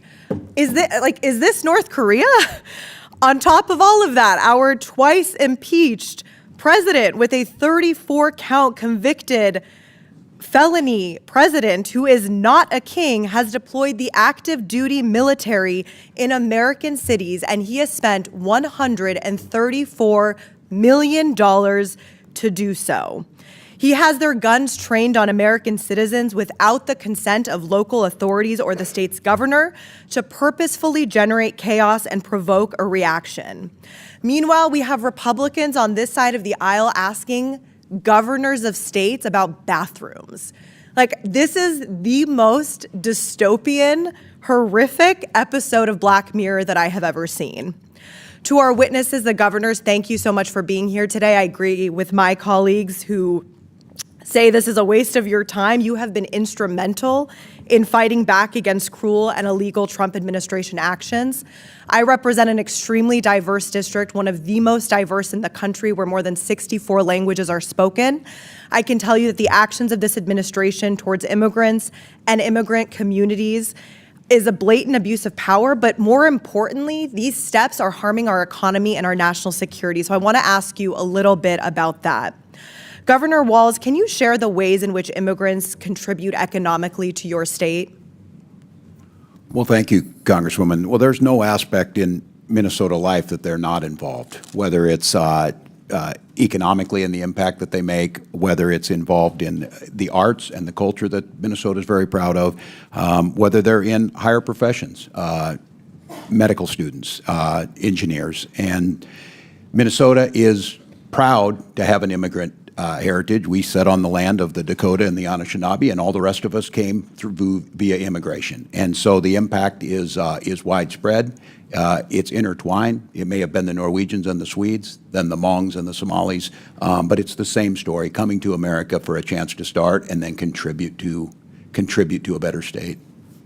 Thank you so much, Governor Walz. And in fact, according to the American Community Survey, immigrants paid $382 billion in federal taxes and $196.3 billion in state and local taxes in 2022. Undocumented immigrants using individual tax identification numbers paid $59.4 billion in federal and $13.6 billion in state and local taxes in 2022. Governor Pritzker, you recently called immigrants the anchors of their communities. How does Donald Trump's mass deportation project harm the security of your state and instill fear throughout Illinois communities? Thank you very much, Congresswoman. Let me be clear. The home and raids that occurred in the first week of the Trump administration drove people into hiding. It ruined the entire area of commerce for our Mexican-American community, where people who were documented, people who are citizens actually, had to go into hiding because they know people that are undocumented. They didn't want to get picked up and having to talk about somebody that they know that's undocumented. You could see it was a ghost town. It was a ghost town. We've had people who are working, I'm talking about for decades, who've raised families, who are paying taxes in my state, who have had to flee. And these are good people. These are our neighbors. These are people that are bringing culture and art to our communities, people that should be given an opportunity, if we had good immigration laws, to apply to stay legally in this country and maybe to become U.S. citizens. Indeed, many of them have proven themselves to be maybe more worthy than some people who are already U.S. citizens. Let's give them an opportunity. So I can tell you that it's had a profoundly negative impact on my state, that Donald Trump has been attacking people who are not the problem. Let's go after people. If you're talking about terrorists, and one of the congressmen mentioned that, let's go after terrorists. Let us know who they are. We will go arrest a terrorist any day of the week, every day of the week. Governor Hochul, if you could also answer. I'm very proud to represent the state that has the Statue of Liberty in our harbor. Millions of migrants and immigrants have passed through, including my own grandparents. My grandfather was a migrant farm worker. They are an important part of our identity, our economy. The diversity of New York is what sets us apart and makes us so fascinating and so desirable for businesses large and small.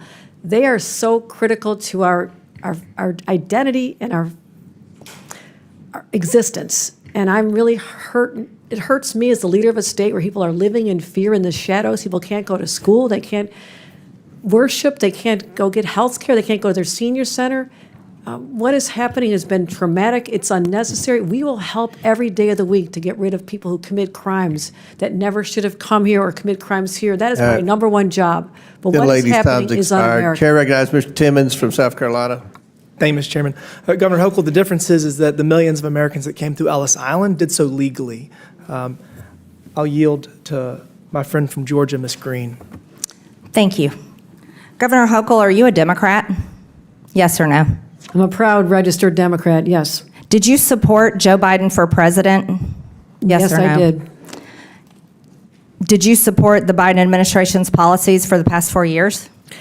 I raised my concerns in many That's meetings a yes with the or no administrations question. about how the border was being enforced, and so I raised concerns. So I you said- just stated, I'll reclaim my time, you said you're a proud Democrat. You supported Joe Biden for president.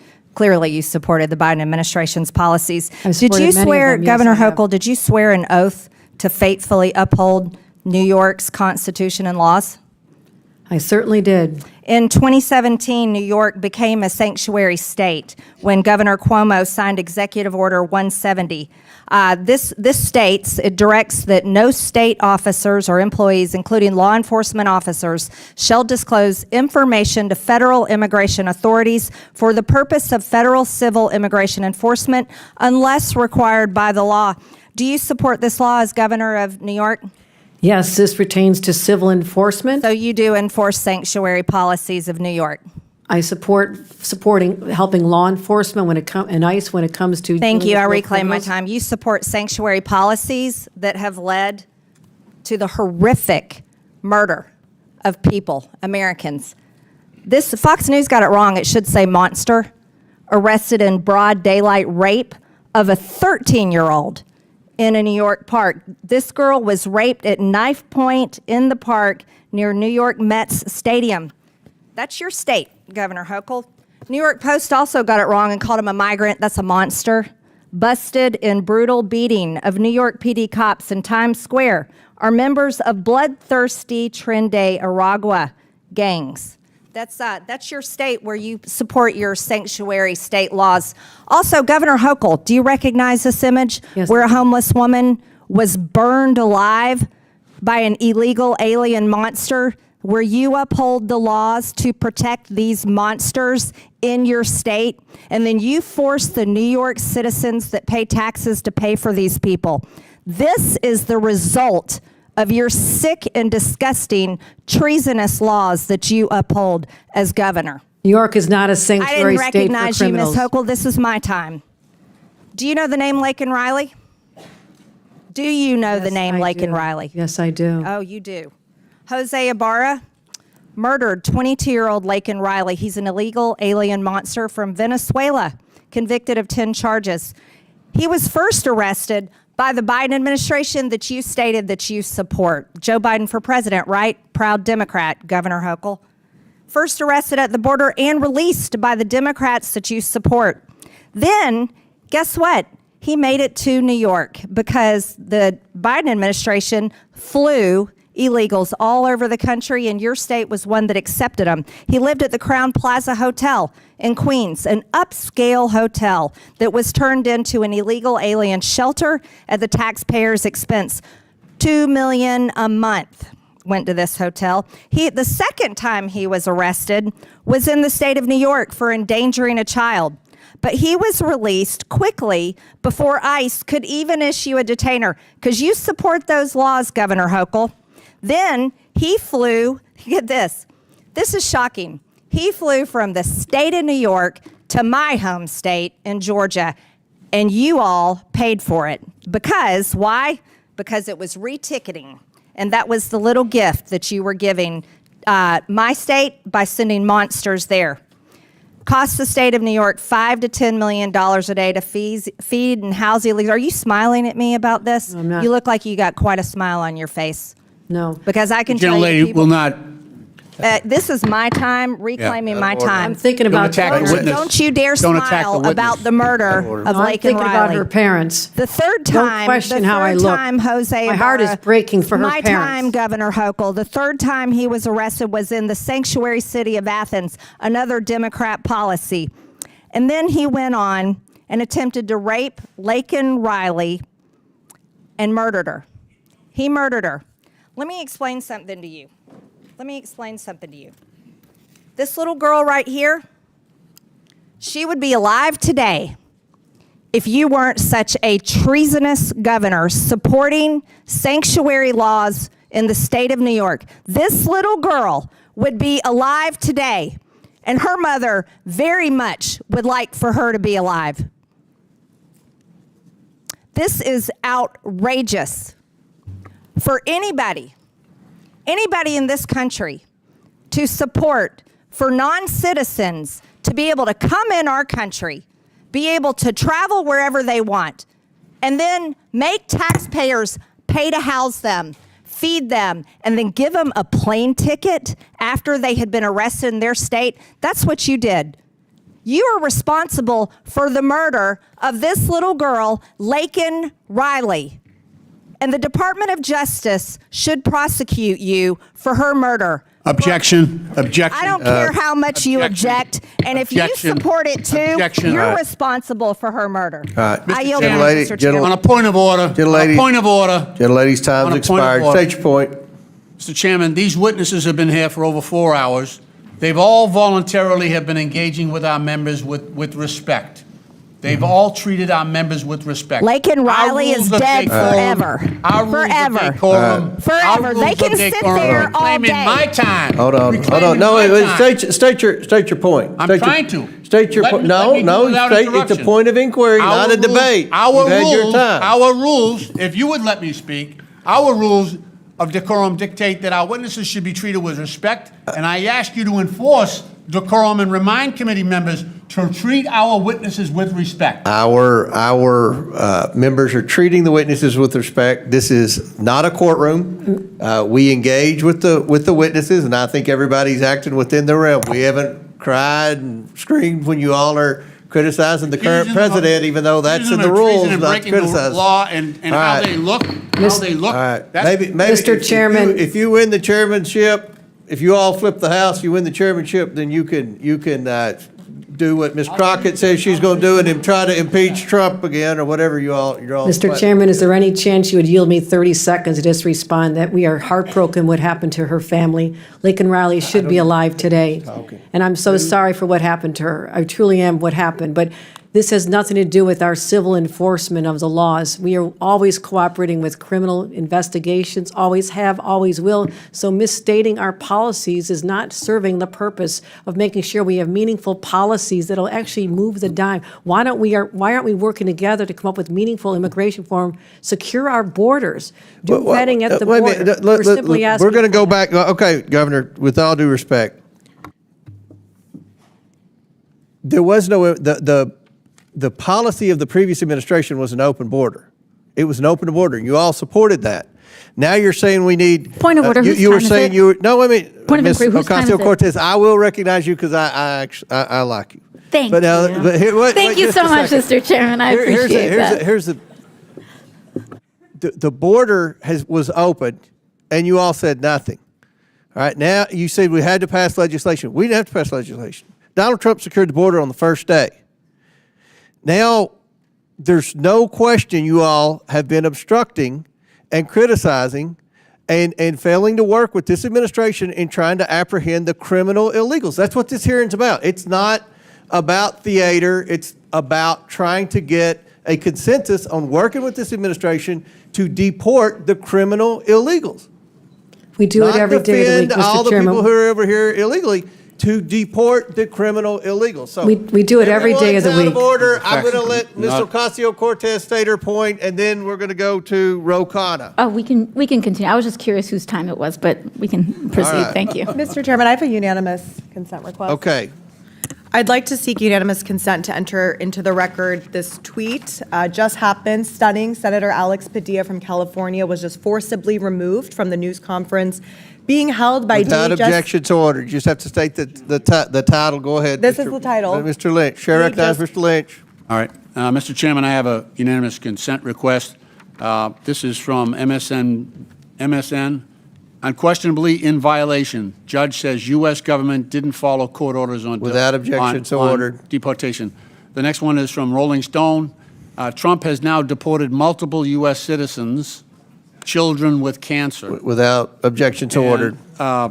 This is New York Times. L.A. deployments of the military to cost $134 Without million objection, in the so last ordered. 50 days. And lastly, Secretary Hegseth will not commit to obeying the court's order on Marines in Los Angeles. Without objection to order. Chair recognizes Mr. Khanna from California. Thank you, Mr. Chairman. Governor Pritzker, I've admired your moral clarity during these times. You had a speech about a month and a half ago where you said you would not bend the knee to any president of any party. I highly recommend the American people listen to that speech in its entirety.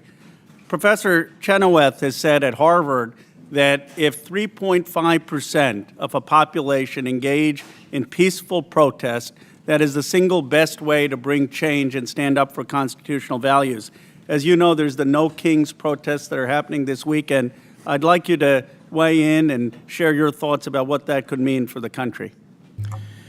Thank you, Congressman. And let me say that peaceful protest has been the avenue for so much positive social change in this country. I think about the civil rights movement as the best example of that. And it continues to be civil rights for LGBTQ people, civil rights for immigrants, et cetera. I encourage people to peacefully protest, and I have said that many times. I think, getting out your microphones and your megaphones, speaking up, speaking out, and very importantly, for people who can vote, go to the ballot box and vote. Too many people don't do that, and too many people don't stand up and speak out because they're a little bit afraid. And in this environment, I have to say, President Trump has created a situation where people are afraid. They're afraid, and they're afraid they're going to get targeted, because that is what's happening under this administration. People are getting individually targeted when they stand up and speak out. Thank you. Governor Walz, I thought you conducted yourself with such dignity as our vice presidential candidate, you and Gwen, and many of your former colleagues are really proud of how you ran. And one of the things even people who voted for President Trump said about you is he's so decent, he's kind, he deals with people with respect. What is happening in this country that we've started to demonize immigrants? When I grew up in Bucks County, Pennsylvania, it was 99% white. I grew up as an Indian American of Hindu faith. I never felt demonized, felt different, made to feel like I didn't belong. Something is going on where we've created a permission structure for that. How do we model the kind of decency that you've exhibited so that we become a cohesive community like this country has always been? Well, Congressman, thank you for the kind words. I think the people of this country expect us to do that. Look, I think we could all agree these horrific situations that happened, that have been highlighted in here, We all hate that, but we also lift up the great success stories. And I will just tell you, Congressman, on Tuesday night at 2 a.m., Minnesota has the most closely divided legislature in the country, 101 to 100. And we passed bipartisan legislation that kept us with a balanced budget, a AAA bond rating. We invested in our schools, we invested in our roads, and we did it with civility. We did it with an eye to the future, and we did it, Republicans and Democrats, with the idea that we are a nation of immigrants, and people simply want to make sure that if the laws are being asked to be followed, people are given due process. So I have to tell you, we have a model. It's our Constitution. We have a model on how to do this, and we've done it before. And I would just encourage all of us to be part of the solution rather than just continue to demonize each other. Thank you, Governor. Governor Hochul, I appreciate your speaking out about the Marines being sent into my state. I was horrified. There's just footage today of Senator Padilla being shoved out. I don't know if people have seen it, but he went to ask Secretary Noem a question, and the police literally grabbed the senator and shoved him out of the room. You know, the Marines, I want to get back to the Marines, though. I mean, the fact is that we have a principle called federalism in this country. No one in Los Angeles asked for the Marines. No one in California asked for the Marines. I mean, do people's voices not matter of what we want locally and in a state way? Tell me how you would feel if Marines were sent into your state or your senators were taken by the fists and pushed out of rooms. What is going on in this country? Thank you for the question. It's disturbing at so many levels. I mean, I served as a member of the Armed Services Committee when I served in this body years ago. And to think that the Marines are being deployed against fellow citizens, fellow residents, is unprecedented. Now, we have different levels of law enforcement to manage crowds. That's all this is a crowd. When it gets out of control, when it's violent, there must be consequences. And that's what the police are trained to do, whether they're LAPD or what we have in New York is one of the highest trained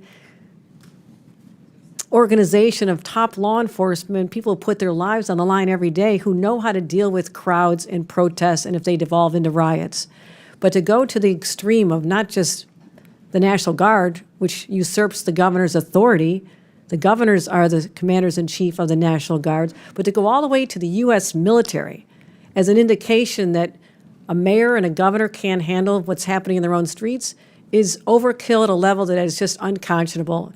And I hope we do not see this in other cities. We need to just calm the situation down, get rid of the criminals, we'll work together every day, and leave law-abiding individuals alone. Thank you. Chair recognizes Mr. Burchett from Tennessee. Thank you, Mr. Chairman. Governor Walz, you said that as long as you are governor, immigrants will be welcome in Minnesota. Do you find a difference between an immigrant and an illegal immigrant? A difference, their status? Is there a difference? Legal status or otherwise? Well, the legal status is different, but in Minnesota, we have a long tradition of welcoming. Okay. ICE in St. Paul arrested a criminal illegal alien who had been convicted for possession of child pornography on a work computer. Do you still stand by your statement that ICE agents are the modern-day Gestapo? ICE agents need to do a job, but they need to do it within the realm of due process and the law, wearing masks, no notice of who they are, no notice of the vans, and picking people up off the streets without that due process. I stand that is wrong and a road towards authoritarianism. I certainly stand by that. You know, I have one rule. I have a couple rules in my office, but one of them is never compare anything dealing with the Holocaust except for the Holocaust. I think that it desensitizes people about what really went on in Nazi Germany by making any comparisons there. Does Minnesota receive federal tax dollars for any programs that assist illegal immigrants? Minnesota's federal tax dollars are appropriated by you in Congress, and then we use state dollars under our laws. During the Biden administration, nearly $1.5 billion was sent to sanctuary states to pay for their illegal immigration policies, housing, health care. Governor Hochul, are crimes committed by illegal aliens preventable, in your opinion? Our law enforcement is highly trained in how to identify prospective perpetrators, but certainly we try to prevent crimes, and we also work to resolve them and make sure that if there's a crime committed, that people find their time in court and are incarcerated. That's how it's always worked. By definition, illegal aliens are unlawfully present in the United States. They should not be here in the first place to commit crimes. Don't you agree with that? It depends on the circumstances of coming over. I mean, there's civil violations, there's also criminals. So it's the federal government's determination on the status of an individual. If they're But I mean, if they're not here, the crime's not going to be committed. I think if there was not If they're not going to be here, ma'am, the crime is not going to be committed. If there was no one in our country, no no crimes would be committed. I suppose you could say the same thing. A young man in my district whose family is very close to me lost their son to an illegal alien, and I can guarantee you if that illegal alien, if we'd followed the laws of the land and there'd been some enforcement, that young man would be here today. Well, let me ask you this. Why did your state issue that say that you are welcome with open arms in reference to illegal aliens? That was a direct quote attributed to you, ma'am. It's a 400-year history we have in the state of New York of welcoming all. I don't know why we would change that now. Okay, Governor Pritzker, you mentioned in your opening statement that criminals have no place in our country, but Cook County released numerous criminal migrants last year, including one that was charged with raping a minor. Why would you release a criminal rapist back into your community? Thank you, Congressman. First of all, we don't need to release somebody if ICE or another law enforcement authority shows up with a judicial warrant. Then that's just the fact. And if somebody gets released, it's usually because they've had due process and determined not to be eligible to be held. That's okay. But do you know what happened after that individual was released? I don't. But again, a judicial warrant, if appropriate. I'll tell you, 17 days later, he was charged with a homicide. And in Cook County, he also released a migrant charged with domestic violence in August of 2024. You know what this individual was charged with 1 month later? No, sir, I'm not sure what. Aggravated criminal sexual assault and abuse of minor. And as governor, have you done anything to ensure local and county governments aren't releasing illegal immigrants charged with sexual or violent crimes? As a matter of fact, first of all, we chase down criminals every single day. We put them in jail. We try them, put them through due process. They get convicted. They get put into our correction system. We do that every single day. You're implying that we're not. We are. In fact, our law enforcement are some of the best in the country. They do their job. Well, if these laws were enforced, then I would assume these people wouldn't be back out on the streets so freely. How many programs does Illinois have that explicitly supports illegal immigrants? So we've created programs to deal with not illegal. I mean, we have one program that's related to undocumented people who are. I'm out of time, but most vulnerable. The answer is at least four. Health benefits for immigrants, HBIS, health benefits for immigrants, adults, HBI, retention of Illinois students, and equity RISE is the acronym for that act, in the Illinois Dream Fund. And I'm sorry I'm out of time, Mr. Chairman. I yield back. Chair, that's Mr. Min. Mr. Chairman, I'd like to finish the title of the article that I was trying to read into unanimous consent. Okay. Stunning. Senator Alex Padilla, California, was just forcefully removed from the news conference being held by DHS Kristi Noem in Westwood. Senator attempted to interrupt. That's the title? He was handcuffed in the hallway. Yes. Thank you. Mr. Chairman, for the record, he rushed the podium. He was being disruptive, and that is not conducive to a senator member was of elected forcefully body. shoved Thank you, to the Mr. ground and arrested. All right, order. Chair recognizes Mr. Min from California. I just want to follow up my Republican colleague's comments since he's talking so much about sexual assault and note that our current president was found civilly liable for sexual assault. I also want to note that Elon Musk, and for the record, just want to note that Elon Musk, who was once part of this administration, not so long ago, accused the president of being part of the Epstein files. So all of great interest and something perhaps we should look into some oversight on. But governors, I want to ask you a few questions. Please raise your hand if your state has any laws or policies that prevent ICE from enforcing federal immigration laws. Note for the record that no one has their hand up. Governors, please raise your hand if you're aware of any laws or policies that prevent federal authorities from enforcing immigration laws in any city or state in the United States. Again, no hands are up, and that's because there's no such thing as sanctuary from federal laws anywhere in this country. What is really at stake here is whether state resources, including National Guard troops, should be used for Donald Trump's immigration policies, or whether National Guardsmen should be used primarily for responding to state emergencies, supporting state law enforcement priorities, or whether they should be conscripted to support ICE. This is really a question about states' rights, and it's being starkly illustrated right now with what's happening in Los Angeles, just up the way from my district in Orange County, where the Trump administration has claimed authority to deploy 4,000 troops from the California National Guard. I also want to note that the existence of the National Guard is rooted in the Second Amendment to the Constitution. A well-regulated militia being necessary to the security of a free state, the right of the people to keep and bear arms shall not be infringed. The first part of that amendment, the part my Republican colleagues always forget to quote whenever they cite the Second Amendment, is the key part of it. A well-regulated militia being necessary to the security of a free state, with state being capitalized so that we know we're talking about the states in the United States of America. The Second Amendment guarantees the state the right to keep and maintain a well-regulated militia, which is the basis for the National Guard. So, Governors, I want to just try to set the record straight because I think it's not clear that everyone fully understands what a National Guard unit is, when and how they can and should be called up, and what activities they're restricted from engaging in.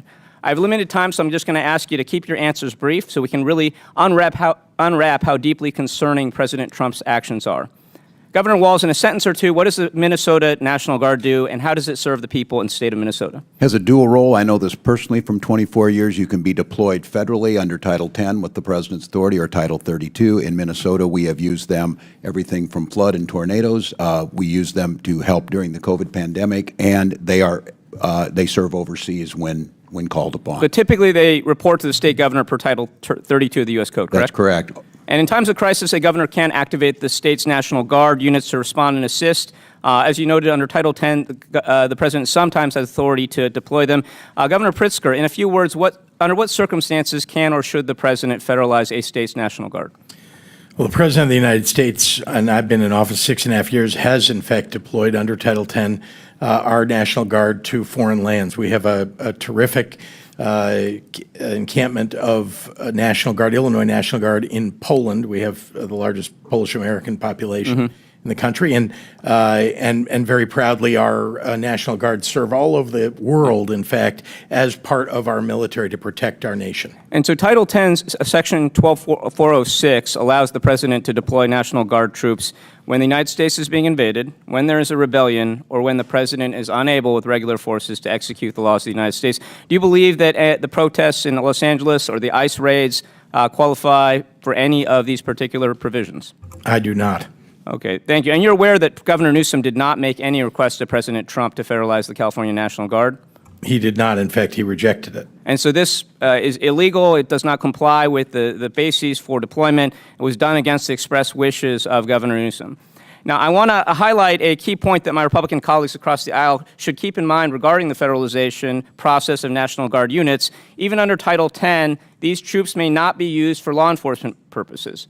And what we are seeing right now is a total violation of that. We are seeing them used to aid ICE raids. And I just want to note that ICE is acting largely as a civil organization at this point in time. Governor Hochul, correct or incorrect, being undocumented in the U.S. is a civil violation, not a criminal offense. Yes or no, please. I believe most cases are civil. In some cases, the federal government can determine that it's a criminal violation, right? And correct or incorrect, deploying U.S. Marines to support ICE raids constitutes a law enforcement purpose and not a national security purpose.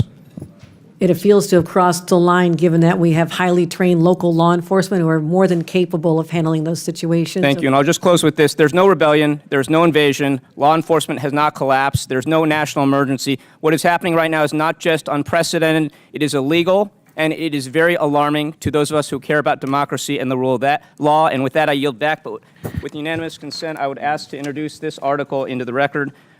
Marines to join National Guard troops protecting ICE agents. Without objection, so ordered. Thank you. Unanimous consent. Go ahead. Mr. Chairman, I ask unanimous consent to enter into the record this picture of Senator Padilla being knuckled in looks like he's being arrested and restrained by three police officers. I can't understand. We'll enter the picture without objection to order. Chair recognizes Ms. Mace from South Carolina. Thank you, Mr. Chairman. Welcome to the unofficial 2028 Democrat presidential primary right here on stage at the Oversight Committee. Governor Newsom must be seething. The three of you beat him to the stage, but he's a little busy right now defending illegals and defending Antifa, torching what is left of Los Angeles. Governor Walz knows the playbook. In 2020, he rolled out the red carpet for anarchists while Minnesotans watched their neighborhoods burn. You've turned your states into sanctuaries for illegals. You've done more to shield MS-13 than to protect the single mom working 2 jobs in Chicago, Queens, or Minneapolis. And you've worked harder against ICE than with them. So Governor Walz, and boy, does that feel nice to say the word governor, my first question is for you. Did you know the Nazis killed 6 million Jews during the Holocaust? It's a yes or no question. Did you know the Nazis killed 6 million Jews during the Holocaust? Pushing my button to Okay. answer. Yes, I believe that's historic. Okay, would you agree the Holocaust is the most horrific atrocity in human history? Yes or no? I think the Holocaust ranks amongst them, yes. Did you know the Nazi Gestapo imprisoned, tortured, and murdered Jews by the hundreds of thousands and committed genocide against the Jews?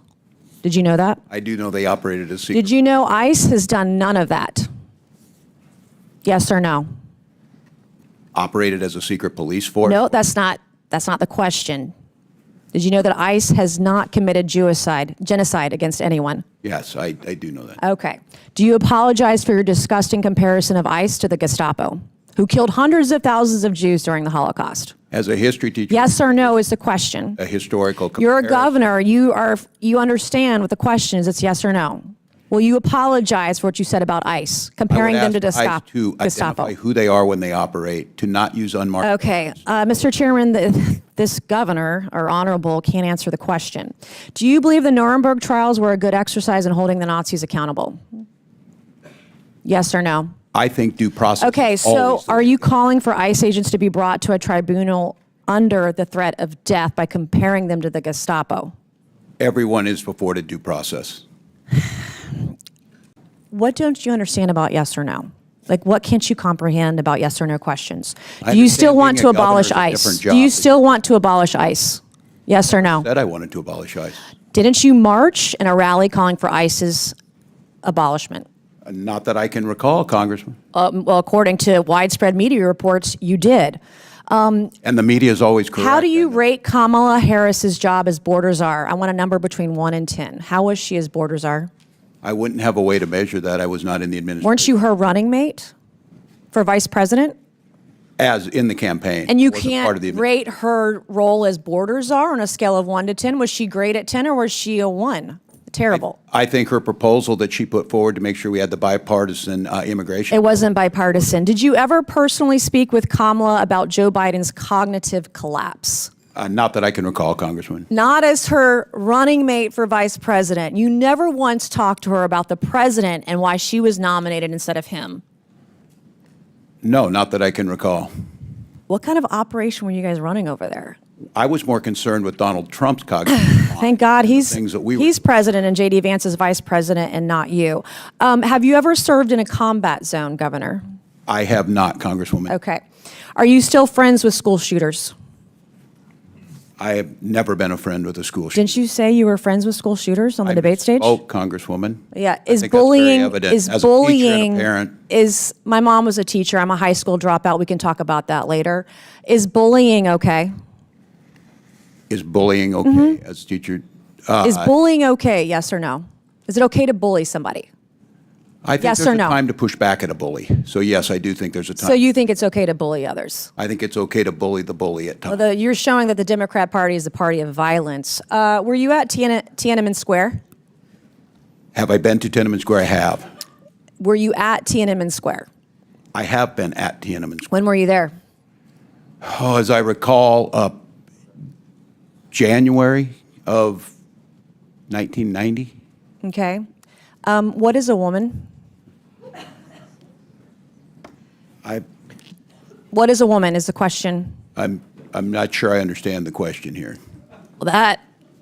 What okay. do you want me to say? This is. I want you to say that a woman like me is an adult human female, that men can't become women.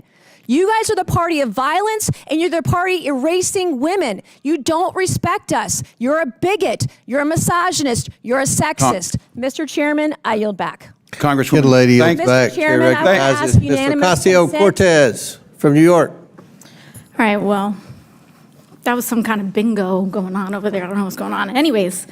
Oh, I know what's going on. Thank you. Thank you to the witnesses for coming here today. I apologize for the treatment that the four of you have been subjected to. And Governor Walz, I just have to say, I know you're getting a lot of grief from the majority here, but you know, we are talking about individuals who have cheered on an individual who issued a Nazi salute from behind the presidential seal of the United States of America, who have cheered on the pardoning of individuals who attacked the United States Capitol and flew a Nazi flag and the flag of the Confederacy, traitors to the United States, sworn enemies of the United States of America, through the capital of this nation. And now they want to act offended because someone has the courage to say, if it walks like a duck and it talks like a duck, maybe it's a duck. So I want to thank you for not wavering to their bullying, which is unconscionable and sad to see. So I just wanted to let you know that, Governor. Thank you. Thank you, Congresswoman.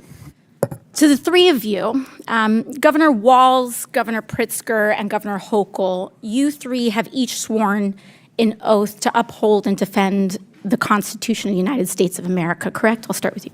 Yes. Yes, ma'am. Yes, I have. And I imagine that also includes the Fourth and Fifth Amendment protections for due process and the rule of law. It does. Sure does. Yes. And that means protecting your people in your states, U.S. citizens and every individual, because that is what makes America great, that we are a land of the free and of rule of law, to protect them from infringements of their civil liberties, correct? Now, what we are seeing is a pattern where ICE is breaking the law. We have the detention of a U.S. citizen who has been detained by immigration officials. We have ICE here that has also blamed and arrested U.S. citizens for being simply suspected of being an immigrant, largely because of their appearance. In January, a Chicago-based U.S.-born citizen, Julio Noriega, was arrested by ICE and held in custody for over 10 hours. In April, a Florida Highway Patrol officer pulled over Juan Carlos Lopez Gomez, a United States-born citizen, and arrested him on suspicion of being in the country illegally. He had his real ID, his Social Security card, his mother presented his birth certificate, and they still didn't let him go. In May, U.S. citizen Leonardo Garcia Venegas was filming an ICE raid. He was arrested by ICE. In May, a veteran and U.S. citizen who is Puerto Rican, was detained during an ICE raid at his workplace in New York City. That's called a paper bag test. And your job, Governor Hochul, is to protect people from that kind of infringement, correct? Yes. Because all of us must adhere to the law, and no one is above it. So if a U.S. citizen tries to break the law, or if an ICE officer tries to break the law, your job is to uphold the law, correct? We absolutely uphold the laws of the United States Constitution and the Constitution of the State of New York. And sanctuary states are about U.S. citizens as well, having sanctuary against the attacks on our constitutional rights from illegal search and seizure. There is nothing preventing ICE from issuing a warrant and you having complete compliance with their request. Correct, Governor Hochul? We comply in cases where there's been criminal activity alleged. Yes, we always do.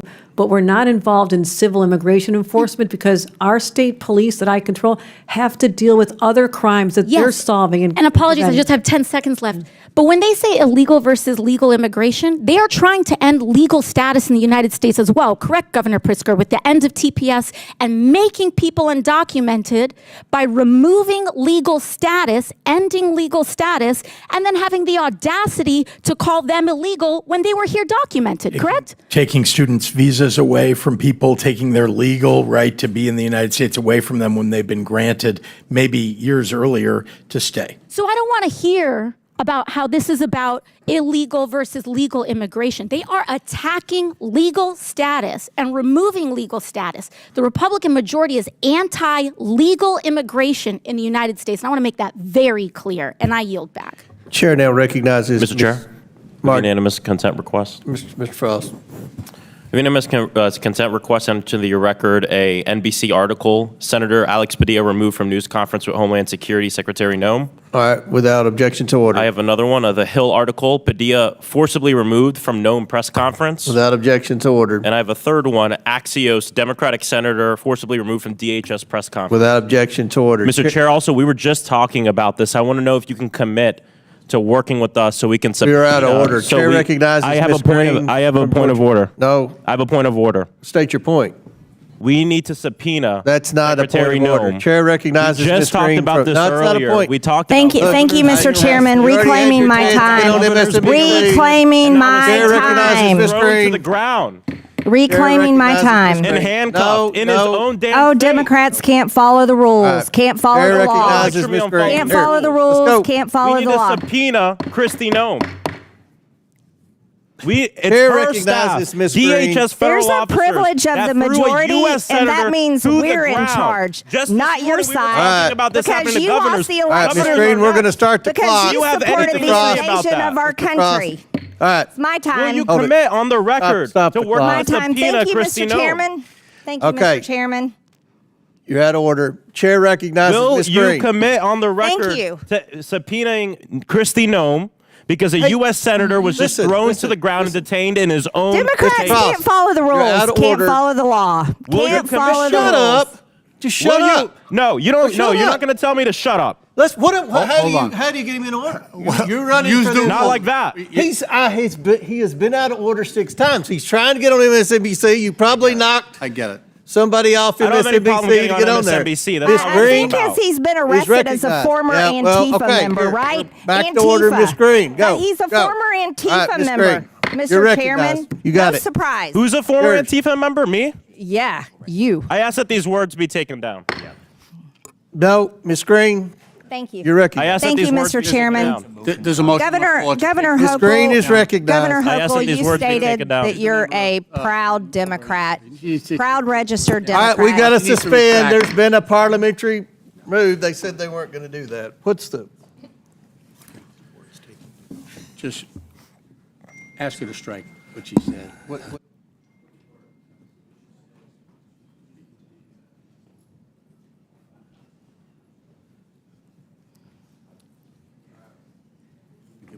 Okay. Suspend for 2 minutes.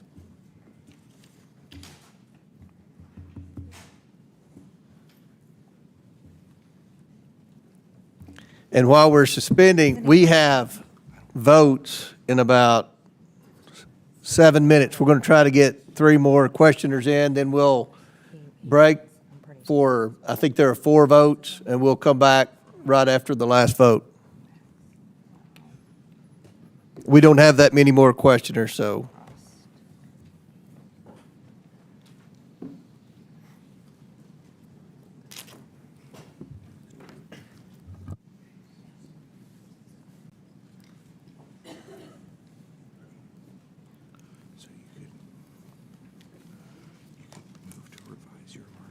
Let's see if that's the whole thing, though.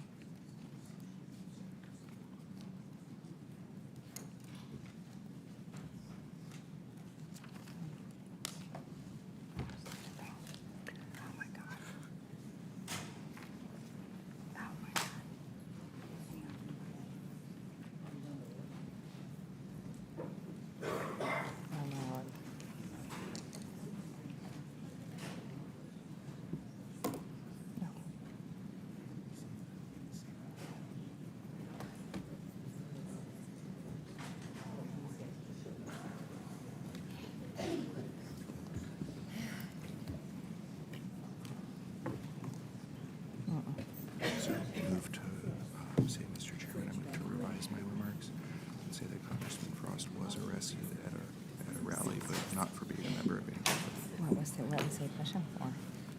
Because did he want to be close to that? Prerequisite when so many people across our country are not doing it. So you can say, I move to revise my remarks. Mr. Frost was arrested at a rally for moving to have illegals votes. But not member of Antifa or something like that.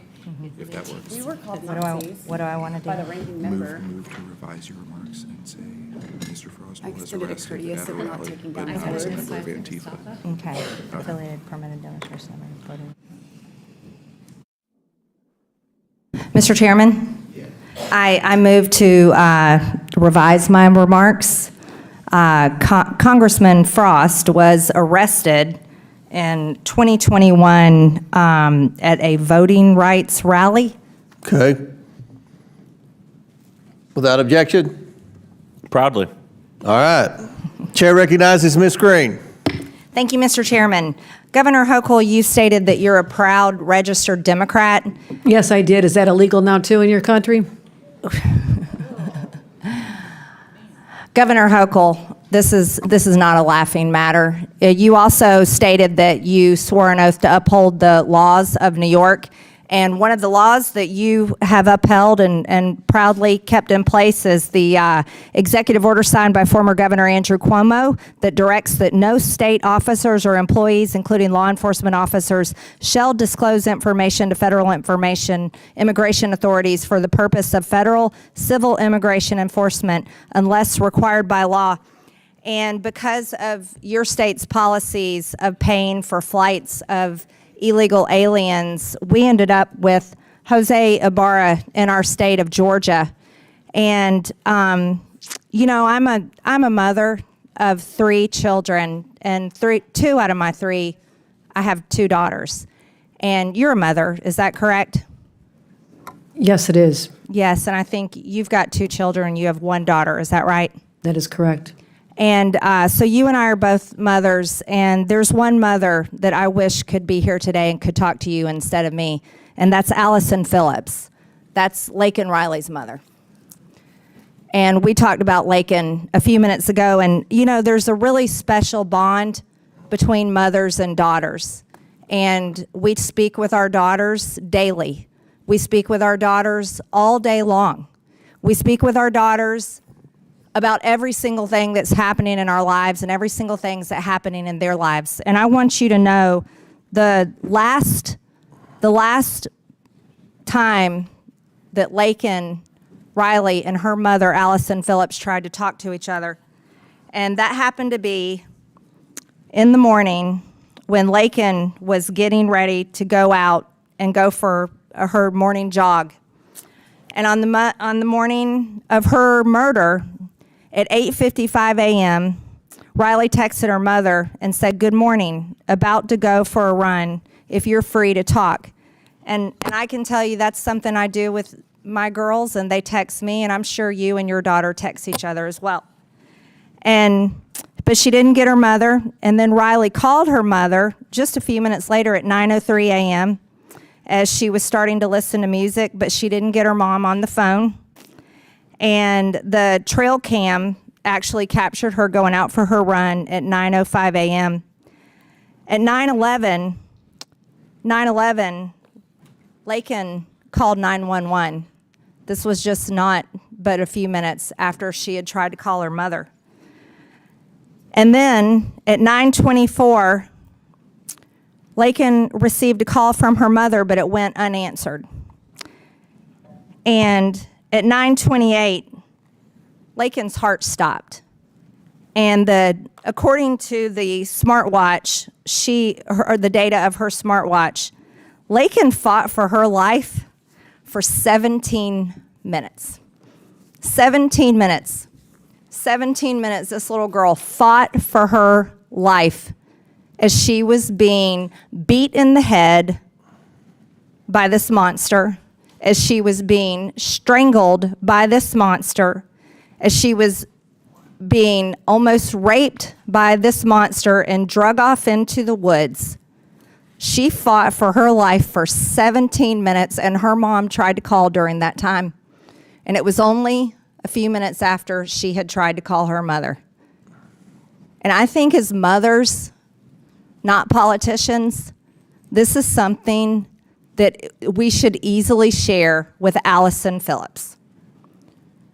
So when we are talking about the laws in place and the policies that we uphold as elected leaders in this country, do you know who we should be thinking about?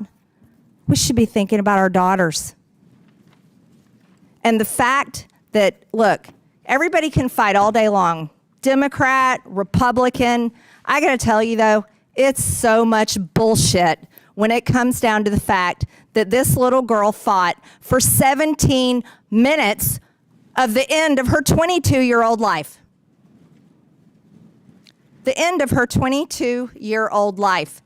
And Governor Hochul, for the love of God, as you are a proud, registered Democrat, I don't know how on earth you can uphold laws that protect and give aid and comfort to monsters, especially one that was arrested in your state and let go because of your policies in your state. And I can't comprehend it, Mr. Chairman, just one more second. Laken Riley and her mother deserve to have one last chat. Like, you know what? Me and you get to have chats with our daughters. Mr. Chairman, I yield. Yield back. They've called votes. We're going to try to get two more questions in. I'll recognize Mr. Davis from Illinois and then Ms. Luna. Thank you, Mr. Chairman, and I thank you and the ranking member for letting me wave on to this hearing. I want to thank all of the witnesses, all of the governors who've been here and who've been here all day. But I also want to thank you, Governor Pritzker, for the outstanding leadership you have provided to the state of Illinois. Our state is characterized as being progressive and humane.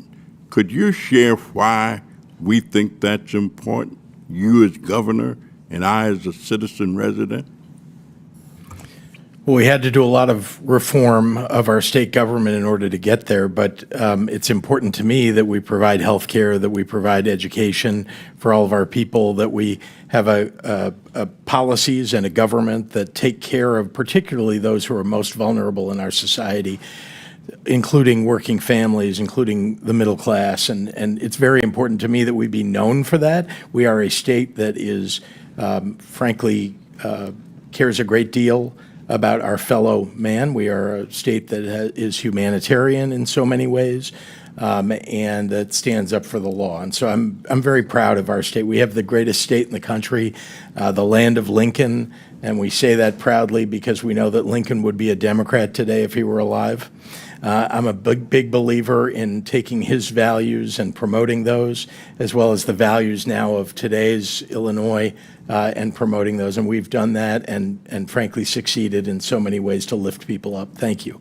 Well, thank you. We're proud of you and your leadership, and I yield back, Mr. Will the gentleman yield? Gentleman yields back. Chair recognizes Ms. Luna Mr. from Chairman, Florida. point of inquiry, did you skip me in the order on purpose? Just curious. It must have been an oversight, Mr. Moskowitz. Well, this is So the Chair Oversight recognizes Committee, Ms. which has Luna. lots of oversight. Gentlemen, please. Chair I'd like to ask recognizes my Ms. question. Luna. I just, suppressing free speech. It's Ms. Luna. Thank you very You're much, recognized. Chairman. First and foremost, I would like to take this opportunity to educate the American people on what's really happening right now with these riots. So I see right now there's a lot of back and forth and finger pointing, but the fact is that there is a financial tie to these riots, tied to immigration, that actually leads right back to the Communist Chinese Party. Straight up, the LA riots have been organized by an organization dubbed PSL, the Party for Socialism and Liberation, funded by billionaire Chinese activist Neville Singham, who spends parts of his year by living in Shanghai. In addition to that, although he is not a registered foreign agent, he accepts a lot of money from the CCP and then turns around and funnels it right into some of these violent protests that we're seeing. But it doesn't just stop there. This is not the only organized protest that's using brown people and immigrants as a ruse to push their communist and Marxist agenda. Mr. Walz, thank you for coming in today to testify, or Mr. Walz. Real quick, is it true, yes or no, that you are speaking at the June 14th Twin Cities No King rally? I can't confirm that right now. That Okay. could be true. Okay. Just so you know, they're advertising you speaking there. Okay. The graphic's actually on X right now. I'd be happy to provide it for you, so I'll take that as probably speaking. Is it true also, I know on your campaign, that you had admitted to visiting China anywhere from 15 to 30 times, sir? Yes or no, please? I did live in China and No, visiting, sir, in addition to living there and in addition Yes, to having, okay. that's correct. All right. Also, too, I'd like to note that during your time in Congress that you filed for a $5 million earmark that actually was secured. $2 million of it went to the Harmel Institute that actually collaborated with the Wuhan Institute. Also, the Department of Homeland Security, sir, just to you, so that you're tracking, actually had an internal memo that was released that stated that the government of China considered you a prime target for influence operations. I'm letting you know that now because I do believe that you should be made aware of, if you are not already, that you are working with and going to be speaking at an organization and rally that not is just funded by Christy Walton, the heiress of Walmart, but also has ties to the Chinese Progressive Association, largely funding it, that actually brags on their website that they are pro-Maoist. Also, too, funded by the National Endowment for Democracy. I know there's a lot of people on this committee that don't like billionaires interfering in politics, but say nothing when George Soros gets over $260 million from USAID through the last administration that's then funneled into some of these nonprofits and organizations. So I guess my question for you guys is, now that I've made you aware that these riots are not about illegals and they're not about immigrants, if they did, they would have been protesting under Barack Obama, who's also dubbed the deporter-in-chief. And frankly, I think many of you would say that Barack Obama was a good president. Are you going to say that Barack Obama wasn't a good president? Yes or no, Governor Walz? Do you think he was a good president? Do I think Barack Obama was Correct. the president? I think he did a good job. Okay, how about you, Governor Pritzker? I think he did a good job, yes. Hochul? Hochul, and yes, he did do a good job. Okay, next. Perryman? I think President Obama did a good job. So then you would understand that Barack Obama had the very same policies, for the most part, on immigration that Republicans are parroting today, and yet you guys are sitting here saying that we're Gestapo. And what I would tell you is that what happens with open borders is that the real people that are coming here, the ones that are exploited, actually it hurts people on both sides, not just Americans, but the illegals. Some of you had said here to the actual committee that you are doing what you can to assist these people. But what I would say is that your policies aren't actually done from a place of understanding and sympathy. I would say that it's actually doing the exact opposite.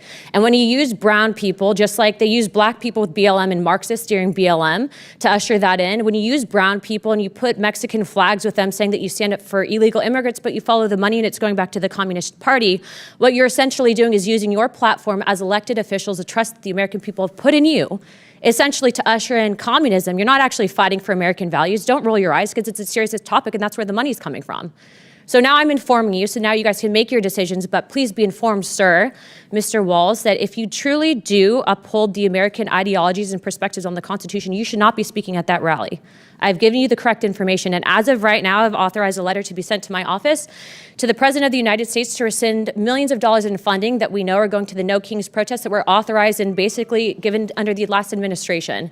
That is what Congress is supposed to do, not point fingers, not blame people, but actually ensure that the American people are protected and not fighting for foreign interests, foreign governments, and also the communist. Will the gentlelady yield for a question? No.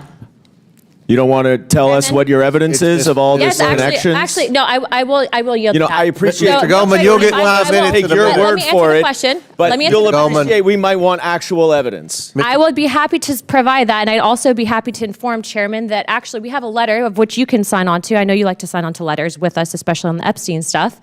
But we actually have a letter going out to Neville Singham on Friday, and it's actually signed by every single member of Oversight. I'd like to extend that to you because that letter is calling him to testify, and it's also calling for his financial transactions.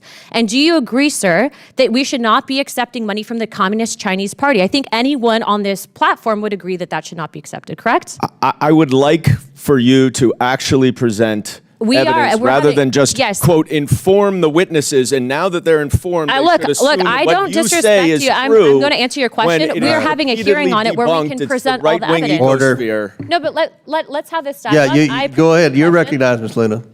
We are going to be having a hearing, and you can gavel on to the hearing. I'd appreciate you to do it because the fact is that the Democrat Party, remember, Is it going to be as good as the Biden impeachment hearing? Mr. Goldman, you'll have 5 minutes in a moment. Let's focus real quick. Well, Mr. Chairman, like to she's go out of a step time. I just think further. you're trying not to let me talk. Guys, if you guys want to talk about it, I'll answer the question. But Mr. Singham is also funding Code Pink through his wife. You know, it's my turn. Can we ask Elon to divest from China while we're at The it? lady's time's expired. The lady's time's We'll expired. be having the hearing. Y'all are invited. We might have you guys All back. right, thank you. Before we go to votes, which have been called, I'm going to recognize Mr. Donalds for unanimous consent. Mr. Chairman, I want to submit a letter into the record from Congressman Richie Torres to Governor Hochul, speaking specifically about that the Penn Station Center is actually being led by MTA, where the chairman is actually appointed by the governor of New York, and the cost overruns are $7 billion. Without objection, so ordered. And again, the witnesses, I apologize. The votes were supposed to be at 4 o'clock when we scheduled this. They've been moved to 3. We have 4 or 5 votes. We'll come back here as soon as the votes are the last vote. So pursuant to the previous order, the committee will recess for floor votes. The committee will return 5 minutes after the last vote. There are only 7 or 8 more questioners, so the committee stands in recess.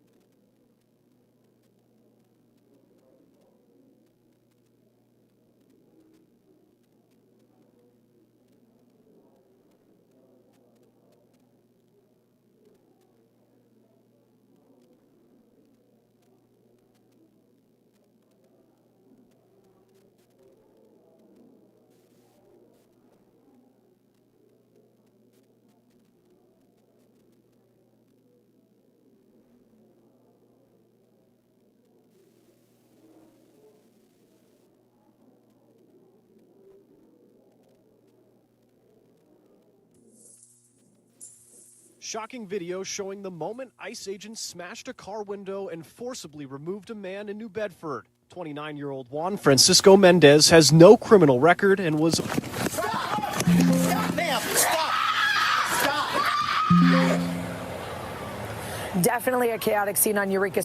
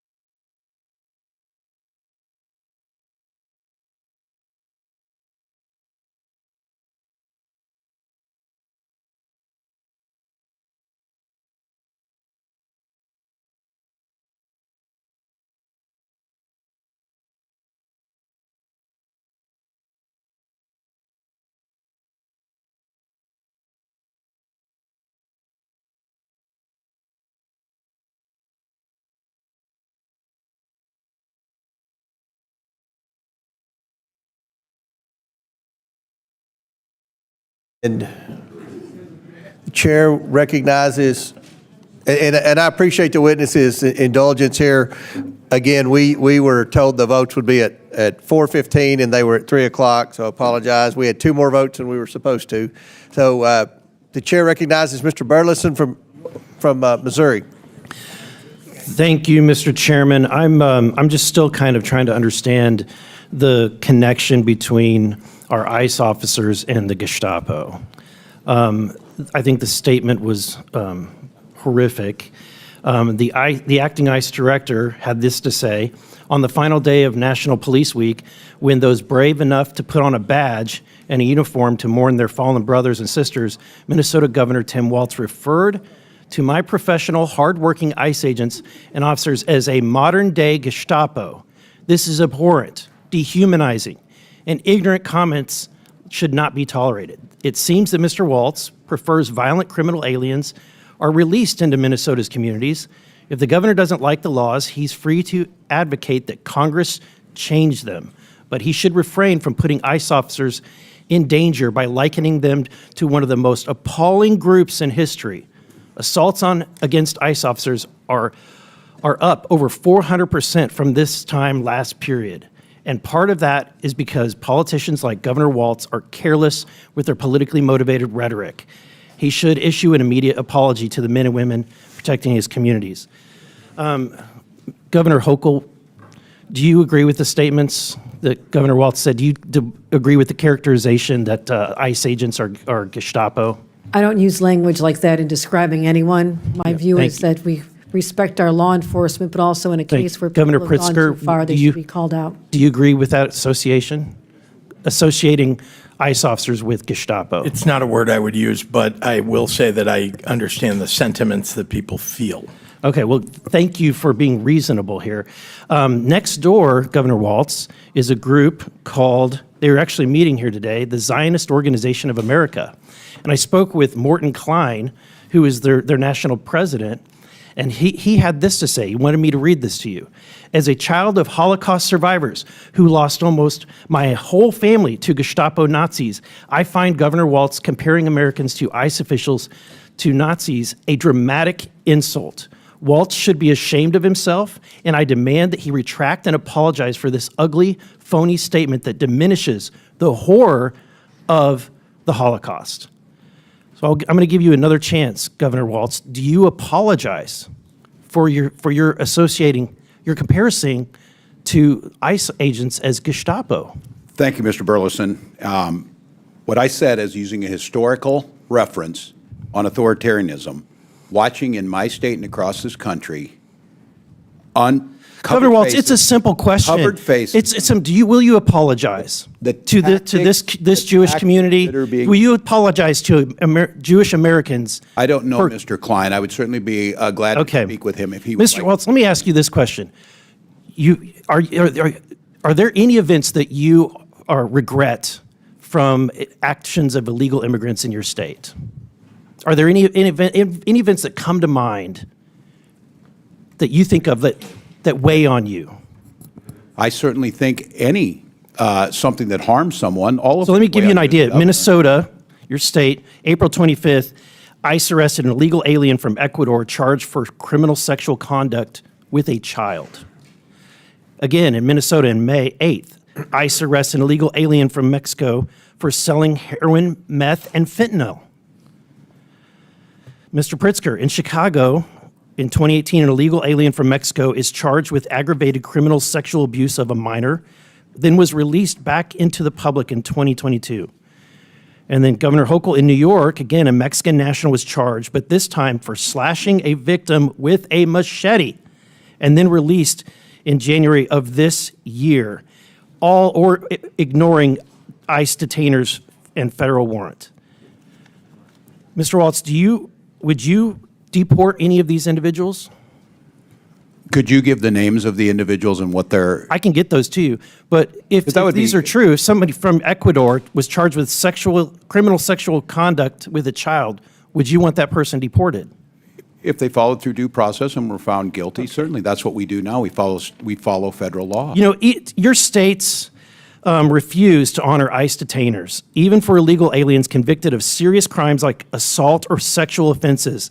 The ICE data shows that 56,791 illegal aliens booked for serious offenses in 2025 alone, including over 3,000 for sex crimes. And that's why we're here today. Thank you, Mr. Chairman. I yield back. Gentleman yields back. Chair now recognizes Mr. Crane from Arizona. Thank you, Mr. Chairman.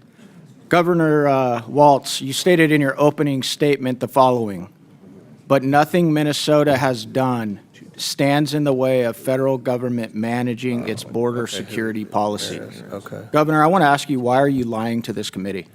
I am not. Who's the top law enforcement officer in the state of Minnesota? The top law enforcement officer? Attorney General. Yeah, that's right. What's his name? What's his name? Are you asking me, do you know his name? Do you know his name? Do you know his name? I know the AG Ellison. This is an article right here I'd like to submit for the record. Minnesota AG says will not enforce federal immigration laws as DOJ threatens to prosecute officials who resist. Without objection, so ordered. Why are you lying to this committee? That is the top law enforcement officer in your state who's saying he will not comply with the federal government. Nothing in his opinion changes the fact that state law requires all state and county officials to ask for immigration status when a convicted felon is No, committed. I'm sorry, Governor. He is saying he will not comply with federal laws. That's your top law Nothing in this enforcement opinion officer. changes how You're we- lying and misrepresenting yourself to this committee. Now I want to ask you this. Do you think in that line of questioning, free health care, food assistance, free college tuition, driver's licenses, and cash assistance, do you think that that's helping or hurting this government manage its border security and policies? Well, Minnesota ranks first in health care. We rank third in safety on our roads. Let me answer that for you. It's actually hurting because what It's you've making my state created safer is and more you've created a prosperous. state that is now a magnet that is There's drawing no law. illegals There is no sanctuary to law in Minnesota. Minnesota, Congressman. I know you guys haven't put it that way on the books, but your state has everything, every element in it that is consistent with the sanctuary state. That's Moving incorrect. on, Mr. Walz. How about you calling ICE agents modern-day Gestapo?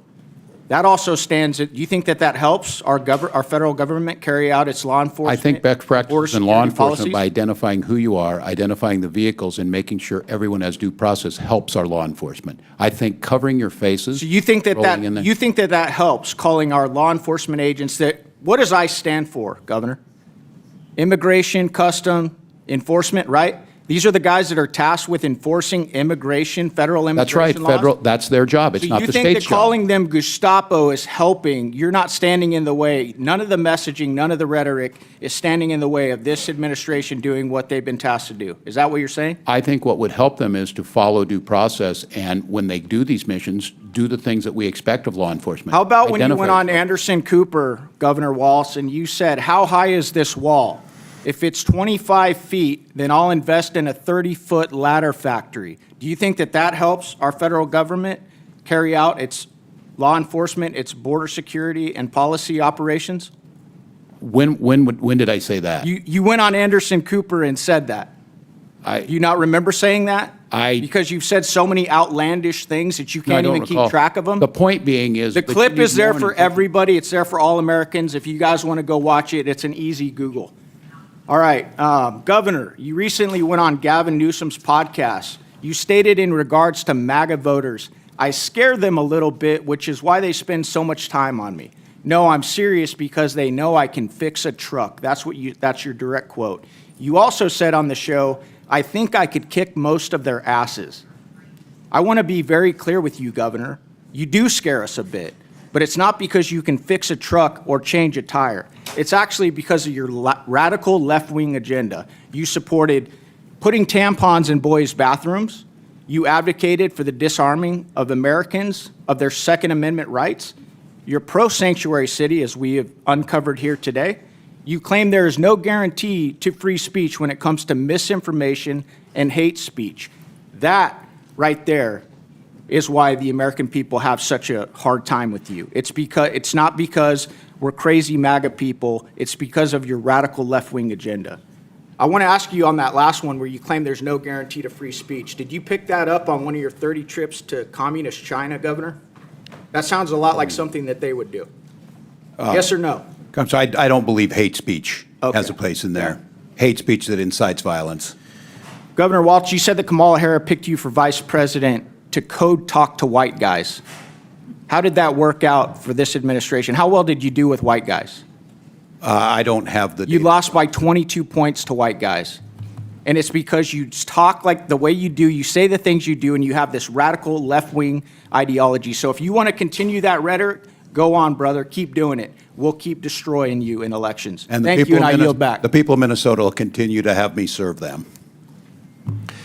Chair recognizes Ms. Ramirez from Illinois. Thank you, Chairman.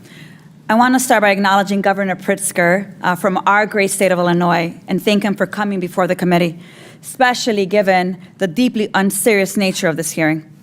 I want to start by asking Governor Pritzker a few questions. Governor, you have said that actions that bring all branches of government to stand in respect of one another underpin the guardrails of democracy. Is it your assessment that this administration's actions reflect the commitment to stand in respect of all branches of government or honor the guardrails of our democracy? Thank you very much, Congresswoman, and it's good to see you. This administration has ignored court orders. This administration has ignored the laws that have been passed by the Congress. This administration is, in many ways, telling its agencies not to follow what the laws and the regulations that have been on the books. And this administration has been going after people individually and as groups that they believe are opponents of theirs, political opponents of theirs. That is not the way that a president ought to operate.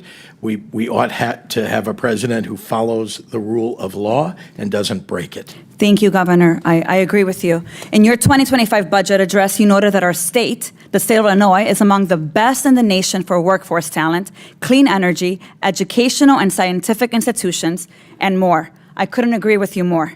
Our economy is over $1.1 trillion, the fifth largest in the U.S. and the 18th largest in the world.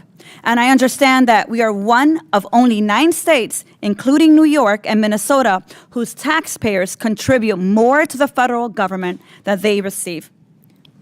So I just want to make sure I put that to the record. This is who we're putting here at a hearing.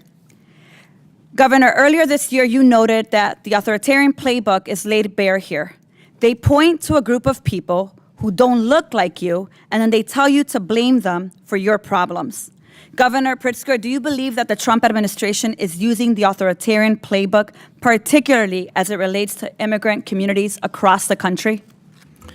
It's clear when you look at every action that they've taken with regard to immigration since they've taken office, including going in and attacking our communities in the state of Illinois. I think in the first week in office, Tom Homan bringing Dr. Phil with him unseriously, and then bringing the very serious ICE officials in to break down doors, to scare communities, to keep people from going to work and so on. It is clear that they are targeting communities of people who don't look like them and going after people that they think are opponents of theirs or including United States senators, Governor. Including, thank you, and Alex Padilla. And by the way, I want to say to all of you on both sides, but particularly those on the Republican side, that I cannot believe the disrespect that was shown to a United States senator who was thrown down, handcuffed, and not allowed to ask a question of our Secretary of Homeland Security, Kristi Noem. That seems completely irrational. Governor, I agree with you. And because I have a limited time, I actually want to show the footage because I think what you're saying has to be seen here. I'm going to ask now that we play a clip of Senator Padilla being wrongfully arrested while we're in this hearing. Go ahead and play it. A United States senator. I want to make sure that people see. He's in my hands. Go ahead. Put him behind my back. All right. Cool. One hand. Lay flat. Lay flat. Other hand, sir. Other hand.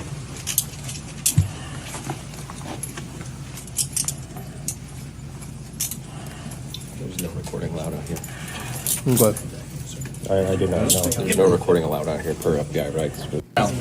They don't want you recording so that you don't see how they violate due process repeatedly. I want to make sure that you see that footage. This is a United States Senator asking a question of Secretary Noem, and in return, he is pulled from the press conference, shoved down to the floor, slammed to the ground with handcuffs, arrested for doing his job of oversight. So let me go ahead and make sure that I say this clear, because I serve in Homeland Security, and I can tell you for a fact, they are weaponizing the government and the military against U.S. citizens to exert control and suppress dissent. I call that authoritarianism. We've seen it before. Here's the point: terror. That's what they're doing here. This hearing is a witch hunt against the governors that run successful cities, and we need to call it what it is. What we need here right now is Secretary Noem answering questions and oversight why the hell she thinks that what happened to the senator is acceptable. With that, I yield back. Gentlelady yields back. Hopefully you'll get to see the beginning of that tape when he approached the podium where the secretary was. You hadn't seen To that ask yet? a question. Mr. Chairman, on the full statement of the committee on the Democratic side, Senator Padilla is currently in Los Angeles exercising his duty to perform congressional oversight of the federal government operations in Los Angeles and across California.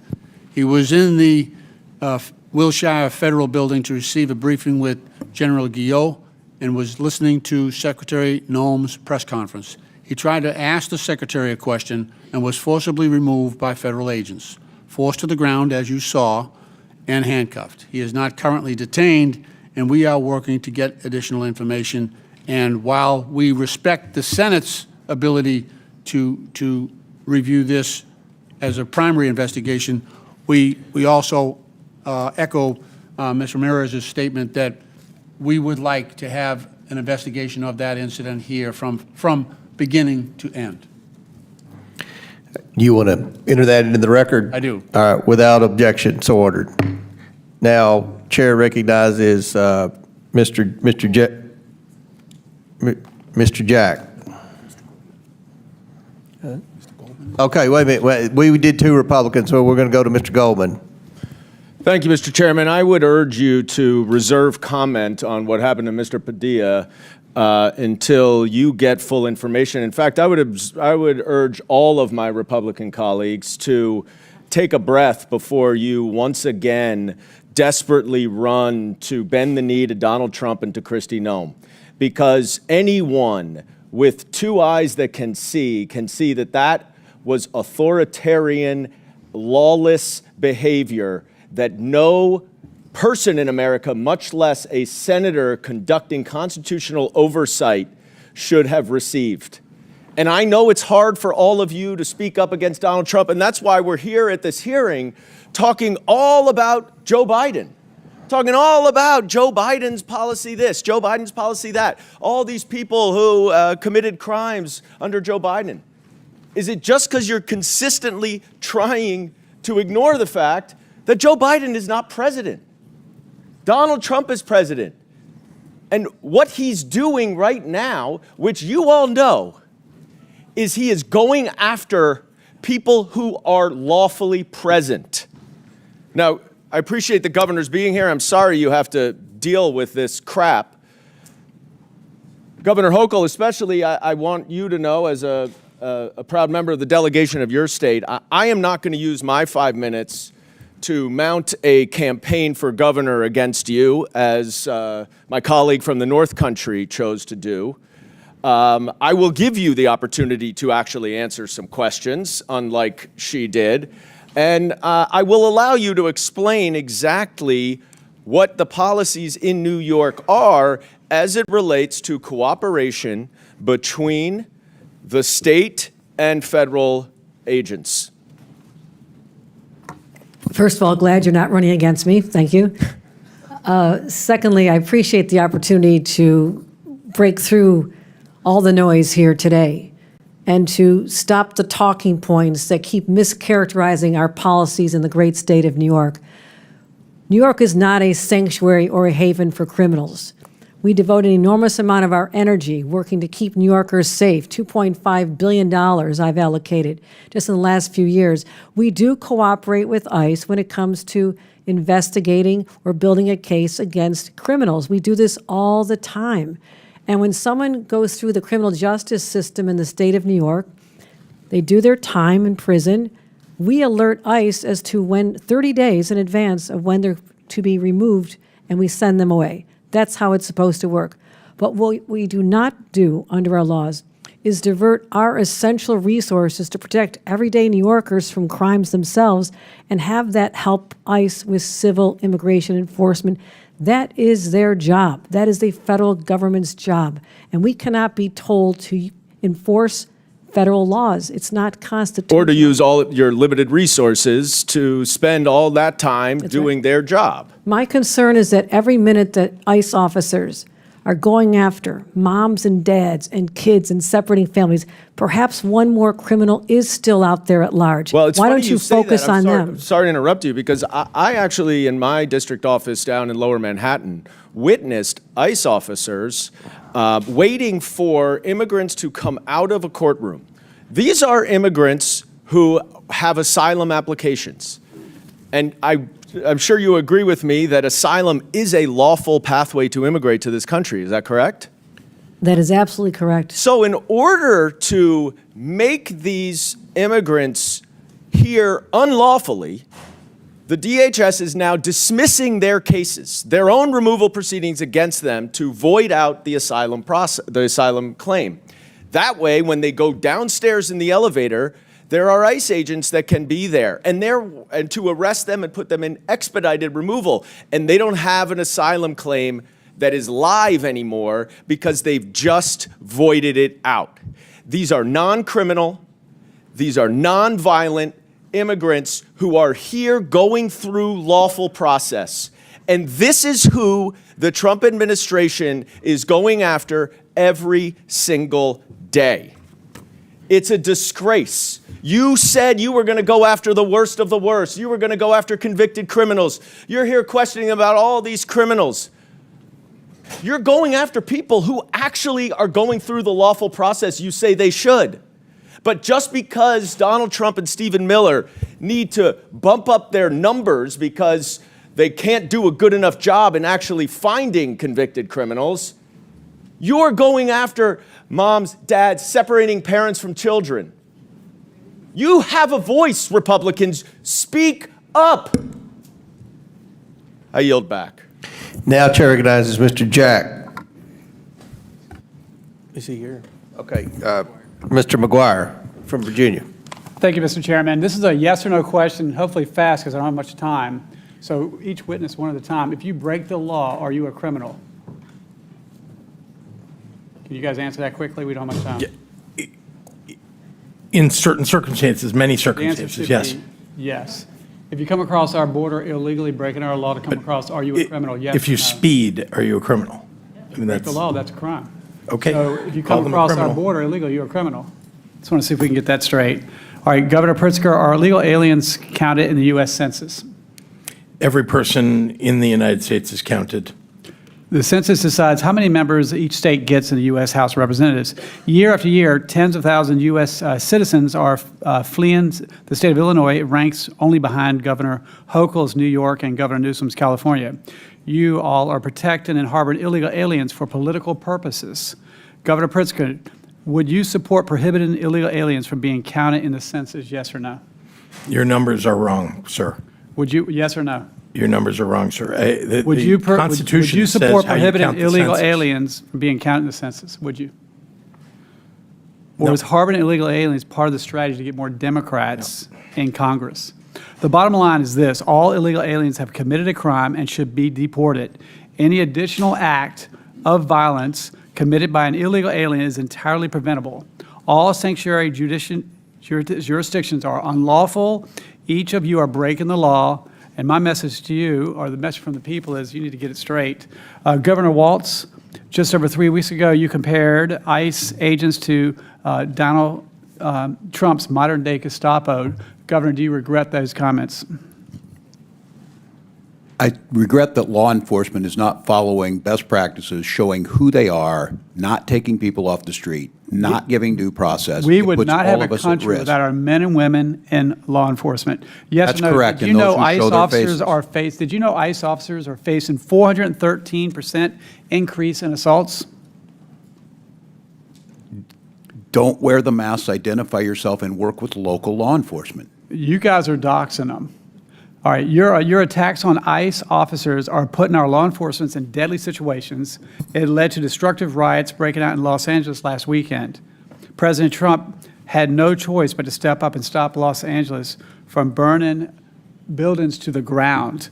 Did you see videos of rioters throwing rocks through the windows of police officers' vehicles while they were driving on the highway? Did you guys see that? We wouldn't have a country without our men and women in law enforcement. In 2023, you signed legislation to expand eligibility to illegal aliens for taxpayer-funded health care, Minnesota driver's license, and free college tuition. America Last policies. Let's take a look at some of the illegal aliens you so boldly want to support with taxpayer funds. I'll probably say his name wrong, but Abrahashad Alimi, illegal alien from Somalia. Criminal history includes convictions of murder, DUI, and disorderly conduct. Eric Martinez Mondragon, illegal alien from Mexico and known member of 18th Street Gang. He served time in robbery and possession of a firearm. And Marco Granda, illegal alien from Ecuador. He was convicted for criminal sexual conduct of a child. The taxpayer-funded incentives you are providing in Minnesota bring in vicious thugs who are robbing, raping, and killing your citizens. And American people are tired of these America Last Marxist policies. We need more patriotism. You know, when I look at a MAGA, to me it means make America great again for all Americans, regardless of party, race, religion, or creed. America first, and that's why we won the presidency and we got the Senate and the House. If you had a basketball team and you hate your basketball team, you will never win. And we have a heart and love all people of the world, but if we can't take care of our country, if we're allowing these illegal criminal aliens to rob, rape, and kill the American people, that is wrong. And that's why we won, and if you guys keep that up, we'll keep winning. Congressman, can I respond to the two cases in Minnesota? I think it's important to the hearing we're having. You want to know what we're doing.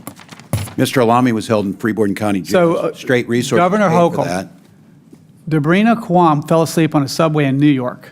While she was asleep on a train, she was set on fire and killed by an illegal alien from Guatemala. This could have been prevented. And what upsets me or strikes me the most is that in Democrat-run cities, people are so desensitized by the violence and the policies that people just stood by and watch that happen.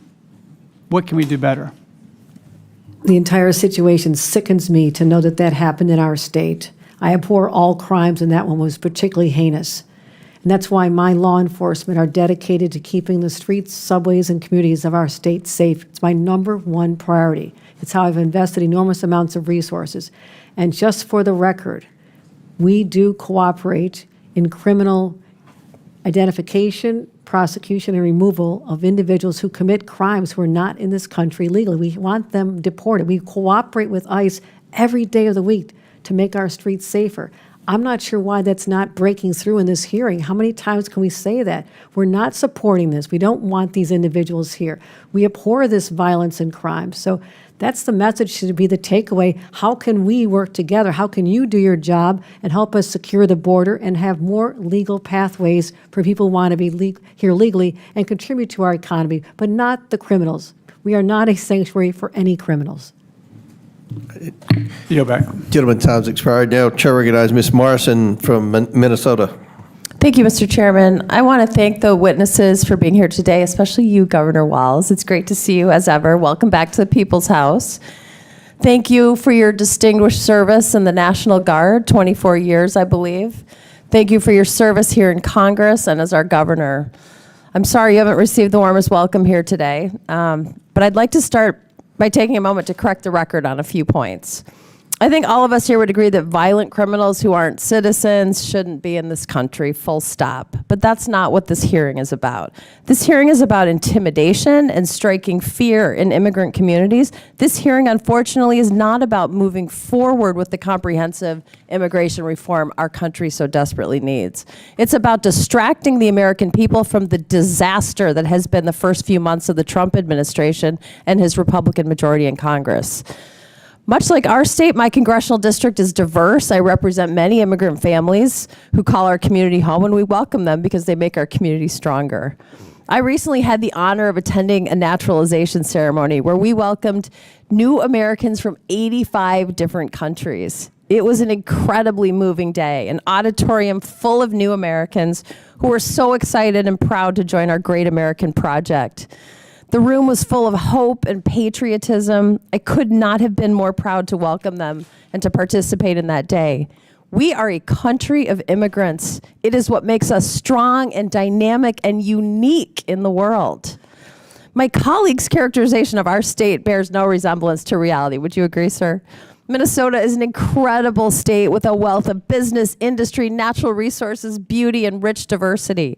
And it's a state where working families thrive. As you know, Governor, we worked together for 6 years when I was in the state legislature, and I am so proud of what we accomplished during that time. We delivered for the people of Minnesota the largest middle-class tax cut in the history of our state, historic investments in education, created a paid family and medical leave programs that allows working parents to care for their children and their loved ones, codifying the right to comprehensive reproductive health care, and providing school breakfast and lunches for K through 12 students so no child in Minnesota goes hungry. If we want to talk about protecting our children and families, let's talk about the chaotic tariff war President Trump started, which is serving only to make life less affordable for families and is decimating small businesses. Let's talk about the 16 million people who are going to lose their health care, or going to have their health care taken away from them by the Republicans and their ridiculously named Big Beautiful Bill. Let's talk about the millions of children who will go hungry if the Republicans are successful in taking away their food assistance. Governor Walz, since my Republican colleagues want to talk about threats to our children and families, let's talk about food insecurity. It's now been over 2 years since you signed the school meals legislation into law. What has been the impact of this program on fighting child hunger in Minnesota? Yeah, well, thank you, Congresswoman, and we miss you in Minnesota, but glad you're here. Well, the direct impact to families is a savings of about $1,700 a year to those families that they're able to see, and mostly middle class. But the real impact is on educational achievement. Last year, Minnesota was able to notch the highest graduation rates in our state history. We also see school attendance rates go up. We see better behaviors, less discipline from it. So it's a smart investment. It's the right thing to do. And the payoff for Minnesota is we have a healthier, better educated workforce, which is why Minnesota almost always ranks near the top in quality of life indicators. Thank you, Governor. Now I want to talk more about the Republican plan to take food assistance away from our children and families. If their budget becomes law, it will be the biggest cut to SNAP in history and jeopardize food assistance for millions of families across the country, including 100,000 Minnesotans, many of whom are children. Would you agree that the Republican proposal to cut SNAP is one of the biggest threats facing children and families in Minnesota right now? Yes, coupled with Medicaid and Medicare cuts. And also, Governor Walz, I just want to give you a moment to, if there's anything you'd like to clarify that's been said in this unbelievable committee hearing today. I don't even know what the adjective is. Well, thank you, Congresswoman. I know we have like 30 seconds. Look, we're here to work with you. You've heard time and time again. We have a job to do as governors. The federal government has a job to do. Not doing ICE's job is not interference or not wanting to get these people. And the gentleman asked the question and then left. The gentleman he brought up with, we held him, we paid for it, we called DHS before he was released. The second one he mentioned, DOC called DHS prior to his release. We do that every single time in Minnesota. That law has been on the books for many years, and that's how we implement it. So I just don't understand why we don't want to work together to be successful. None of us want the criminals on the street, but I certainly want immigrants in Minnesota who are contributing to our quality of life. Gentlelady's time's expired. Thank you, Governor. Chair recognizes Ms. Bobert from Colorado. Thank you, Mr. Chairman. The Los Angeles riots are certainly a shameful explosion of lawlessness that we are once again seeing. The narrative has changed in these riots, but it's certainly the same type of actors. We're seeing businesses torched, cars torched, families uprooted, certainly communities that are scared. And this is by no means a peaceful protests. It is absolute chaos, and rioters don't get a free pass to burn down cities just simply because they're mad, because they are mad that our nation's laws are being upheld, that our federal agents are upholding their oath and doing what they were hired to do. Our first responders deserve respect. They do not deserve to have rocks thrown at them and to be injured. But, I mean, let's be honest, this violence didn't really spark in a vacuum. Sanctuary policies are a magnet for trouble. They shield criminals, undermine the rule of law. And, governors, I've sat here and I've heard you today. You say that safety is your number one priority. You want your communities safe. You want your people safe. And Governor Hochul, you just asked, how can we work together to ensure that that happens? Well, that's exactly what we want to do in this hearing. We want to work together. We want to talk to you about your sanctuary policies that are actually preventing us from working with you to keep your community safe, because we want them safe as well. I have the same policies in Colorado that restrict our local law enforcement officers from coordinating with federal agents. And some of my counties have issued lawsuits to try to end that. But this is serious, and we owe it to every American to restore safety and enforce our laws. It's been stated that this is a federal law and it's not your job to uphold the federal law. Well, we're not asking you to uphold it. We're just asking you to kind of step out of the way and allow the federal government to do the job, to uphold these laws. When you have someone, don't wait until they commit a violent, heinous crime before we know their immigration status. So now we're seeing these riots everywhere. We've heard in 2020 that everything was mostly peaceful as cities burned down, as people lost their lives, as law enforcement officers lost their lives. So I just want to ask you three governors, yes or no, is the destruction of private and governmental property, is that something that fits under your definition of a peaceful protest? Governor Walz, yes or no? No, it does not. Thank you. Governor Pritzker? I find it hard to believe that you're lecturing us Yes or about no? peaceful protest. Look at what Yes or happened no? January 6th here at the Capitol. No, what we're The seeing in attack LA on is our an democracy. insurrection. You want to talk about That an is an insurrection? This is an insurrection. absolute insurrection. You don't They are- understand what insurrection I is asked when you a people yes are or trying no to question, overturn an sir. election And here I'm at showing- the Congress. I started this off You showing were you here. the They were quorum, and I would attacking you, by respect the way. the same. I would expect the same. I'm answering your question. It is outrageous it- that you are asking is us it these peaceful questions to when you're the one condoning to destroy pardoning of people who attack private and police government property right here at our Governor Capitol. Governor Hochul, it's been a long day.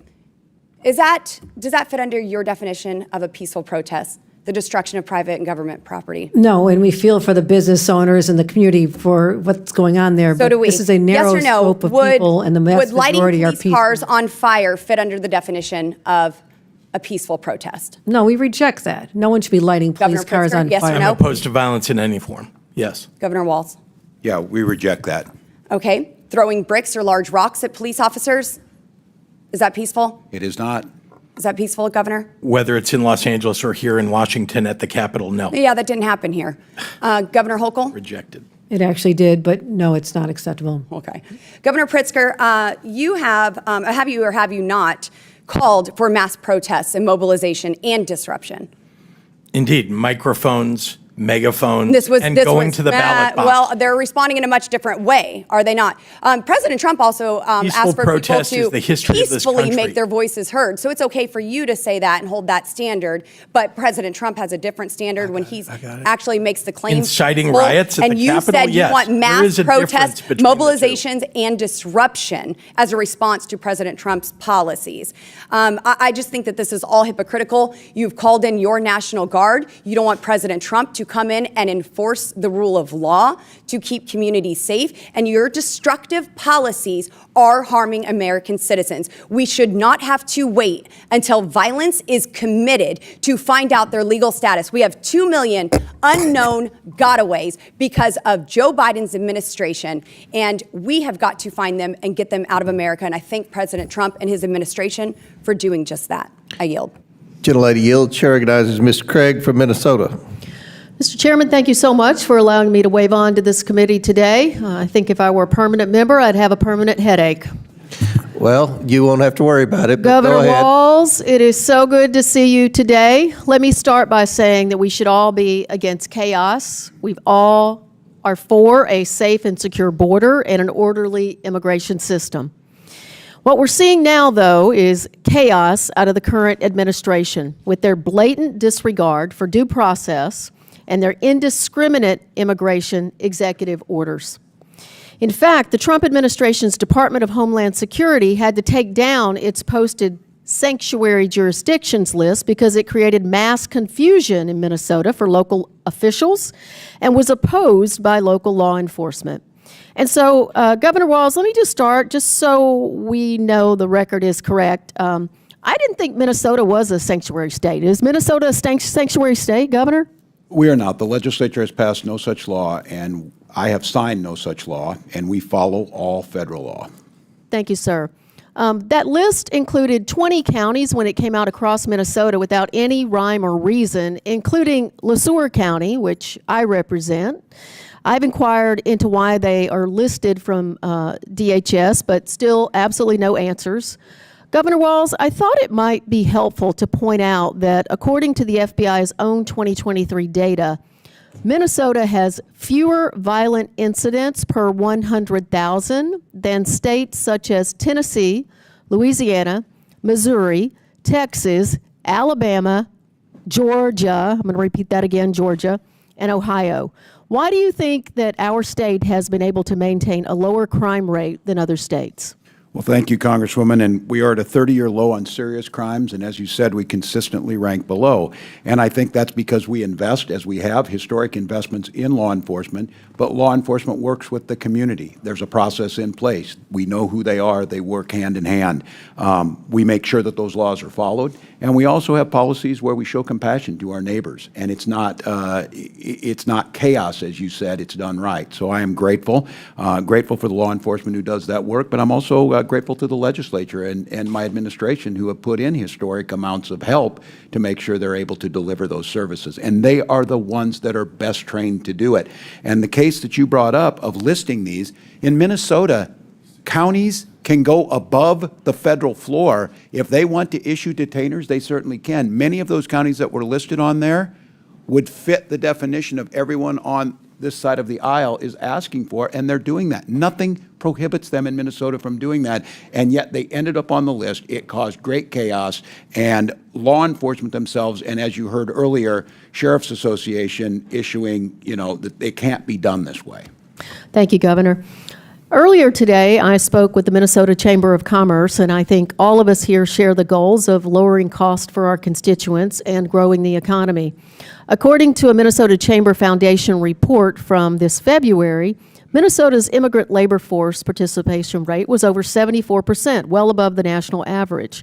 And they fill important jobs in our agriculture, healthcare, and manufacturing sectors. Governor Walz, how can we ensure Minnesota remains a state to attract the talent we need and a strong economy?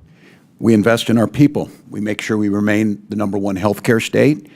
We make sure that people are safe in their communities. We talk about focusing on the work that the State Patrol keeps our roads safest. Top 3 state for the lowest number of traffic accidents. That's what they should be focusing on. Investing, and as the Chamber is focusing on, Minnesota's #4 in Fortune 500 per capita, and we were ranked 6th best state for business. Continue to have a well-educated, a healthy, safe, and make sure we're investing in those opportunities for people.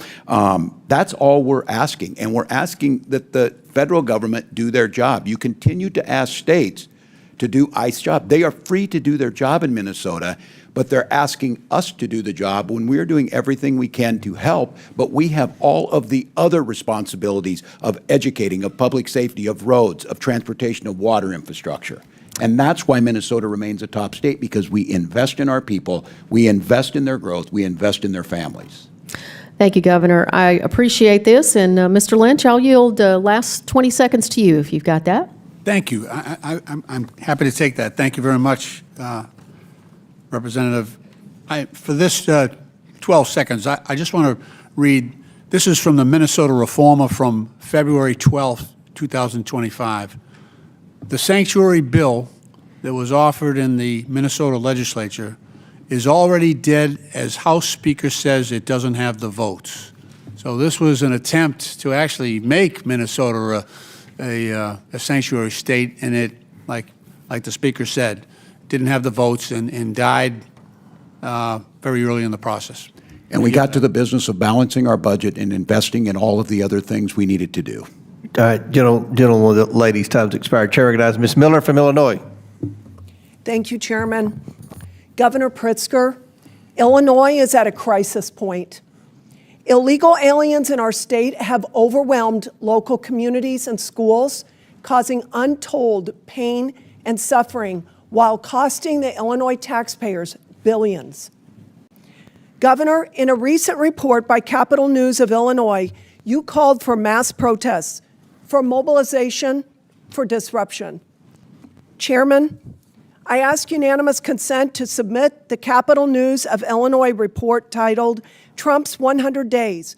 Pritzker calls for mass mobilization as he grows his national profile. Without objection, so ordered.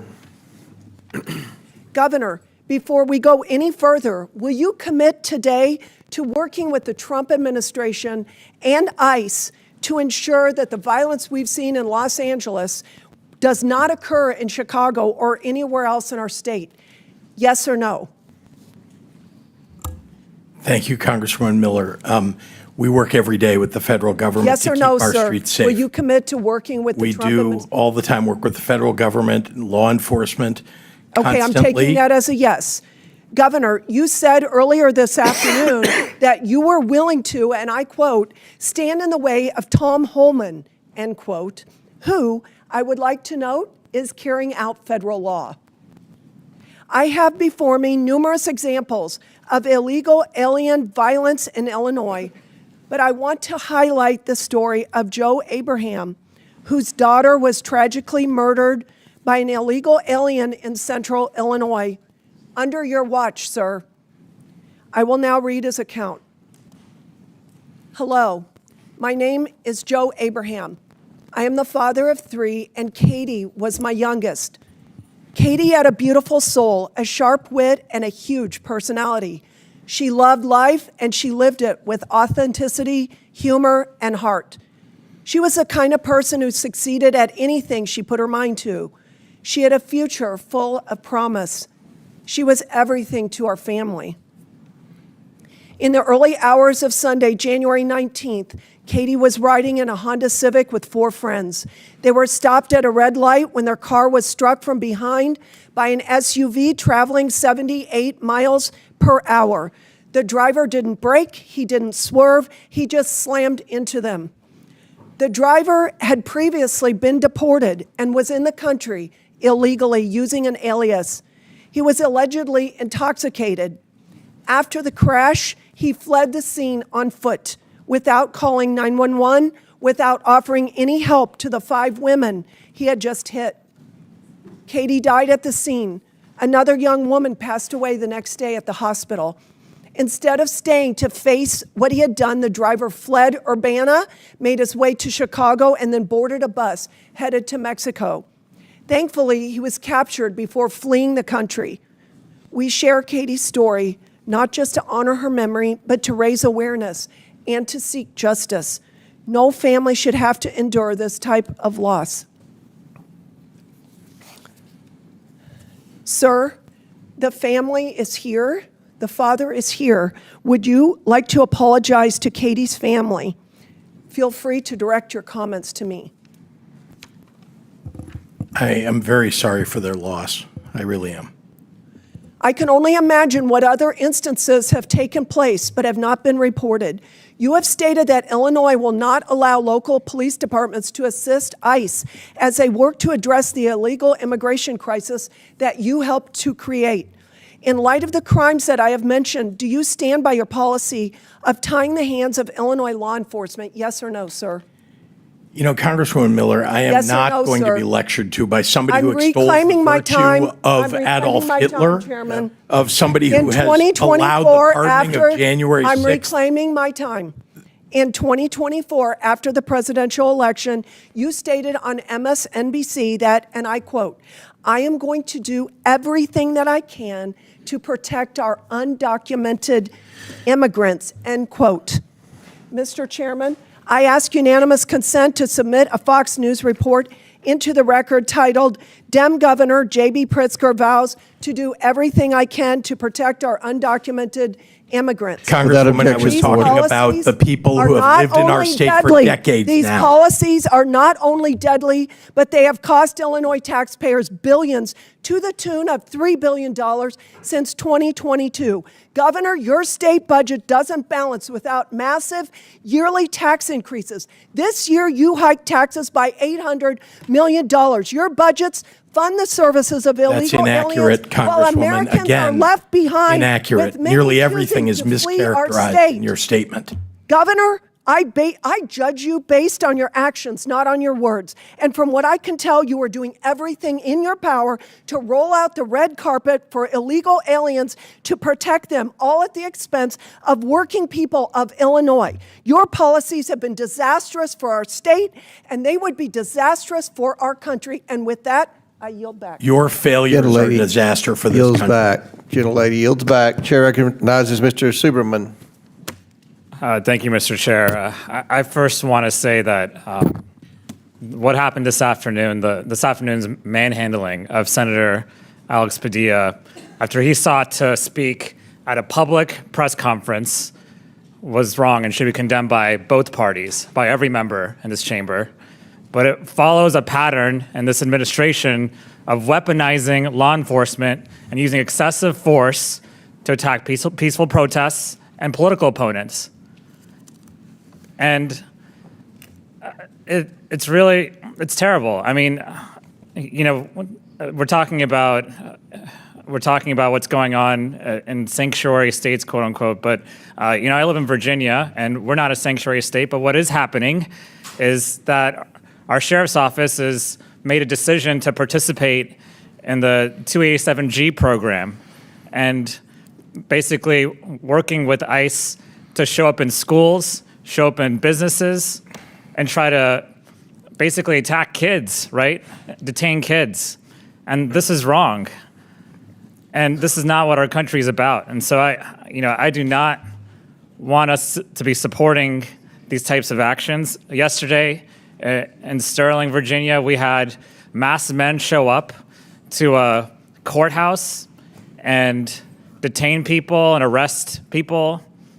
And a lot of this is peaceful, and this again follows this pattern of weaponizing law enforcement and weaponizing the DOJ and other places to attack political opponents, attack peaceful protests, and to go around trying to make a political point. And because I think that's what this is really about. This is about politics, and this is about using law enforcement to show strength, but that's not strength. That's not strength. And so the other thing about this is none of this is making our communities safer, and none of this is good for our country. And so I want to ask Governor Walz, do these raids and do these actions and this use of law enforcement, is it making the folks in Minnesota safer? Well, thank you, Congressman. In my opinion, no. It's causing chaos and fear amongst folks and characterizing folks who are waiting on asylum claims, who are trying to become naturalized. It causes chaos. And the other thing it does, it causes local law enforcement, they lose trust in the community. It puts them at risk. And the lack of coordination that we hear, that no calls are coming in, we always coordinate. And in the past, Democratic and Republican administrations have coordinated with us. We're not seeing it. It's creating chaos and fear.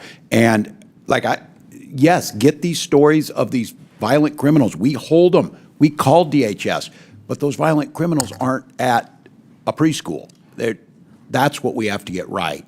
Go after why you're doing this.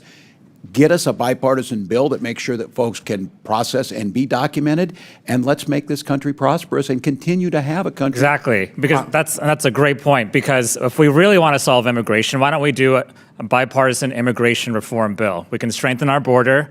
We can find a path for those who've been here for a long time. We can actually solve this problem in Congress, but instead we're going around with masked men, intimidating people, throwing U.S. senators to the ground, and not solving any problem. And Governor Pritzker, I've talked to a lot of businesses in my community who are really concerned about what's going on, and this is not good for our economy either. And so I'd ask you, Governor Pritzker, what do you feel, is this good for your state? Is this making folks in your state safer or well off or better off? Congressman, thank you. And no, this is making us worse off. It's actually harming public safety. It's frightening our communities. And frankly, if you're one of the people, the U.S. citizens that are getting taken off the streets, or people who are here in this country legally taken off the streets, I mean, imagine what effect that has on the rest of the population. And in my state, we reject that. I mean, the values of the people of the state of Illinois reject that. And I just want to say, because Congresswoman Miller would not allow me to, I just want to say very importantly that anyone who is condoning the $400 million airplane going to the President of the United States from the Qataris, who would spy on us in an instant if they were able to do this, anybody who's condoning the President of the United States accepting the Chinese Communist Party money to his family through his meme coin. I mean, that is corruption, and yet that is what Congresswoman Miller is condoning. She's the one who thinks it's okay to pardon people who attack police right here at the Capitol. Thank you for giving me that moment. Yield back. Gentleman's time's expired. Chair recognizes Ms. Fishback from Minnesota. Thank you very much, Mr. Chair, and I just want to say thank you so much for allowing me the opportunity to be waved on today, Mr. Chair. And I will just say that oversight is far livelier than Ways and Means. But, and Governor Walz, I want to say I thank you for being here, because I know you've been very, very busy running around the country, giving speeches and having town halls in Republican budgets. Yeah, well, you were running around, though, I know, while they were trying to negotiate that. I'm a multitasker. It's my time, Mr. Governor Walz, it's my time. But there has been a lot of discussion and questions about policies that provide benefits for illegal aliens. And I understand, Governor, that you're going to say Minnesota is not a sanctuary state per se because the legislation was not passed. And just a yes or no question, Ranking Member Lynch had mentioned that there was a bill that was introduced for a sanctuary state this year in the Minnesota legislature. Would you have signed that bill? Did you support that bill? Oh, thousands of bills introduced, hypothetical. We don't have it. I operate under the same law you operated under. Okay. Thank you, Governor Walz. Under Lieutenant Governor. But Governor Walz, we all know that you probably had some opinion on that bill. You're just choosing not to answer because the answer was probably yes. You would have signed that bill if it had passed. So, but like Mr. Emmer, Mr. Crane, I think Mr. McGuire, a whole bunch of them mentioned the policies that Minnesota has. So yes, I understand, not a sanctuary state per se, but the policies are certainly making it into, I think, as I recall, they mentioned driver's license for all, they mentioned the free tuition for illegal immigrants, they mentioned the Medicaid benefits, so you in essence create a sanctuary state. The sheriff supported the driver's license bill. The hospitals and others. Governor Walz, I am certainly aware of that. I served many years in the legislature. I still keep an eye. I have many friends there. I understand that. But in essence, they are creating a sanctuary state in practice. And so we are going to talk a little bit about the legislature, because just earlier this week, both chambers of the Minnesota legislature passed HF 1. And you're probably familiar with it. I don't know if you've signed it yet or not, but it repeals Minnesota care eligibility for illegal immigrants, adults ages 18 and older. And with that recent repeal of eligibility for illegal immigrants, a policy that initially, it was after my time, was enacted in your time, 2023 under your administration, now being reversed with those budget negotiations. I was just wondering, first of all, do you know how many illegal immigrants were covered and are currently covered in Minnesota with Medicaid? I don't have the exact number. It's not Medicaid, it's state that does this through Minnesota Care. Okay, well, but you still don't know how many, so I don't all have of it those from- I believe- negotiations you were deeply involved in earlier that you mentioned you were deeply involved in, that number never came up? I don't have it in front of me right now. Okay. So we can certainly get it to you. I would love it. I would love to have that. But do you support, I mean, I understand, did you support that provision that removing the illegal immigrants? I will sign it into law. No, did you support it during the negotiations? Do I support it? I'm going to sign the bill. But there's negotiations. So I guess what I'm We're very hearing, though, good is you at it. didn't That's why we have a support- balanced budget. You didn't And so I support- negotiated with the Republicans. Do I think it makes sense? Look, you know, Congresswoman, that federal law requires us to provide health care to people when they show up in emergency rooms. That's why the hospitals have uncompensated care. Reclaiming my time, because you're trying to change the subject, because I asked you very specifically, during negotiations, did you support the provision to eliminate illegal immigrants from health care? It's a question that makes no sense. I support right. it at the end of the All day right. in a negotiation, which I Thank agreed to you, and thank will you, sign it. thank you, Governor. I mean, you were here in Congress. You understand what reclaiming your time means. Yeah, you understand that. But I guess I will move on because, you know, there was concerns about SNAP provisions being cut and all kinds of, but you supported that. I mean, you supported that over the over government, over the health care to illegal immigrants. I guess I'm confused about, because you had other cuts you had to make. So what did you, all of the things that you guys have been talking about with law enforcement, education, school breakfast and lunch, did you cut that during the budget negotiations this year? Because my understanding is you had quite a deficit. We don't. We have a budget surplus, as you know, Congresswoman. Well, long-term, but you had to make cuts this year. We had a balanced budget. It's something we can help you all with. We have a balanced budget we agreed on. We left $1.9 billion on the bottom line for this biennium, and even But your structural budget, you had to make cuts. Structural balance is reduced by 50%. You had to make cuts.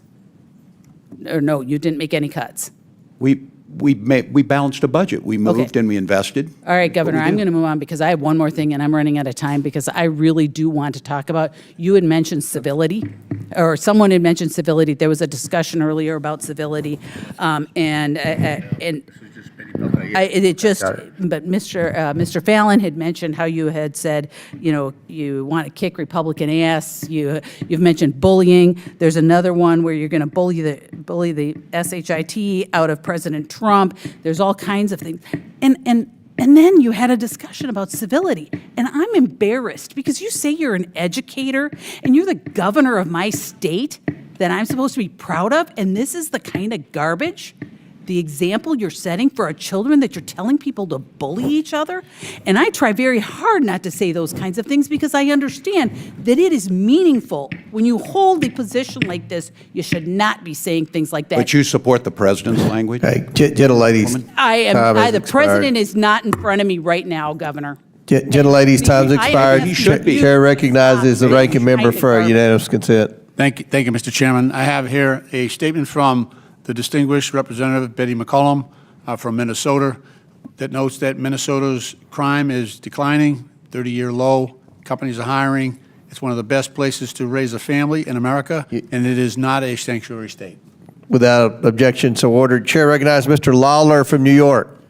Governor Hochul, under your watch, New York has spent billions of dollars of taxpayer money providing free housing, clothing, food, education, and health care to illegal immigrants. Meanwhile, you're charging hardworking New Yorkers $2,500 annually just for the privilege of driving to work. Speaking of driving, when you ran for Congress, did you oppose giving driver's licenses to illegals, yes or no?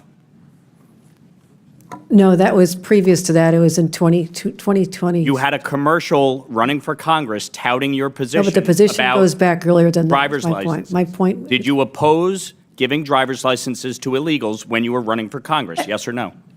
At the time I did, Yes and I'll or no? tell you Governor, why. it's yes or no? I had a Yes or chance no? to go out and see a very rural district. Reclaiming my where time. mothers were being denied the chance. Governor, to drive yes their or no, kids do to you the doctor's support illegal office. immigrants getting People were being taxpayer denied the funded chance health to go to their care? jobs, and I understood the Governor, merits please of answer the having it. question. Governor. I'm not sure there'll ever be a real question.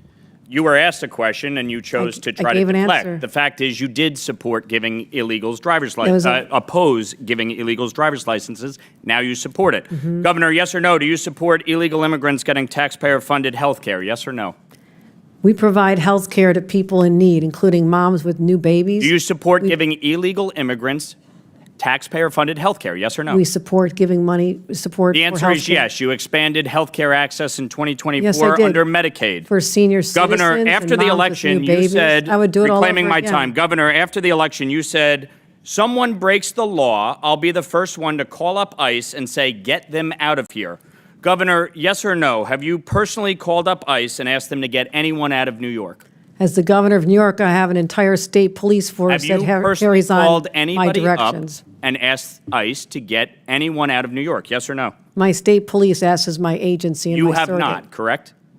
When I say me, I'm referring to my entities such as the state Oh, police that handle you're like that. Governor Cuomo, I am the government? That's your position? characterization, not mine. Yes or no, should ICE have been called on Sebastian Zapata Cali? Can you refresh me as to the circumstances of the case? He's the individual who burned the woman alive on the train. Of course, Should they ICE have been called on him? NYPD was handling that situation. Should ICE have been called? That's my question. Yes or no? If there was an arrest made, he should have been deported after conviction, yes. Okay. So, Governor, when you were sworn in 2021, you signed an executive order keeping many of Governor Cuomo's executive orders in place, including EO 170. Interestingly enough, you did not include EO 170.1. Are you familiar with EO 170.1? I don't have it in front of me. I have thousands of executive orders. I have it right here, Governor. Sure you do. And what you did, you waited several years until this year, January 16th of this year, in which you finally signed it and reinstated it into law. Why did you wait until just 4 days before Donald Trump was sworn in as president to sign EO 170.1 into law? And to refresh your memory, it basically mandates that federal immigration authorities cannot enforce civil arrests in New York State buildings. Why did you wait several years to reinstate that? Because we had a high level of confidence that under the previous administration that people going into the courthouses, whether they're victims of crimes, witnesses of crimes, would have their rights protected. I had no In assurance other words, that would you happen. believe they would not enforce federal immigration law, and you were concerned that President Trump and his administration would enforce federal immigration law? We thought it was important for victims of crimes and witnesses to murders, for example, that they have access to courts without being threatened or intimidated. Yeah. Speaking of crime, more than 3,200 illegal immigrants have been arrested in New York City for committing crimes while living in taxpayer-funded housing under your watch, Governor. Governor, are you aware of any law or executive order that would prevent a citizen of New York, a citizen of the United States, from facing criminal or civil enforcement in a state building? I'm not aware. So you think that citizens should be treated less than and have less protections than illegal immigrants? No, Is that what you're saying? Our state laws say we cooperate in all criminal cases. I've made that very clear over the last Yeah, but you're not doing that. 7 That's the hours. reality. Governor, do you Truth support? is, we do you don't support help the New them with York civil for All enforcement Act? because civil Governor, enforcement reclaiming my isn't- time. Do you Go for it. support the New York for All Act? I'm not speaking about hypothetical No, bills. Governor, this isn't a hypothetical. There was a sit-in in the state legislature today by activists blocking state senators from coming into the chamber. Do you support the New York for All Act? It's yes or no. I will tell you this, I get about 1,000 bills put on Do my you desk support probably by the New York midnight for All tonight, Act? which is, this is keeping me from doing the work of the people back home. But I can Governor, sit here you've as done long a as you terrible like. job as governor. It's not keeping you from anything. Frankly, New York is better off with you down here and not in the state. The fact don't is, think we're better off with you The here. fact is, Governor, you will support the New York for All Act. You will sign it into law if it passes the I have state no confidence it's legislature. going to pass. You have no confidence it will pass. I don't If know. it does pass, will you sign it? I'm not able to keep an eye on it. They're voting on Will the you sign it positions now. into law if it passes? I have about 1,000 bills that get Will passed you every sign the year. New York for All Act into law if it You passes? have to wait Yes or and no? see, like every other bill. We have to wait and see? Yes, Governor, because you I've- can't take a position on the New York for All Act. It would put into state statute that New York is a sanctuary state. That's why you're here. That is the exact reason why you're sitting in front of us testifying, because of your disastrous EOs, your disastrous pro-criminal policies that have resulted in the death Chairman. of New Yorkers. Mr. That is your failure. And the fact is that you can't even answer the question. No, the Will reason you I'm support sitting the here New is York because for All Act? Republicans are Gentlemen, looking Yes or no? to Time's deflect from the expired. big, bad, ugly bill that's going to hurt people. Governor. in your Governor, district. gentlemen's will time's you expired. Governor, are you going to support the answer New his York question? for Will you All sign the I don't know bill? what he's asking me. He asked if you were going to sign the bill. Ask anybody in the state of New York. I never say how I'm going to vote on decide on a bill until it lands on my desk. You are the Thousands- governor of the state. You are supposed I'm to well lead. aware. You Well want aware New I'm York the to governor. be a Gentlemen's time's sanctuary state. expired. It's shameful. It's shameful. You can't even answer the question? When it lands on my desk, I'll do the proper Mr. Chair- evaluation. Chair You'll do what? recognizes. That's you what we You'll do. do what? That's how You'll you become sign a it into governor. law. You'll That's never know. exactly what Okay, you'll do. Chair recognizes Sign it ranking into law. member. Thank you. Mr. Chairman, I have a number of unanimous consent requests, one from the National Immigration Center, Without objection to order. National Immigrant Justice Center, and the Alliance for Immigrant Without Survivors. objection to order. They speak for themselves. Chair recognizes Mr. Stauber from Minnesota. Thank you very much. Governor Walz, thanks for being here today. I'm going to ask you a few questions, and I ask you to keep your remarks brief. I got a lot to go through. As you know, I spent 23 years as a law enforcement officer in the state of Minnesota. You know that, right? Do you know that, yes or no? I don't know how many. Question. It's not a trick Congressman, question. I don't know I'll how many answer it for you. years. 23 years in Duluth. Thank you for that. So, Governor, do you recognize this picture? I do recognize the picture. Briefly describe it to us. What is it? What's going on? These were folks, I believe the people in the picture now are incarcerated in Minnesota. It's a to the precinct best of 3 my burning down because of your decision. Was this a peaceful protest? Was this a peaceful protest? The gentleman standing there? Was this a That was peaceful protest? It was a criminal act that people were prosecuted for. So it wasn't a peaceful protest, right? As I watched lawlessness devastate Los Angeles this past week, I was reminded of your failure to protect Minnesota from similar riots. Governor Walz, on May 29th of 2020, during your own press conference, you described your response to the riots during the 2020 Summer of Love as, quote, an abject failure. Governor, I couldn't agree with you more. That's out of context. And on Congressman, May you know it. 17th, 2025, you were at the law school, graduating Minnesota Law School, talking to the graduates. And we've talked about this. You called the enforcement of illegal immigrants a modern-day Gestapo. You've been asked 3-4 times if you would rescind that, and you won't. Will you rescind it? This is like the 5th time, yes or no? Congressman, I was talking to law students about due process, and I So said you won't rescind it. you took an oath to due process. Governor, was there a violent al-Shabaab terrorist who entered our country illegally arrested in Minneapolis last year? Yes, there was. Were there 3 illegal child predators arrested by ICE in St. Paul earlier this year? I certainly hope so. That's their job. Yes, there was. Are the officers who arrested the al-Shabaab terrorists or the child predators, are they Nazis or the Gestapo?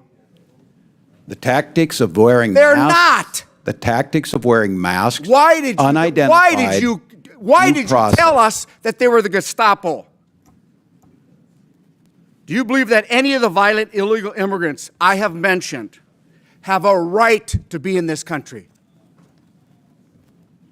I don't know what their immigration status was. They're illegal, violent criminals that the ICE took off the streets of Minneapolis. You did not say, Last week, Congressman, what their status Governor, was. last week, law enforcement officers in the state of Minnesota took 900 pounds of meth off the streets. Do you support that?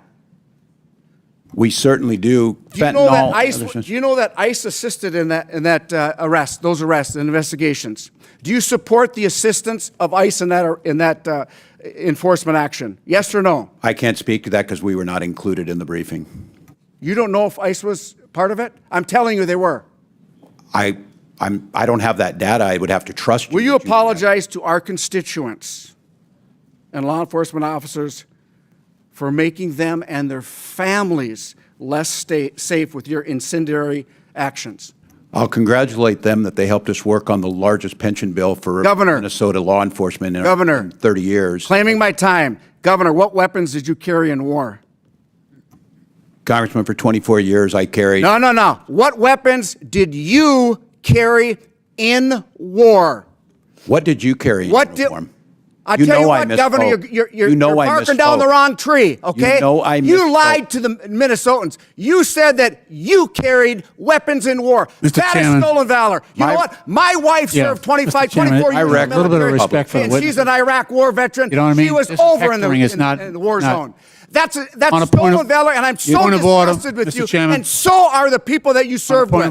Point of order. That's stolen Halt valor. just a minute. Stolen valor.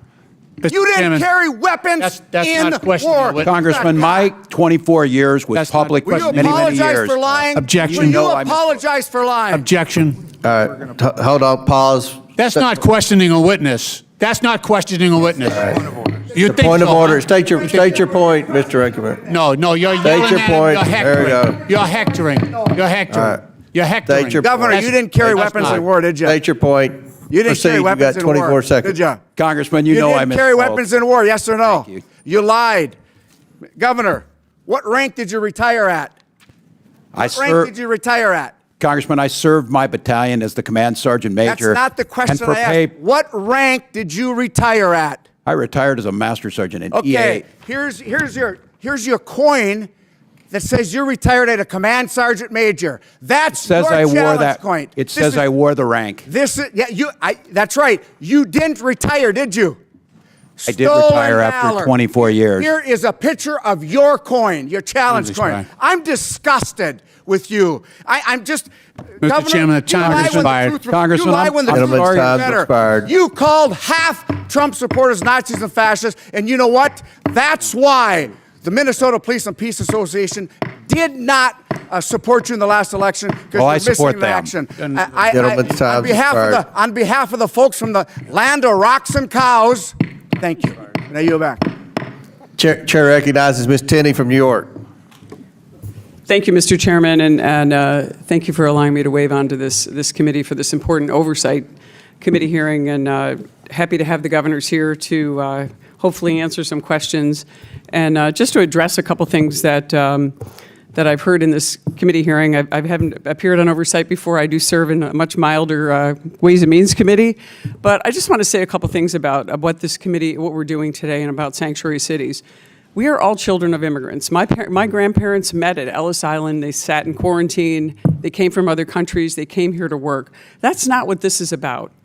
This hearing is about people who have taken advantage of our borders and our country, who have come in as illegal cartels, who have overrun our northern border, which is part of my district in upstate New York, in New York 24. And these people have taken operational control of our southern and our northern border. And we need our governors to make sure that they're providing the law enforcement backup to our ICE agents and others, and not assisting and aiding and abetting in such a way to these illegal immigrants, particularly the cartels. And I think one of the most important things, I'm sick of hearing everyone defaming my constituent, actually, Tom Homan, who's doing an excellent job and who served our country honorably. His big concern, and I think it's a big concern for me, because when I served in the state legislature, Governor Hochul wasn't there as either the lieutenant governor or the governor, but I was one of the leaders on human trafficking. And one of the important questions that Tom Homan talked about repeatedly is, where are the 300,000 children who were human trafficked by people who are profiting off of this human trafficking? Not just drug trafficking, human trafficking, innocent children all through our interior. We don't know where they are. Those are the people that I'm concerned about. And what ICE is trying to do is get to those people who are taking these children and profiting off them and having no regard. And that's what worries me the most, is we've gotten off track on a number of things. And what concerns me is we have this defund and demoralize the police movement brought to a level where we're defunding and demoralizing ICE agents who are simply doing their job to protect our borders. And what concerns me is, and I know Governor Hochul, and obviously I'm going to address you because you're my governor, people have addressed the billions of dollars that New York State taxpayers, by the way, the highest taxpayers in the entire nation now. We're always in a struggle with California, who's more, who's less, and I think we're winning out this race now. Not a good distinction, by the way. Not a good distinction to have a northern border that's overrun by people who are human trafficking, bringing illicit drugs into our communities. I've had three parents in my community, my own home community, where their sons died of overdoses because of illegal fentanyl. So these are real issues that are coming from people that are coming across our borders. So we know we've spent billions of dollars on all kinds of illegal immigrants in New York State. The estimate is between New York City and New York State, it's about $7 billion, and that's New York taxpayer dollars. Those are my tax dollars, people constituents I serve who go to work every day, and all we're trying to do is keep these communities safe. And you mentioned that, Governor Hochul, that you were talking about keeping these communities safe. But I want to ask you a question. And I've got a series of questions, and some of them have been asked by my colleagues. But I want to ask you right now, because you're the governor of our state, and you've been presiding over a pretty disastrous situation with our prisons, and many of those prisons, including one of the maximum security prisons, is actually in my district, and a number of other facilities. Are there any criminal, illegal gang members in the New York State prison system right now? Just yes, if there are. No, Congressman, I know want how many, and if you can't get me the answer, can your staff provide us with a general information on that? No, I'll tell you this. I totally agree with you, Congresswoman, that more needs to be done to protect our border. We've asked for support from the federal government for the border that you represent, and I know so well. I've had to deploy $8 million of my own state dollars to amp up. Well, there are state dollars, but let me just take this back. But to Let me help ask with you human back about trafficking. let me get to the prisons, because I want to get into another thing.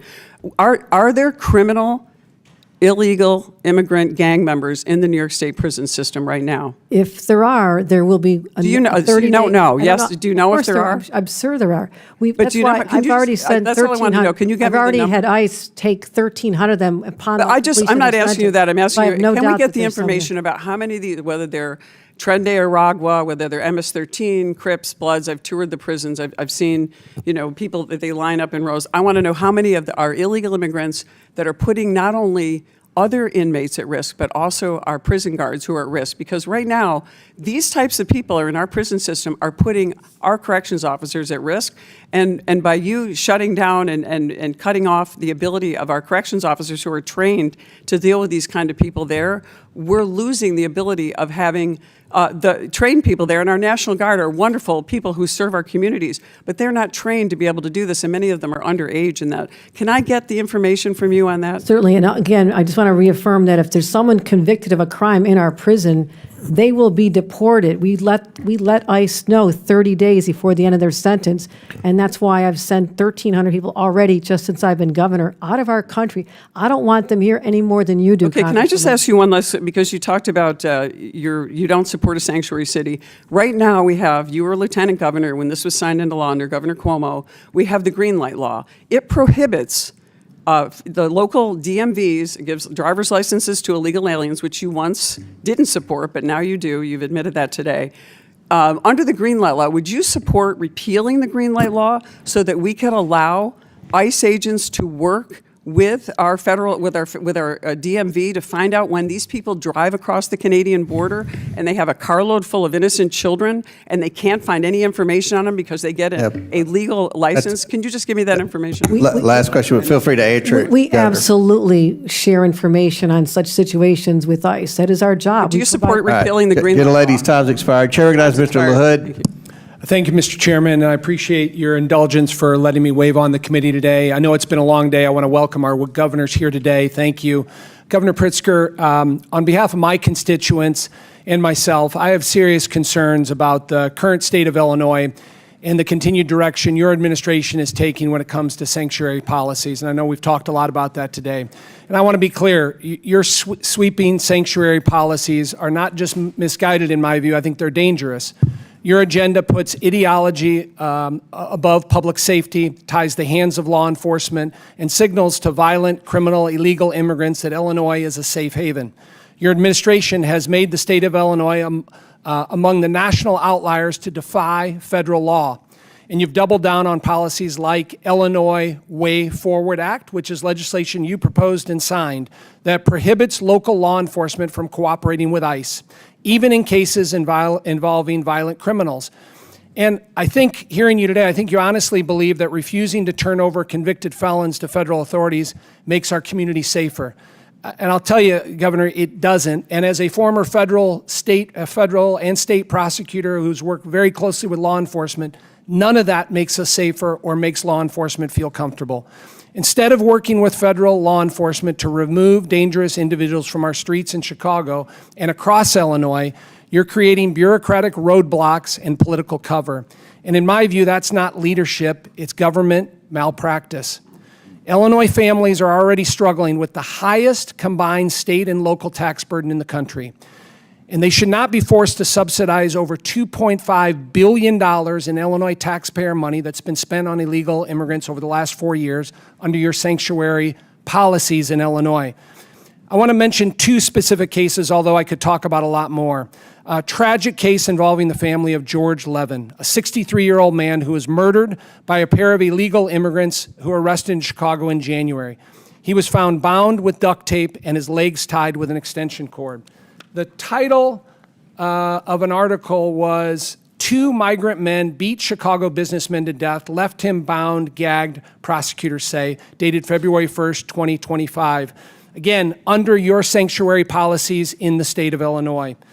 I'd like to submit that for the record, Mr. Chairman. Without objection, to ordered. Second one is a case of 2 families, and I want to highlight Chloe Polzon and, of course, Catherine Abraham, 2 girls in their early 20s that were killed in a fatal hit and run by an illegal immigrant in Urbana, Illinois.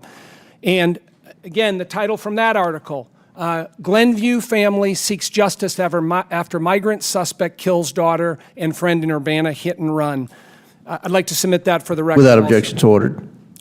And so, Governor, I guess a question for you, as you hear these stories, and there's many others, does it cause you to rethink your sanctuary city policies or regret some of the policies you've taken as it relates to sanctuary cities? Thank you, Congressman. I'm glad to see you here. I know you were unwilling to meet with your constituents about the Medicaid cuts that you voted for. So answer the question. I thought you might not answer the question whether reclaiming I'm going to reclaim my time because you did not answer the question, which I thought you would. When I asked, when you hear about victims that suffer violence because of illegal migrants in a sanctuary city state, you said no, it hasn't caused you to rethink. Reclaiming my time. Now, Governor Pritzker, you mentioned reclaiming my time.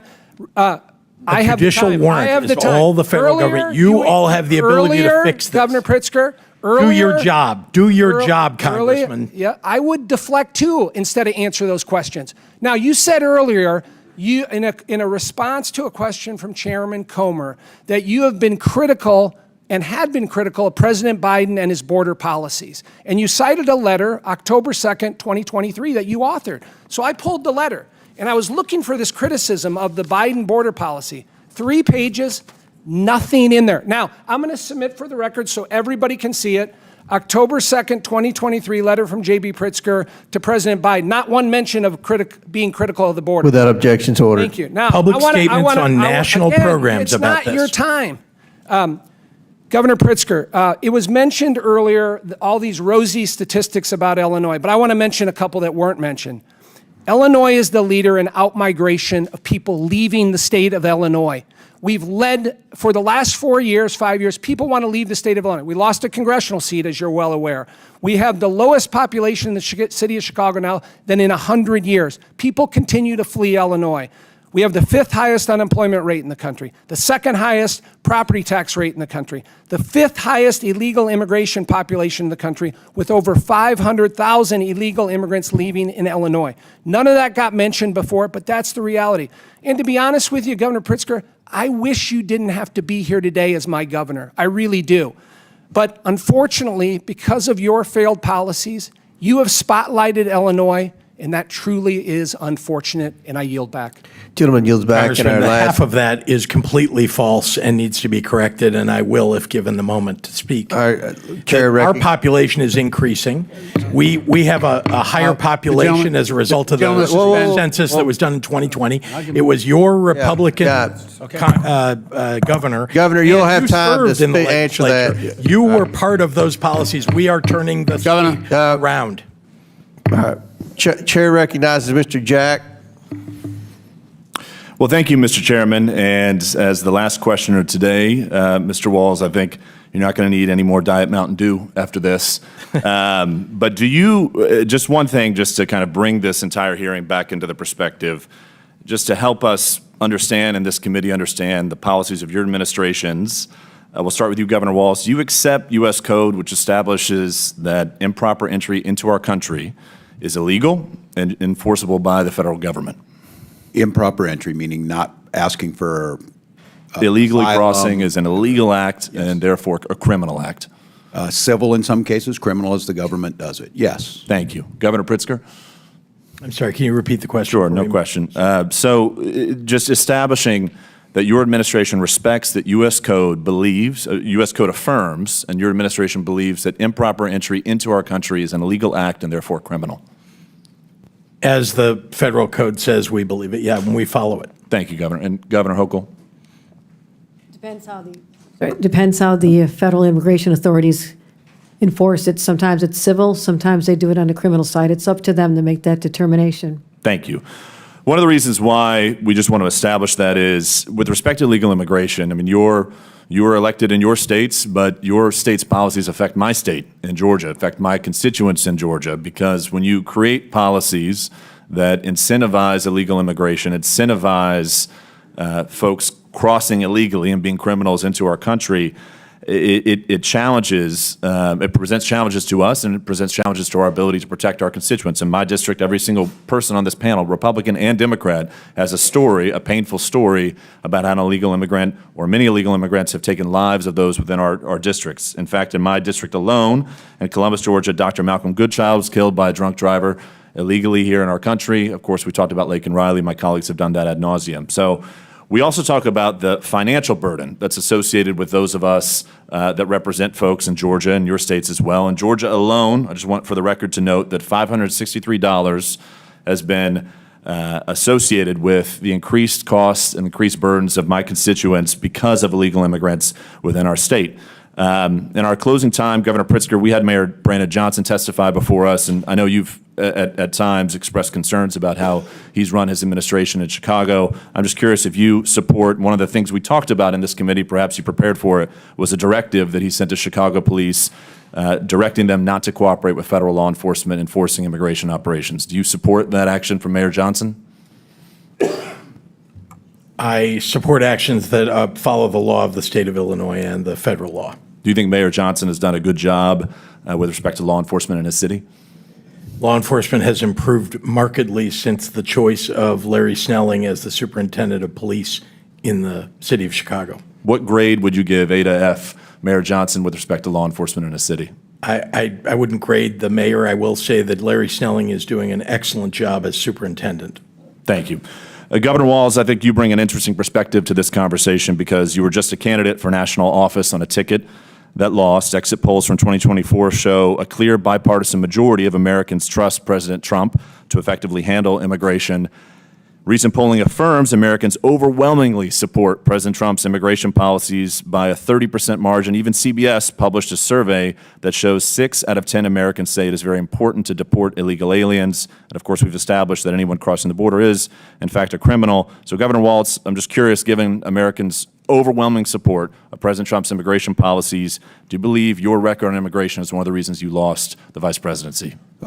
Congressman, I'm not familiar with the polls you're talking about. I can only speak to Minnesota that there's an anger about how it's being carried out. No one disagrees that we need an immigration reform and we need to fix it. What they don't see is whether it's a United States Senator being taken down for asking a question or whether it's a 4-year-old girl with cancer being sent out of the country. Well, that's the frustration. Put another way, I'm just curious. I mean, you were on a national ticket that lost, and I'm curious, why do you believe, what issues? Oh, I'll let history relitigate that. Fair enough. And I'll just close, Governor Walz, if I could. You know, one of the concerns that's been raised about why illegal immigration was so bad under President Biden is that he just cognitively was not there during the end of his presidency. When did you first become aware of President Biden's cognitive decline? I don't have the expertise to judge on that. Did you have conversations with Vice President Harris at any point about his cognitive decline? Not that I can recall, no. With that, I yield back to our chairman. Thank you for convening this hearing, and I appreciate your attention to all of our communities that we serve. Thank you, Chairman. Thank you, gentleman. Yields back. Because we had some wave-on members on our side that went over, I'm going to yield 2 minutes to Mr. Lynch.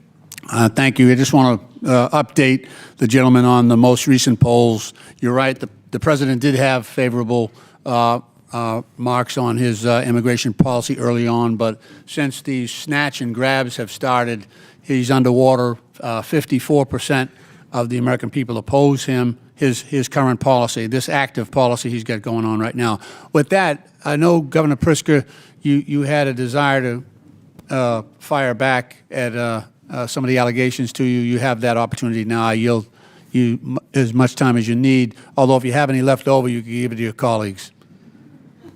Appreciate it, and I am a sharer. I will thank you very much, Congressman, and let me just say that I'm so proud of my state and the way that we have operated, particularly in the last 6.5 years, to protect people, public safety, so important in our state. I've increased the number of state police in Illinois, actually to highs that didn't exist even before my predecessor, the Republican governor. We also have done a lot to invest in violence prevention. And you've seen the result of that and the fact that we have banned assault weapons, that we have banned ghost guns. I would ask the members of Congress and the members of this committee to work to ban assault weapons across the United States. It worked back in the 1990s. It would work again if you pass it to lower the crime rate, lower the homicide rate. We have so much work to do as a country on immigration reform.